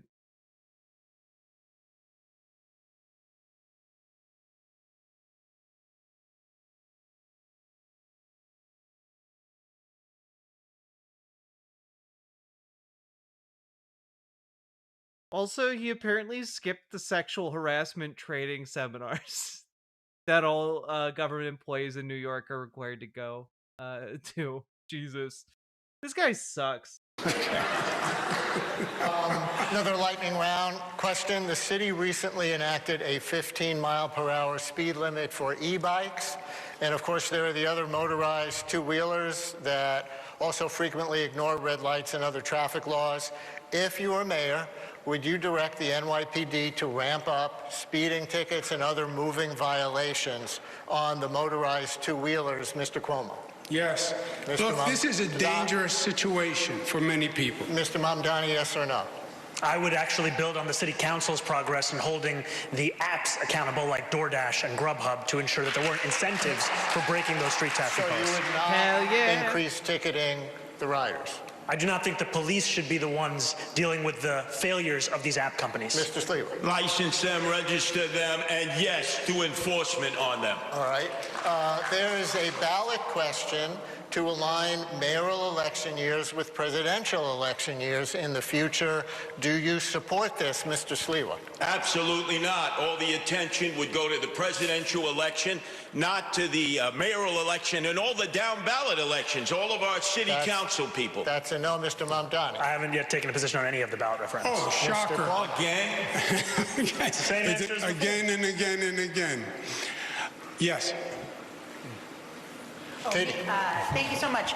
First question, do you support having a casino in the 5 boroughs, like it's a full casino, and do you have a favorite among the 3 current contenders? Mr. Sliwa. No, only if the community wants it.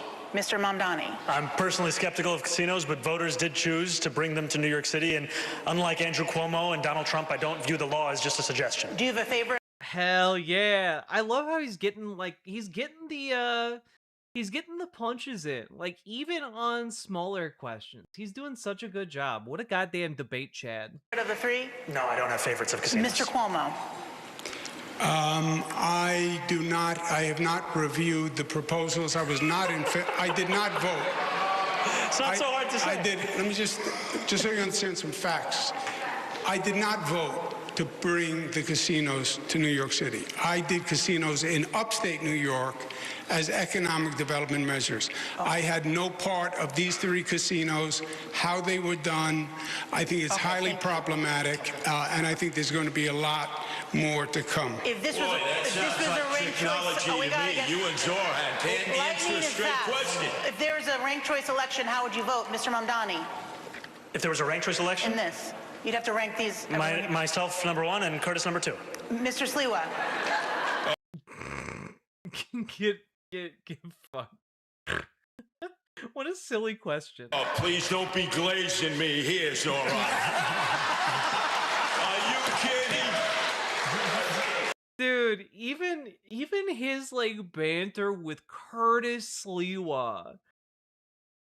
He's so good at this. Mr. Sliwa, do you have an I answer? support ranked choice voting, but I'd only vote for myself. Mr. Cuomo?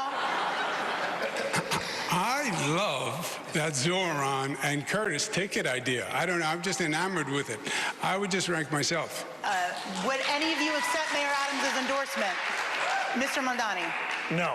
Mr. Cuomo? Yes, I would. Mr. Sliwa? Absolutely not. Put that crook in jail where he belongs. Hell yeah. The very brief moments where Curtis Sliwa overlaps with progressive policy. Let's go. And final, a fun one. Be careful. Be careful. What is your favorite live music venue in New York City, Mr. Sliwa? Oh, chain smokers. Under EDM. Under the K Bridge, I presume. That's right, the Kosciuszko Bridge. Mr. Mondani? Forest Hill Stadium. Mr. Cuomo? Under the Kosciuszko Bridge. Have you seen a show under the K Bridge? Who'd you see? No, I picked up my daughters at a show there. That's as close as I got. Candidates, it's time for the cross-examination round. That's where each candidate gets a chance to ask one question of one rival. The order was selected at random. We're going to begin with Curtis Sliwa. Zoran, you talk about free. God, I'm not gonna lie, I kind of love this format. I kind of love this format where they just get to ask each other bullshit questions for the next 30 minutes. Like, genuinely, that's what's about to happen. This is insane. Also, folks, before we go too much further, we've been going for about 5 hours now. If you're enjoying the show, hit that follow button, hit that subscribe button, hit that like button. And also, folks, please consider dropping those subs, donos, memberships, super chats, etc. Because, folks, you guys make this show possible. I would not be able to do it without your help and support. And it means the world to me that I am able to make this show day after day. So anything you can do helps, and I really appreciate it. With that, we move on with the show. Free. But we know that somebody's got to pay for it, and that's you, the taxpayers. And that's going to lead to bankruptcy. The only reason that Zoran is on the stage is because of the failed Governor Cuomo, who was rejected by the Democrats in the primary and rejected by 13 women who charged you with sexual harassment. Do you ever know that no means no? You know what no means? Your question is to Mr. Mondani. You know, like, do you guys know, like, the cartoon characters that fight by, like, rotating their arms? You know, like, that's how Curtis Sliwa is. You know, he's just running in, like, whirling his arms. Sorry, I smacked you guys a little bit. And, like, he's trying to hit everybody. What a silly guy. I'm so glad he's not in charge of anything. Who was your question well, we to? can bifurcate it, right? No. You know, you can't. Who was your question it's to? to Cuomo. Okay. Your response, Mr. Cuomo. I'm not sure what the man said, but the situation, my legal situation, as we discussed before, was fully litigated. I was dropped from the cases. If anyone has a legal situation to talk about, I think it's Mr. Sliwa, who runs the Guardian Angels, and apparently as a charitable donation, but never filed any tax returns for the Guardian Angels, and has been accepting charitable donations, which is just a crime and tax fraud. So I think that's the person who I was explaining to do. Okay, your turn to.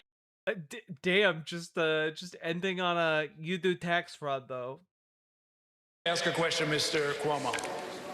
To Zoran, I believe, as we've stated, that you have been a divisive force in New York, and I believe that's toxic energy for New York. It's with the Jewish community, it's with the Italian-American community when you give the Columbus statue the finger, it's with the Sunni Muslims when you say decriminalize prostitution, which is haram, it's the Hindus, but then you take a picture with Rebecca Kadaga, Deputy Prime Minister of Uganda. You take a picture with your father, you're smiling, he's smiling. She's known as Rebecca gay killer Kadaga. Question. You're a citizen of Uganda. You took the picture. You said you didn't know who she was. It turns out you did.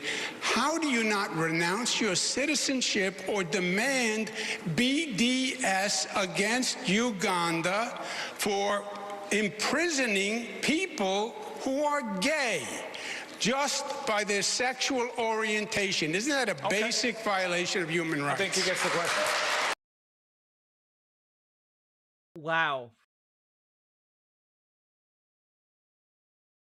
This man is such a sack of shit. Is it true that Uganda is bad on, like, LGBTQ rights? Yeah. My politics is consistent, and my politics is He can't even get his xenophobia straight. Really can't, you know?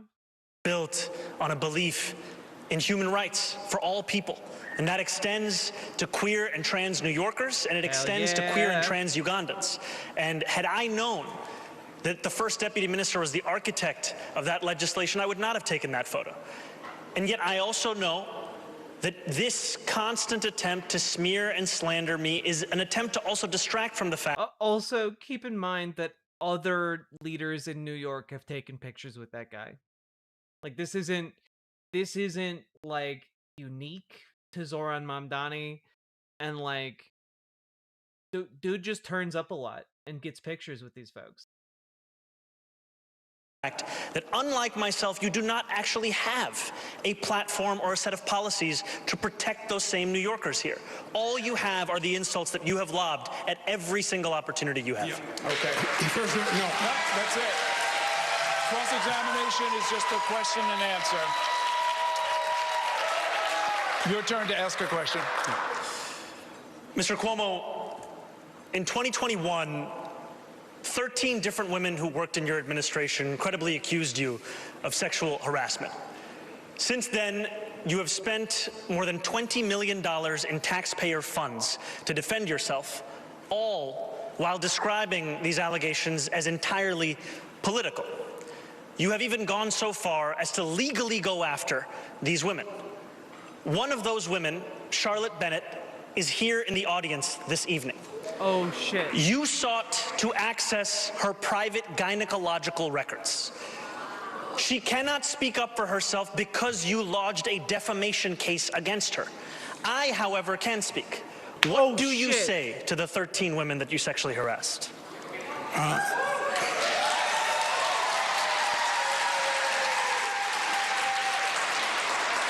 If you want to be in government, then you have to be serious and mature.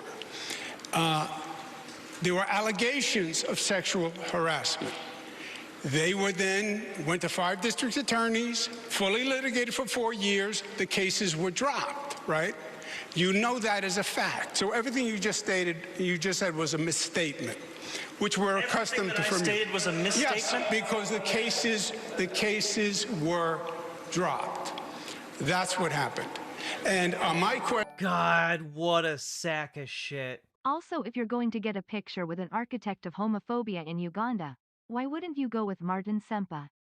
Why are you gay? Did you guys know that, like, apparently Elon Musk dropped a Martin Sempa meme while talking to, I think it was Sean Duffy? Like, basically posted that GIF. Why are you gay? Posted that in response to Sean Duffy, like, talking about opening up NASA to other, like, companies to possibly work with. He called the Secretary of Transportation gay. It's with that ancient meme. It's crazy. Also, thank you for the 5 tier 1 subs, Sake Tanuki. On the way to halfway to our goal. Let's go!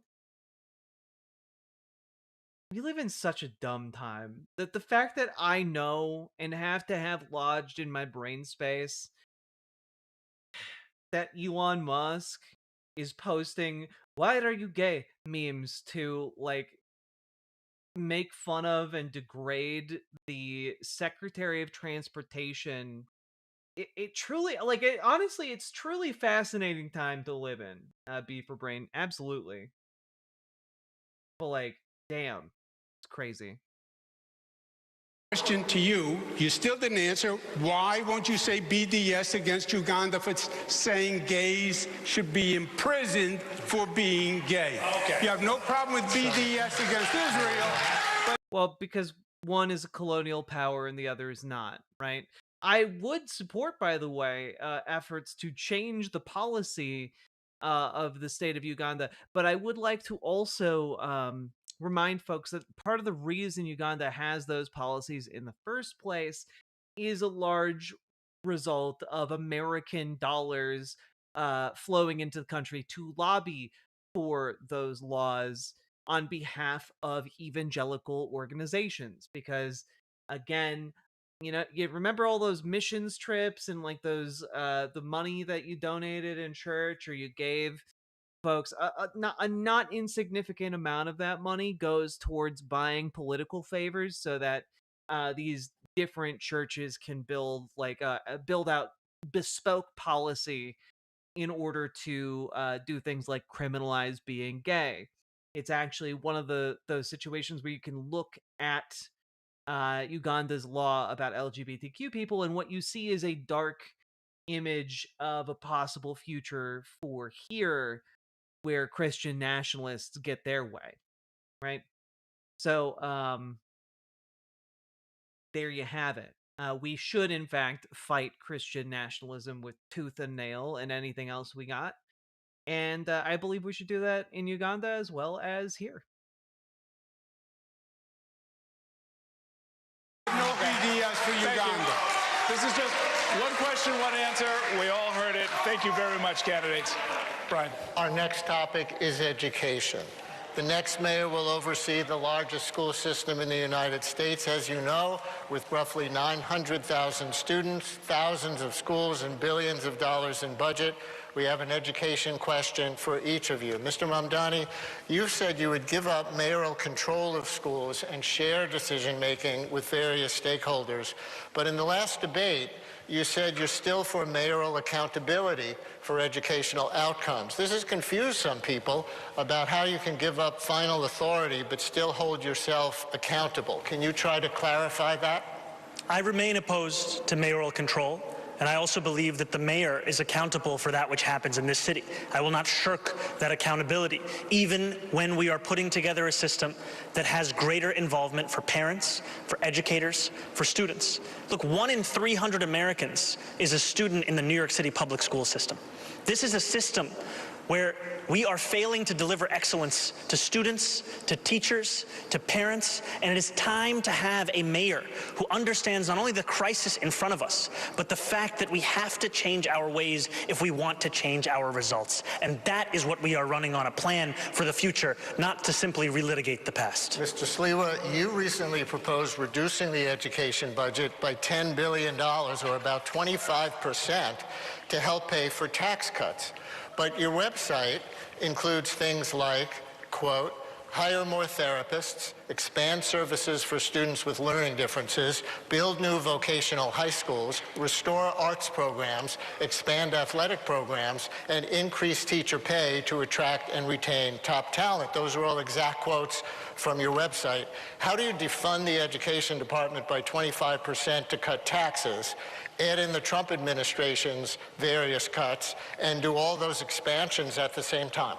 Well, let me tell you, you have a bureaucracy at the Tweed Courthouse. Perfect place to house the Department of Education because of the corruption in the top ranks. You have 13 deputy chancellors. You have about 50 department heads.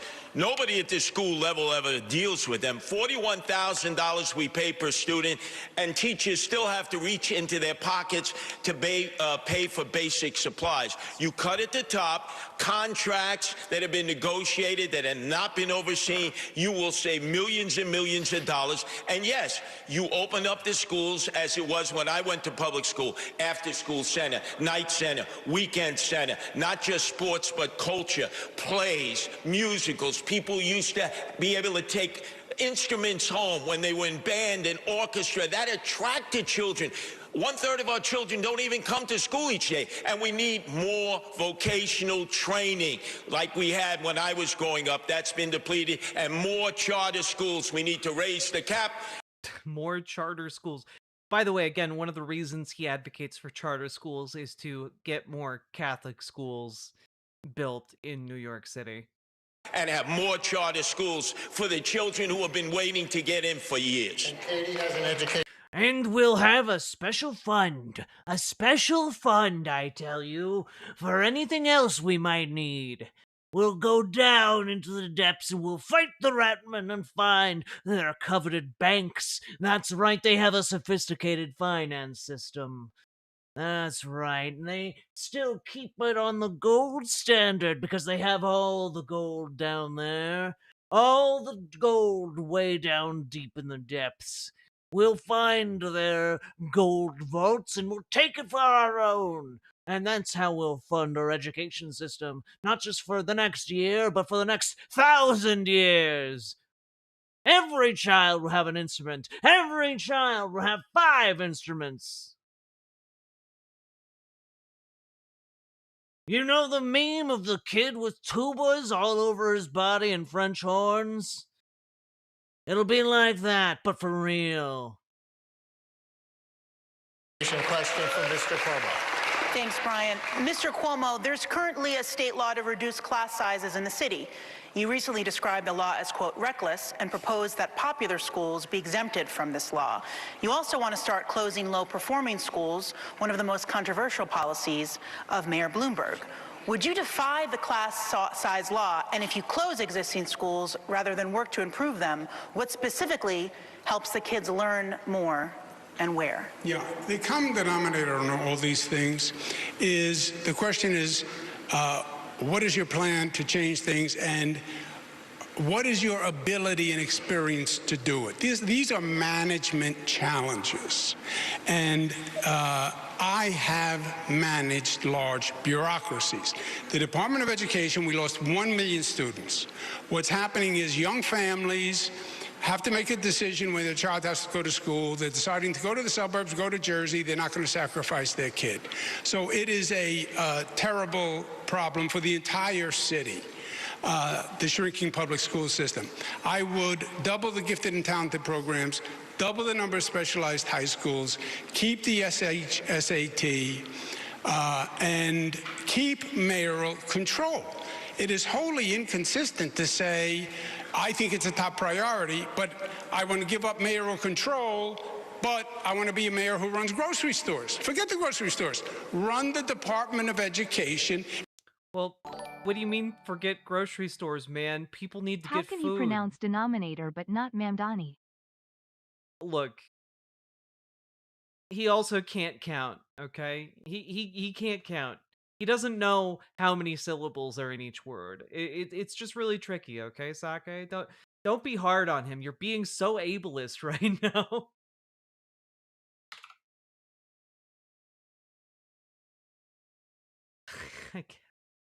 Like, I don't know, like, it kind of seems important to be able to run the ability to get food. Like, I don't know, you should have some basic ability to provide food in food deserts to people who need to eat to live. Seems like an obvious point to make, right? The idea that the mayor shouldn't be in charge of making sure residents have enough food to eat, that's an insane thing to say. That's actually like one of the most basic things that a mayor needs to be able to do. If people can't eat or if people can't drink water, they can't exist in your city. It was the most single instrumental reform. Mayor Bloomberg was right. The mayor in Boston and Chicago don't give up mayoral control. Would you defy the law, the class size law? The problem with the class size law, it's a nice idea. The state didn't send the money. The state has not been doing its fair share for the city. If you have a nice idea, that's nice. Send the money. And just a fact check, I don't think we lost 1 million students. We have just about under 1 million students in the DOE system, but just a quick show of hands. I'm sorry, yes. And just a show of hands, no talking, who is in favor of the cell phone ban in schools? Raise your hands. Everyone has raised their hands. They all are in favor of the cell phone ban. Thank you. Okay. Candidates, I want to talk about Rikers Island. Under city law, the jail complex on Rikers is supposed to close in 2027. That's something that the next mayor is going to have to navigate. The population, however, has only gone up. It's surpassing 7,000 detainees, and a judge this year put Rikers on a path toward federal receivership. So here's the question. As mayor, will you commit to the closure of Rikers Island as required? And if not, what is your alternative plan? We'll start with you, Mr. Sliwa. Number one, the architect for the closing of Rikers Island is on this stage. That's former Governor Andrew Cuomo. He was the first, and his apprentice is Orhan Mandami. No, you keep Rikers Island open. There are 7 functioning buildings, 3 others that need to be rehabbed. Man, the fact that you need to, like, qualify that the 7 buildings are functional is already such a bad sign that maybe you need to revisit the premise of this just right off the bat, man. You can move those who have mental health issues and give them the treatment they need as long as they're detained on Rikers Island. Some people do a year of time if they're given that in the courts rather than be shipped upstate. So there are a variety of inmates. We have allocated $8 billion for 4 community jails. The price tag is now up to $16 billion and will only house 4,000 of the 7,000. Guess what? Guess what? I propose that we take our remaining funds and funnel it into building a gigantic elevator that shoots us down 4.5 kilometers. That's where we'll build our next outpost. We'll just put all the prisoners down there. They'll build the outpost in the depths of the earth using our advanced energy shielding technology that allows us to build that deep underground. And then we'll hire them to operate as various gunners and turret defenders. And have you seen the movie Ender's Game? We'll have them do that to fight the Ratmen down there. They can fight to earn their freedom. Kumite, kumite, kumite. There we go. Nailed it.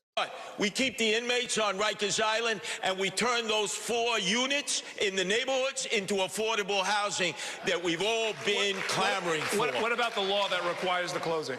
Oh, you go into court. You fight, fight, fight. You fight for the taxpayers, and you fight to keep inmates on Rikers Island so that we don't just have to lock up toothpaste in New York City, but we lock up inmates.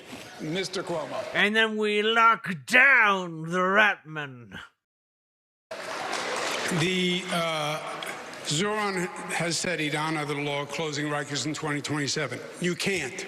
You can't. Unless you intend to release all the people on Rikers Island, which is the Democratic Socialist policy. The county jails are not going to be built. It was a mistake. The whole plan was a mistake.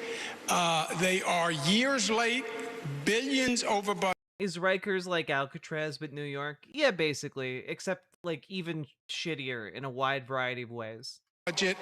I would say scrap the county jails, build new jails on Rikers Island, provide ferry and bus transportation for people from the other boroughs to visit on Rikers Island, and then use the existing 4 sites for commercial residential. But you cannot close Rikers on 2027 because there's no place to put the people unless you're going to release 7,000 people. Well, you're familiar with the idea that a law is passed. I feel like a lot of people are clapping for that idea, specifically for releasing 7,000 people. Supposed to be followed, even if it's difficult, even if the timeline is screwed up, even if the money's not there. Yeah, so then, which is Zoran's position, then you're saying release the 7,000 people. And I'm saying I'm not going to release 7,000 criminals into New York City. Yeah, Mr. Mondani. There is no one on this stage that is saying that. Yet Andrew Cuomo will repeat it again and again. What I have said. Yeah. I have an LCSW friend who worked on Rikers with women who had been victims of domestic abuse and ended up there. She is one of the most positive people I know. I mean, like, that's lovely. I do not understand how Cuomo complains about Zoran living in a rent-controlled apartment when he clearly lives rent-free in Cuomo's head. I mean, yeah, it's true. Like, Zoran's living with subsidized rent outside of And Rikers that. broke her. Um, oh, Riker's broker. I was about to say, like, it's really impressive that she was able to be like a social worker on Rikers, and like she's still one of the most positive people. I imagine like Rikers is a monstrous place. It is genuinely like people die because they don't get medical attention. People like are contracting illnesses and disease we thought like eradicated 100 years ago in the United States. Like it's disgusting. It's awful. And like the terrible conditions um lend themselves towards prisoners treating each other poorly as well. Like it's dangerous for a wide variety of reasons, not to mention the fact that guards hate being there too, and so they abuse the inmates. Like it is just genuinely one of those places that has been made like an absolute hell on earth for the people who live there. Time and again, I'll repeat it again, is that yes, we have to close Rikers Island. Rikers Island is a stain on the history of this city. And that this current administration has made it nearly impossible to do so by the stipulated timeline. So what I will do is everything in my power to try and meet that deadline, knowing that Eric Adams has made it so difficult because he's had no interest in actually following through on it. And as much as you will hear about experience and running a government, what Andrew Cuomo doesn't seem to understand is the city has already entered into contracts for these borough-based jails, and to end those contracts would be to incur massive fiscal penalties, but that's not something that he seems to care about, even as he speaks about the fiscal stewardship of this city. If I may. What an excellent point. This guy genuinely has done so much research into everything that is going on here. Like, it really comes across as like he has this knowledge because he's lived this knowledge. He has, been in depth understanding the dynamics of this city for a long, long time. Like, he has a depth of knowledge that is truly impressive.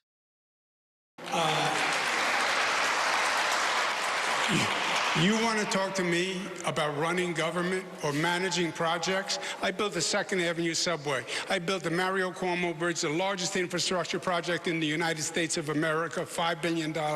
Oh, you built Daddy's bridge? Oh, so impressive. You built that bridge? You built it brick by brick? You went out there every day? You redirected the traffic? Time, on budget.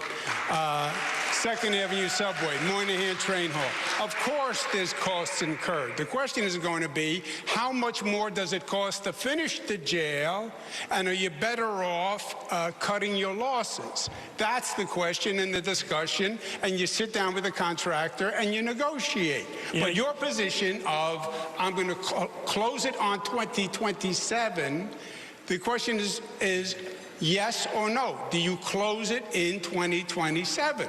You still haven't answered. You will hear from Andrew Cuomo about his experience as if the issue is that we don't know about it. The issue is that we have all experienced your experience.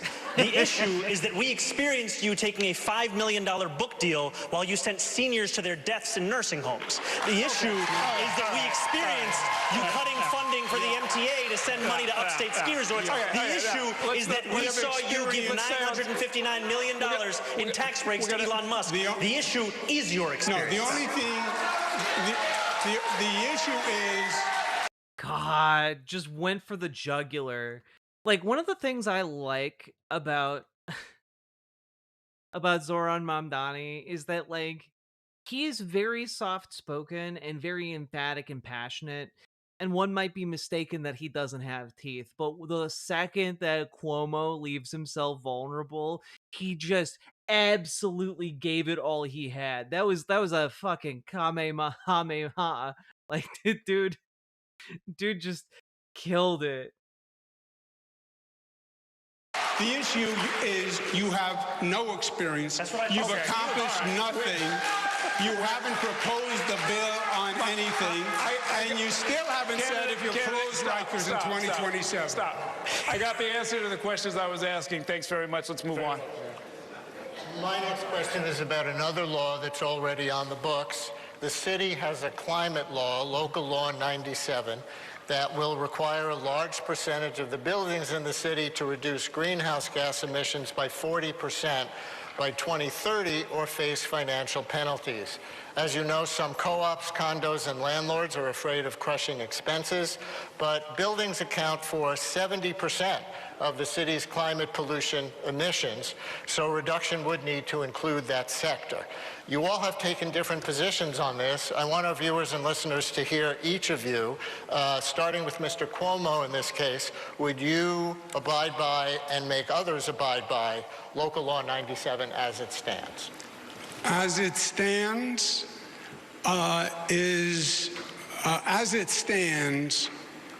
you're going to have to be flexible in the application. What's going to happen now is many companies will just pay the fine because it's cheaper than actually following the rules. And that's the last thing you want. That accomplishes nothing, right? It's just another tax, in essence, on these units. So there's going to have to be flexibility. It's the right intent, it's the right goal, but how you implement it has to deal with reality and the costs. Again, otherwise, I can tell you, I've had this conversation with many of them. They're not even going to try. They're just going to pay the fine. What kind of flexibility, if you could be It's going to be timing, and what do we mean, and can it be phased in? Mr. Mamdani. The climate crisis is one of the most pressing crises facing this city, and we deserve to take it on with the urgency it requires. It is right now easier to pay the fine than to actually comply with this legislation. We have to ensure that we make it easier for condo and co-op owners to follow these laws, and we do that by eliminating the application fees for J51, by extending that tax credit, by also creating a one-stop shop in New York City government that procures at a large scale heat pumps and the very kind of infrastructure needed to comply. We've seen this. God, this is so good. Like, that's what you need to do. You need to make it easy to accommodate to the law, and you also need to make it, incentivize following the law. Like, you need to do both, actually. And, like, I don't know, just having a stockpile of equipment that makes it easier to convert to green energy, that seems...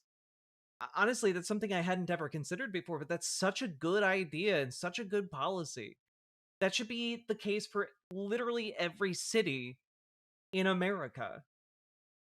You could think of it as like a green energy armory. Happened before with clean energy work that's been done in Woodside houses. It's time to bring that kind of work right here so that we can ensure full compliance with Local Law 97. I read that we getting granular up in here. Proposing the city buy those heat pumps and other tech in bulk and give them to landlords and other buildings for free. Is that accurate? No, it's to actually ensure that they can afford the cost of these things. Yeah, I don't think he's advocating for giving them free equipment to do this. Like, he's advocating so that they can get a fair price on this equipment. By purchasing using an economy of scale. Thank you, Mr. Sliwa. Yeah, no, exactly. Like, you want them to be able to afford it. You want them to be able to, like, if the state is buying all of the equipment, then, like, you can drive down the cost of the equipment. Dude absolutely understands what he's talking about. This is great. I'm the only one on this stage totally opposed to Local 97. 100,000 condo and co-op owners. Their maintenance fees will go up 30%. They won't have enough reserve fees. You're going to see massive flight from the co-ops and condos. Now, they want to electrify everything. Well, there's a man on the stage who took Indian Point offline. That was 25% of our electrical output. We haven't been able to meet the need since. And as a result, they're now starting to build, because of the city of yes that I'm opposed, these lithium-ion battery warehouses. Where? Staten Island 38, Brooklyn 12. 8 in Queens, 4 in the Bronx, and none in Manhattan? Oh, no. They're going to electrify, and they don't have the electrical output. So I say no to Local 97. And when I'm mayor, I tell all my commissioners, throw a monkey wrench into the process. We slow it down because we want these condo owners and co-op owners to stay. Mr. Cuomo, you were name checked on Indian Point? I know that there is like a kernel of like an actual point there about like the battery warehouses and those being like a fire hazard and like a sound hazard, but also like we can deal with both of those things. Like we can actually address the concerns about the fire safety and the concerns about the noise. Like, this isn't an insurmountable problem in the least. Like, at Zoran all. wants to electrify everything, even dogs, as we can see with his best friend Hassan. Oh, oh no. I don't think. Look, Hassan's not electrocuting his dog. Damn. Also, thank you for the 5 tier 1 subs. I think I was. Indian Point was a danger. It was the nuclear power plant most closely located to the densest population. There was no nuclear plant on the globe that close to a city. There were 20 million people in what was called the kill zone. Before I became Attorney General, there had been a number of lawsuits to stop it. What we did is we brought cables down from upstate New York down the Hudson River. We have nuclear upstate. We're in rural areas to bring that nuclear power down the cables and then on that basis substitute for Indian Point's power. Yes or no? Electricity rates are too high to pay because of you, Andrew Cuomo. Yes or no? Would any of you support new nuclear power plants to help bring down the rising cost of utilities in New York State? Just yes or no, Mr. Sliwa? Upstate, they're already starting, yes. Mr. Mondani? I think it's something worth exploring. Mr. Cuomo? Is that a yes? Yeah. Oh, yes. Katie? We're going to move on now to the economy. Ms. Donnie, you're proposing to raise the city's minimum wage to $30 an hour by 2030. How would you get the state legislature to go along with your plan? And do you think it's realistic to feel that a small business owner would have to pay every employee this amount, especially when the city currently doesn't mandate that figure for its own public employees? And I have separate questions for Mr. Sliwa and Mr. Cuomo. I also have several questions for both of them. They're very different. And yes, one of the set of questions is heavily rat focused. Be something where the city would have to start doing so as well, because any law that we want New Yorkers to follow, the city should be following it itself. And the reason that we put forward $30 by 2030 is that that's the minimum that a New Yorker needs to be paid to be able to afford to live in this city.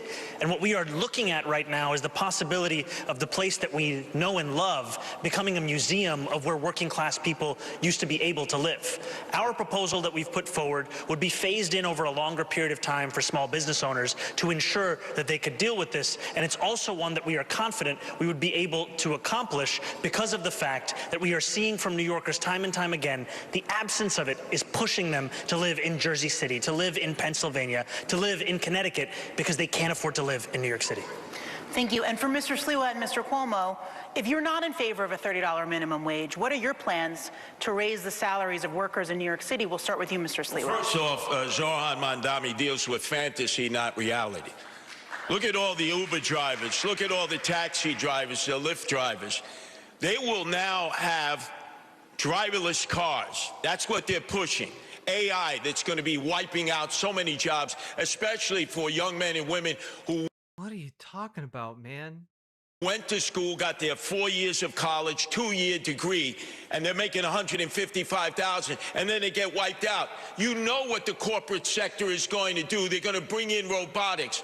Zoran, stop dealing with fantasy and start dealing with reality. You're pushing businesses out because you want to tax them. I'm the only one here who wants to... What is he like, okay, genuinely, like, what is he talking about? Like, you're gonna tax businesses, and then there are gonna be robot cars instead? What?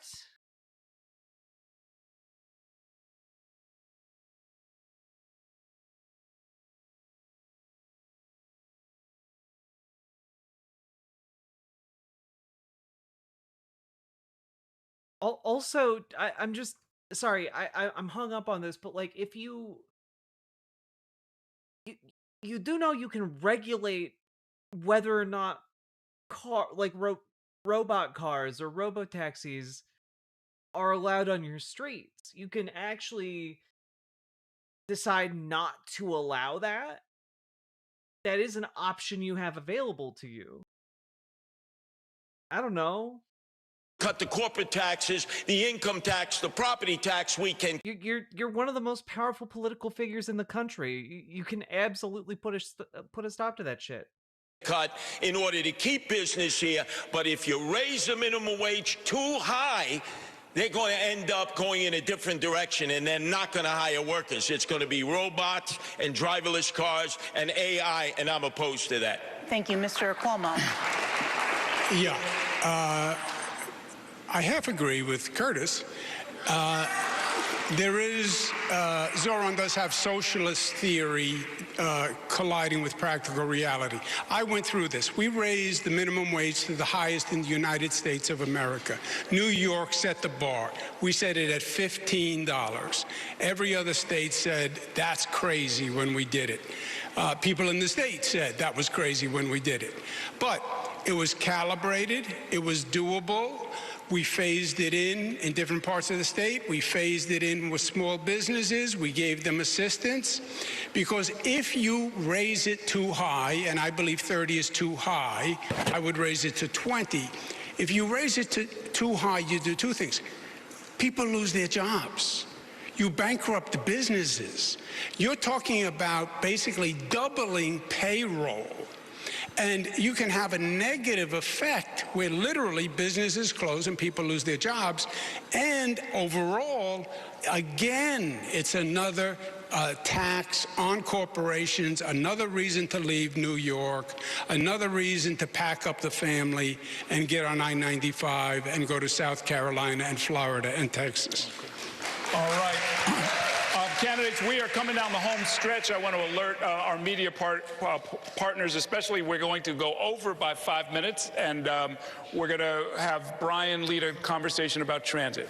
Right, and we're going to have to do this very briefly to each of you because you each have transit things to answer to. Mr. Cuomo, you say the city should take partial control of New York City transit away from the MTA, which is mostly controlled by the state. Would the city then have to foot more of the bill? And if this is a good idea, why didn't you propose it as governor? The capital... Are you sure about that? Are you sure about that? Do you really want to do that? Are you sure about that? First of all, New York City owns the New York City Transit Authority, not the MTA. It leases the trains and subways to the MTA. I thought they said trans, not transit.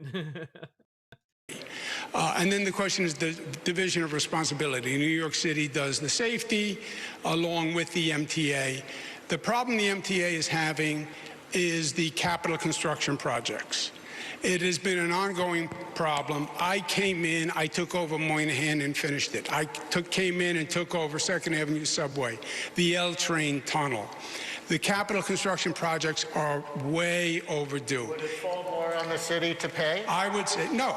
There is a budget set. My only point is The MTA, which is a labyrinth bureaucracy set up by Rockefeller, which should have never been done in the first place, it's an overwhelming task for the greatest managers, and I hire both of them. But let the city manage the capital construction from the MTA budget. Mr. Mamdani, make your case briefly for your proposal for free buses for everybody, even those who can afford to pay. You know, first I'll just say that one of the most celebrated leaders of the New York City Transit was Andy Byford, who had such a terrible experience working under Andrew Cuomo that he would rather work under Donald Trump right now.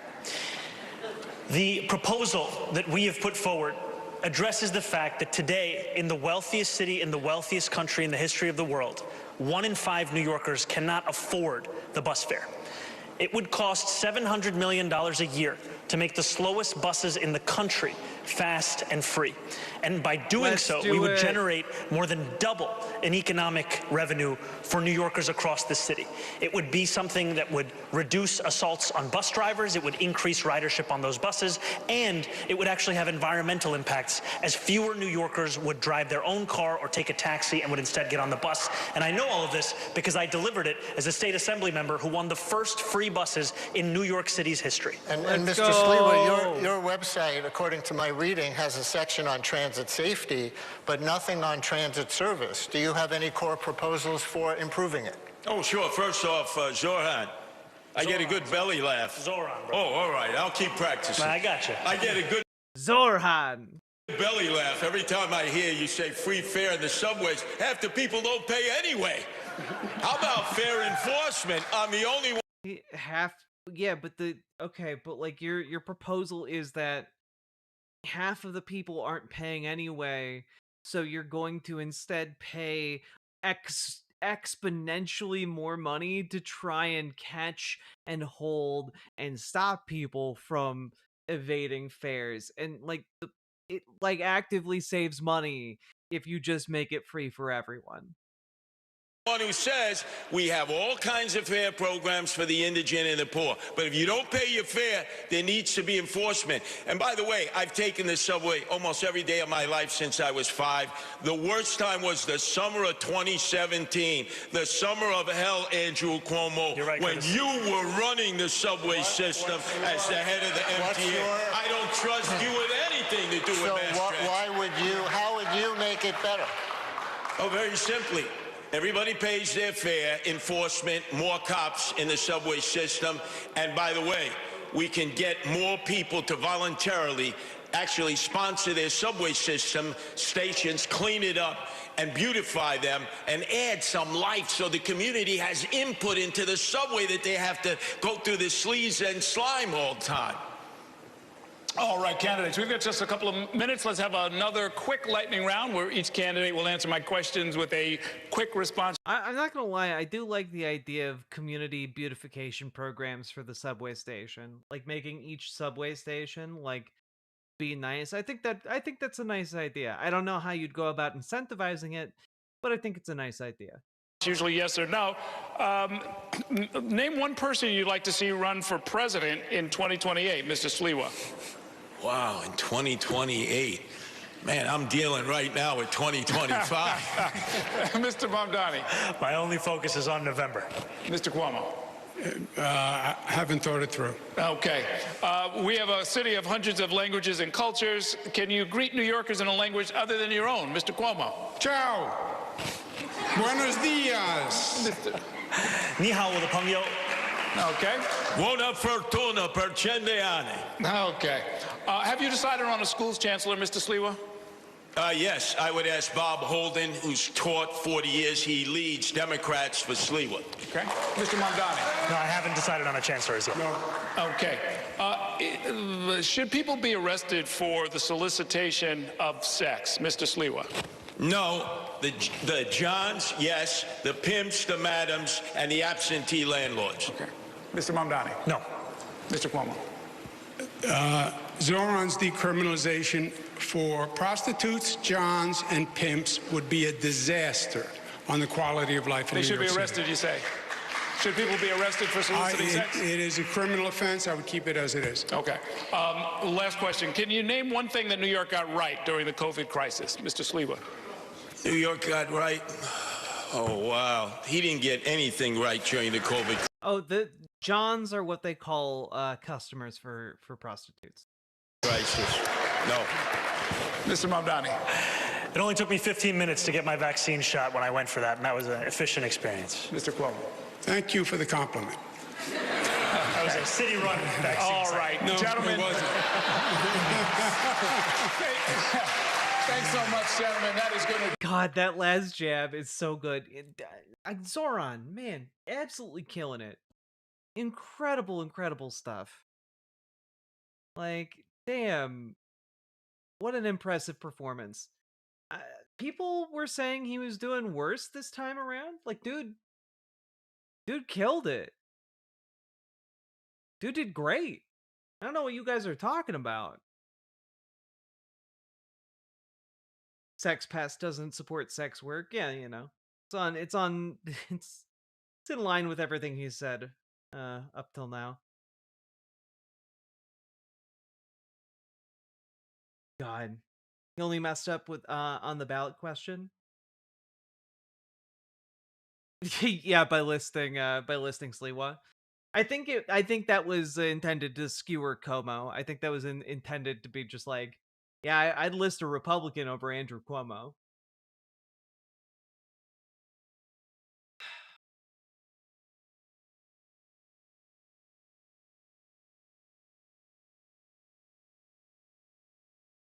It's obvious that this debate was stacked against him, both by the moderators and the Cuomo-packed audience. I mean, yeah, no, there's definitely a bias, but like, I don't know, like in terms of how far ahead he is, like, I don't even like no amount of bias that they could try to bake into the system would stop him at this point. Like he's just such a powerhouse.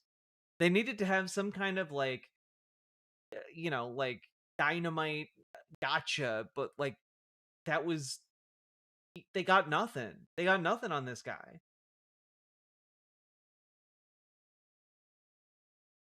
Like it makes it doubly weirder for those of you who can recall. We started this by taking a look at Andrew Cuomo's now deleted AI ad that he posted for like all of 15 minutes and then was hastily removed from the internet. But like, just he was so butthurt that after the debate, this ran. Zoran Mamdani's opponents want you to believe he's an inexperienced radical whose policies will make New York City more dangerous. But what do his actual supporters think? Mamdani isn't crazy. He's just trying to even the playing field. You know, give everyone a fair shot. Sure, he said multiple times we need to defund the police, but that was just a metaphor. And yes, he did say crime is a social construct. But that was also a metaphor. His main backer, the Democratic Socialists' ideas are common sense, such as decriminalizing misdemeanors, like shoplifting. I Sex can't work? believe it. I hope it does. Yes, I hope sex works. Sex works too. You know, it's pretty great. Though if it was so great, why haven't they made sex too? It's an ongoing debate and question. Saki Tanuki, thank you for the 2 tier 1 subs. And also, yeah, let's go. 3rd degree assault, trespassing, prostitution, And drunk driving. With plans to decriminalize all drugs, Mamdani will be a job creator for drug dealers. Instead of helping us homeless get off the streets and into the mental health facilities we need, he wants to give us safe injection sites to do crack and let us sleep in subway carts. These are actual policies Mamdani and the DSA want to implement on day 1. When a woman's being domestically abused, she finally won't have to deal with some pesky cop to arrest the abuser, but now a social worker to help, you know, kumbaya the situation.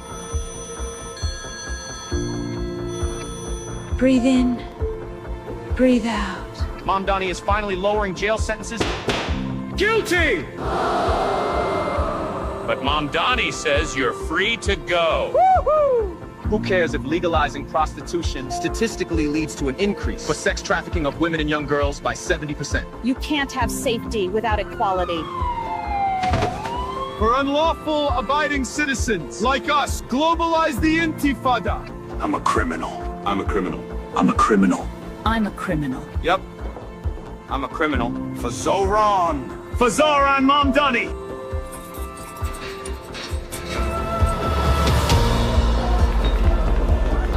I didn't have a real job until I was 30, but sure, give me the keys to the city. What's the worst that can happen? Paid for by Cuomo for NYC. Like, holy shit.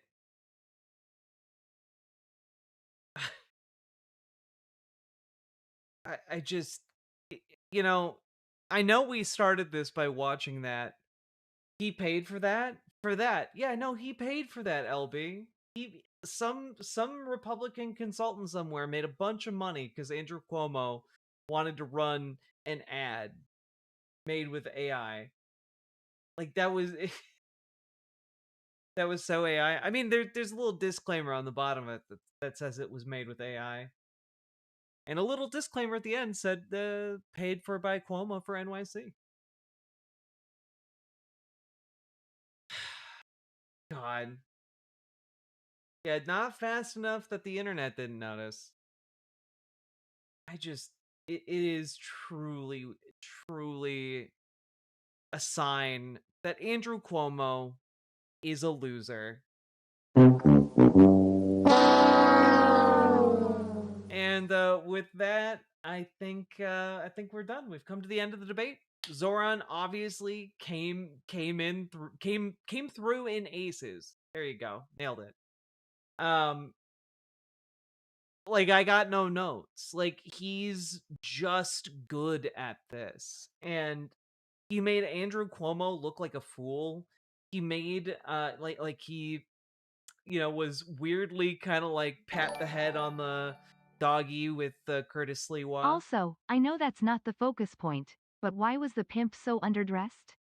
He was wearing very muted colors and no peacocking. Sake Tanuki, in addition to many other things, expert pimp fashion expert. God.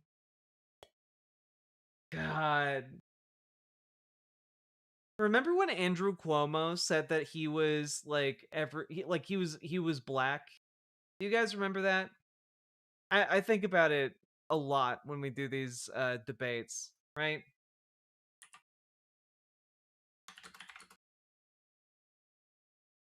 I just, was it this?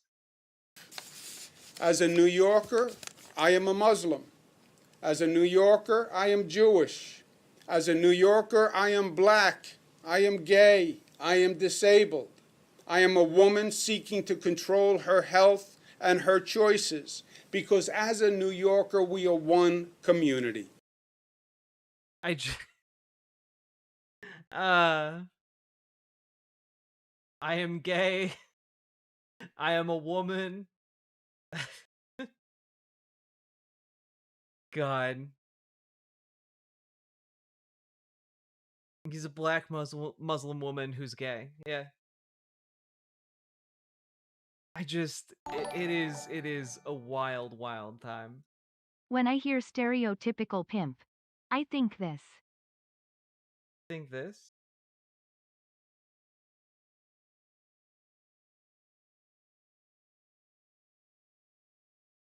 Oh yeah. No, 100%. You gotta have that riz, that confidence.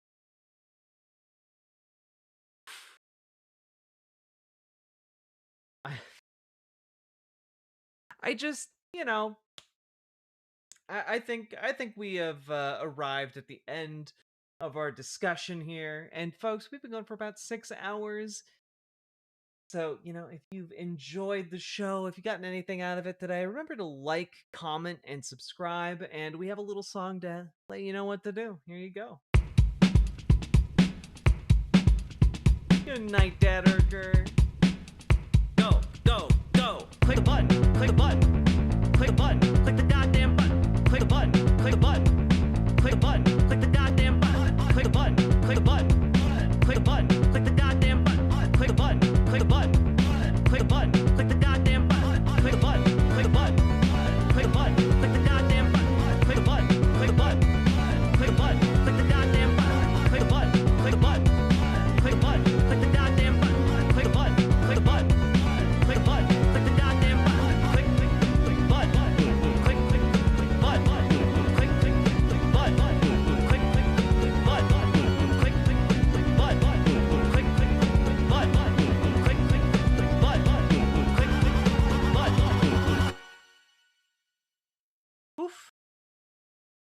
also, wait, Addercop, you went to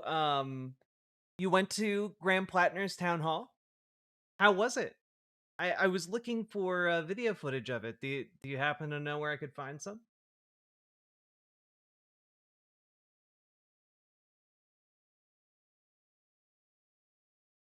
But also, cool. Love to see the Mainers in chat. No, but I recorded audio. Oh, that'd be awesome. I don't know how one uploads that, but if you could and shoot me a link, I'd really appreciate it.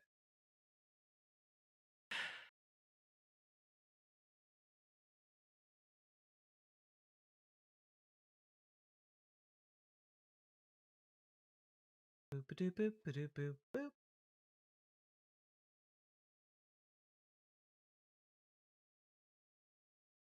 I brought a Mainer to Minnesota. Hell yeah, Shamaniacal the Shamanite.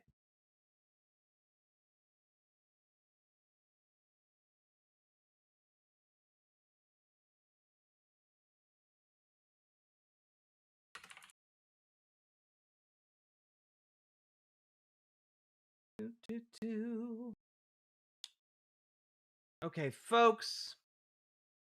I'm tired as hell. I'm sleepy.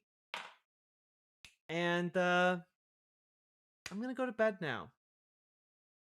We have, in fact, been going for 6 hours, and I appreciate the dickens out of all of y'all. I will be back tomorrow, and maybe we'll do some gaming tomorrow. We'll see. We'll see. But with that being said, good night, everybody, and hope you all take it easy and get the rest you need. Drink plenty of water, folks, and I'll see you next time. Bye.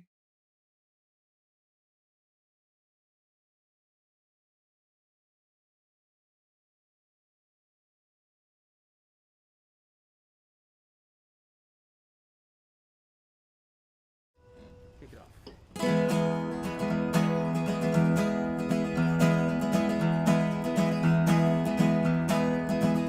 Oh, take my hand in your hand and walk with me to the promised land.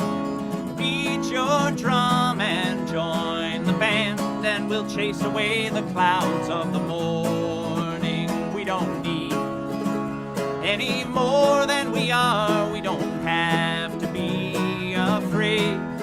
There is a power in these legs and arms and the voices that we can raise, saying no, we won't go away.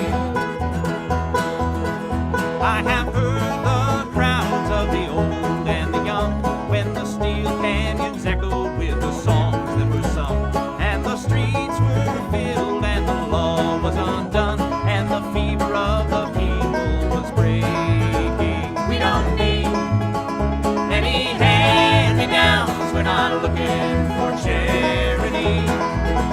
We've been fooled, we've been jerked around, and there's only so much we can say. No, we won't go away. Oh, the time it will come all over the earth. We will lay down our tools, their concessions we'll refuse. When there's nothing left to lose, throw our bodies on the gears and stop this infernal machine.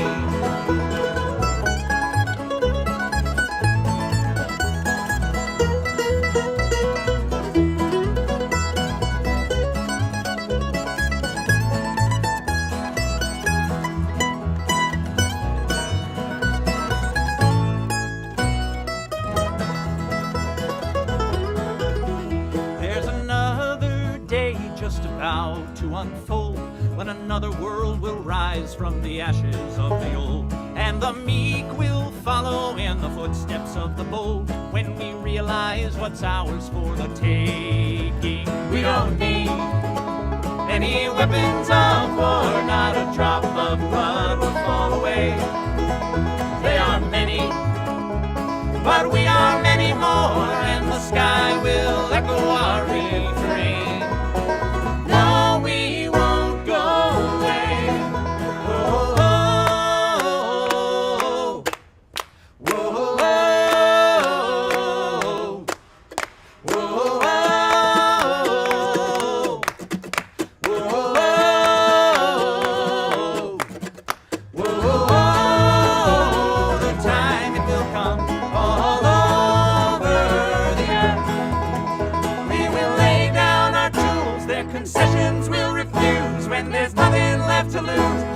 bodies on the gears and stop this infernal machine.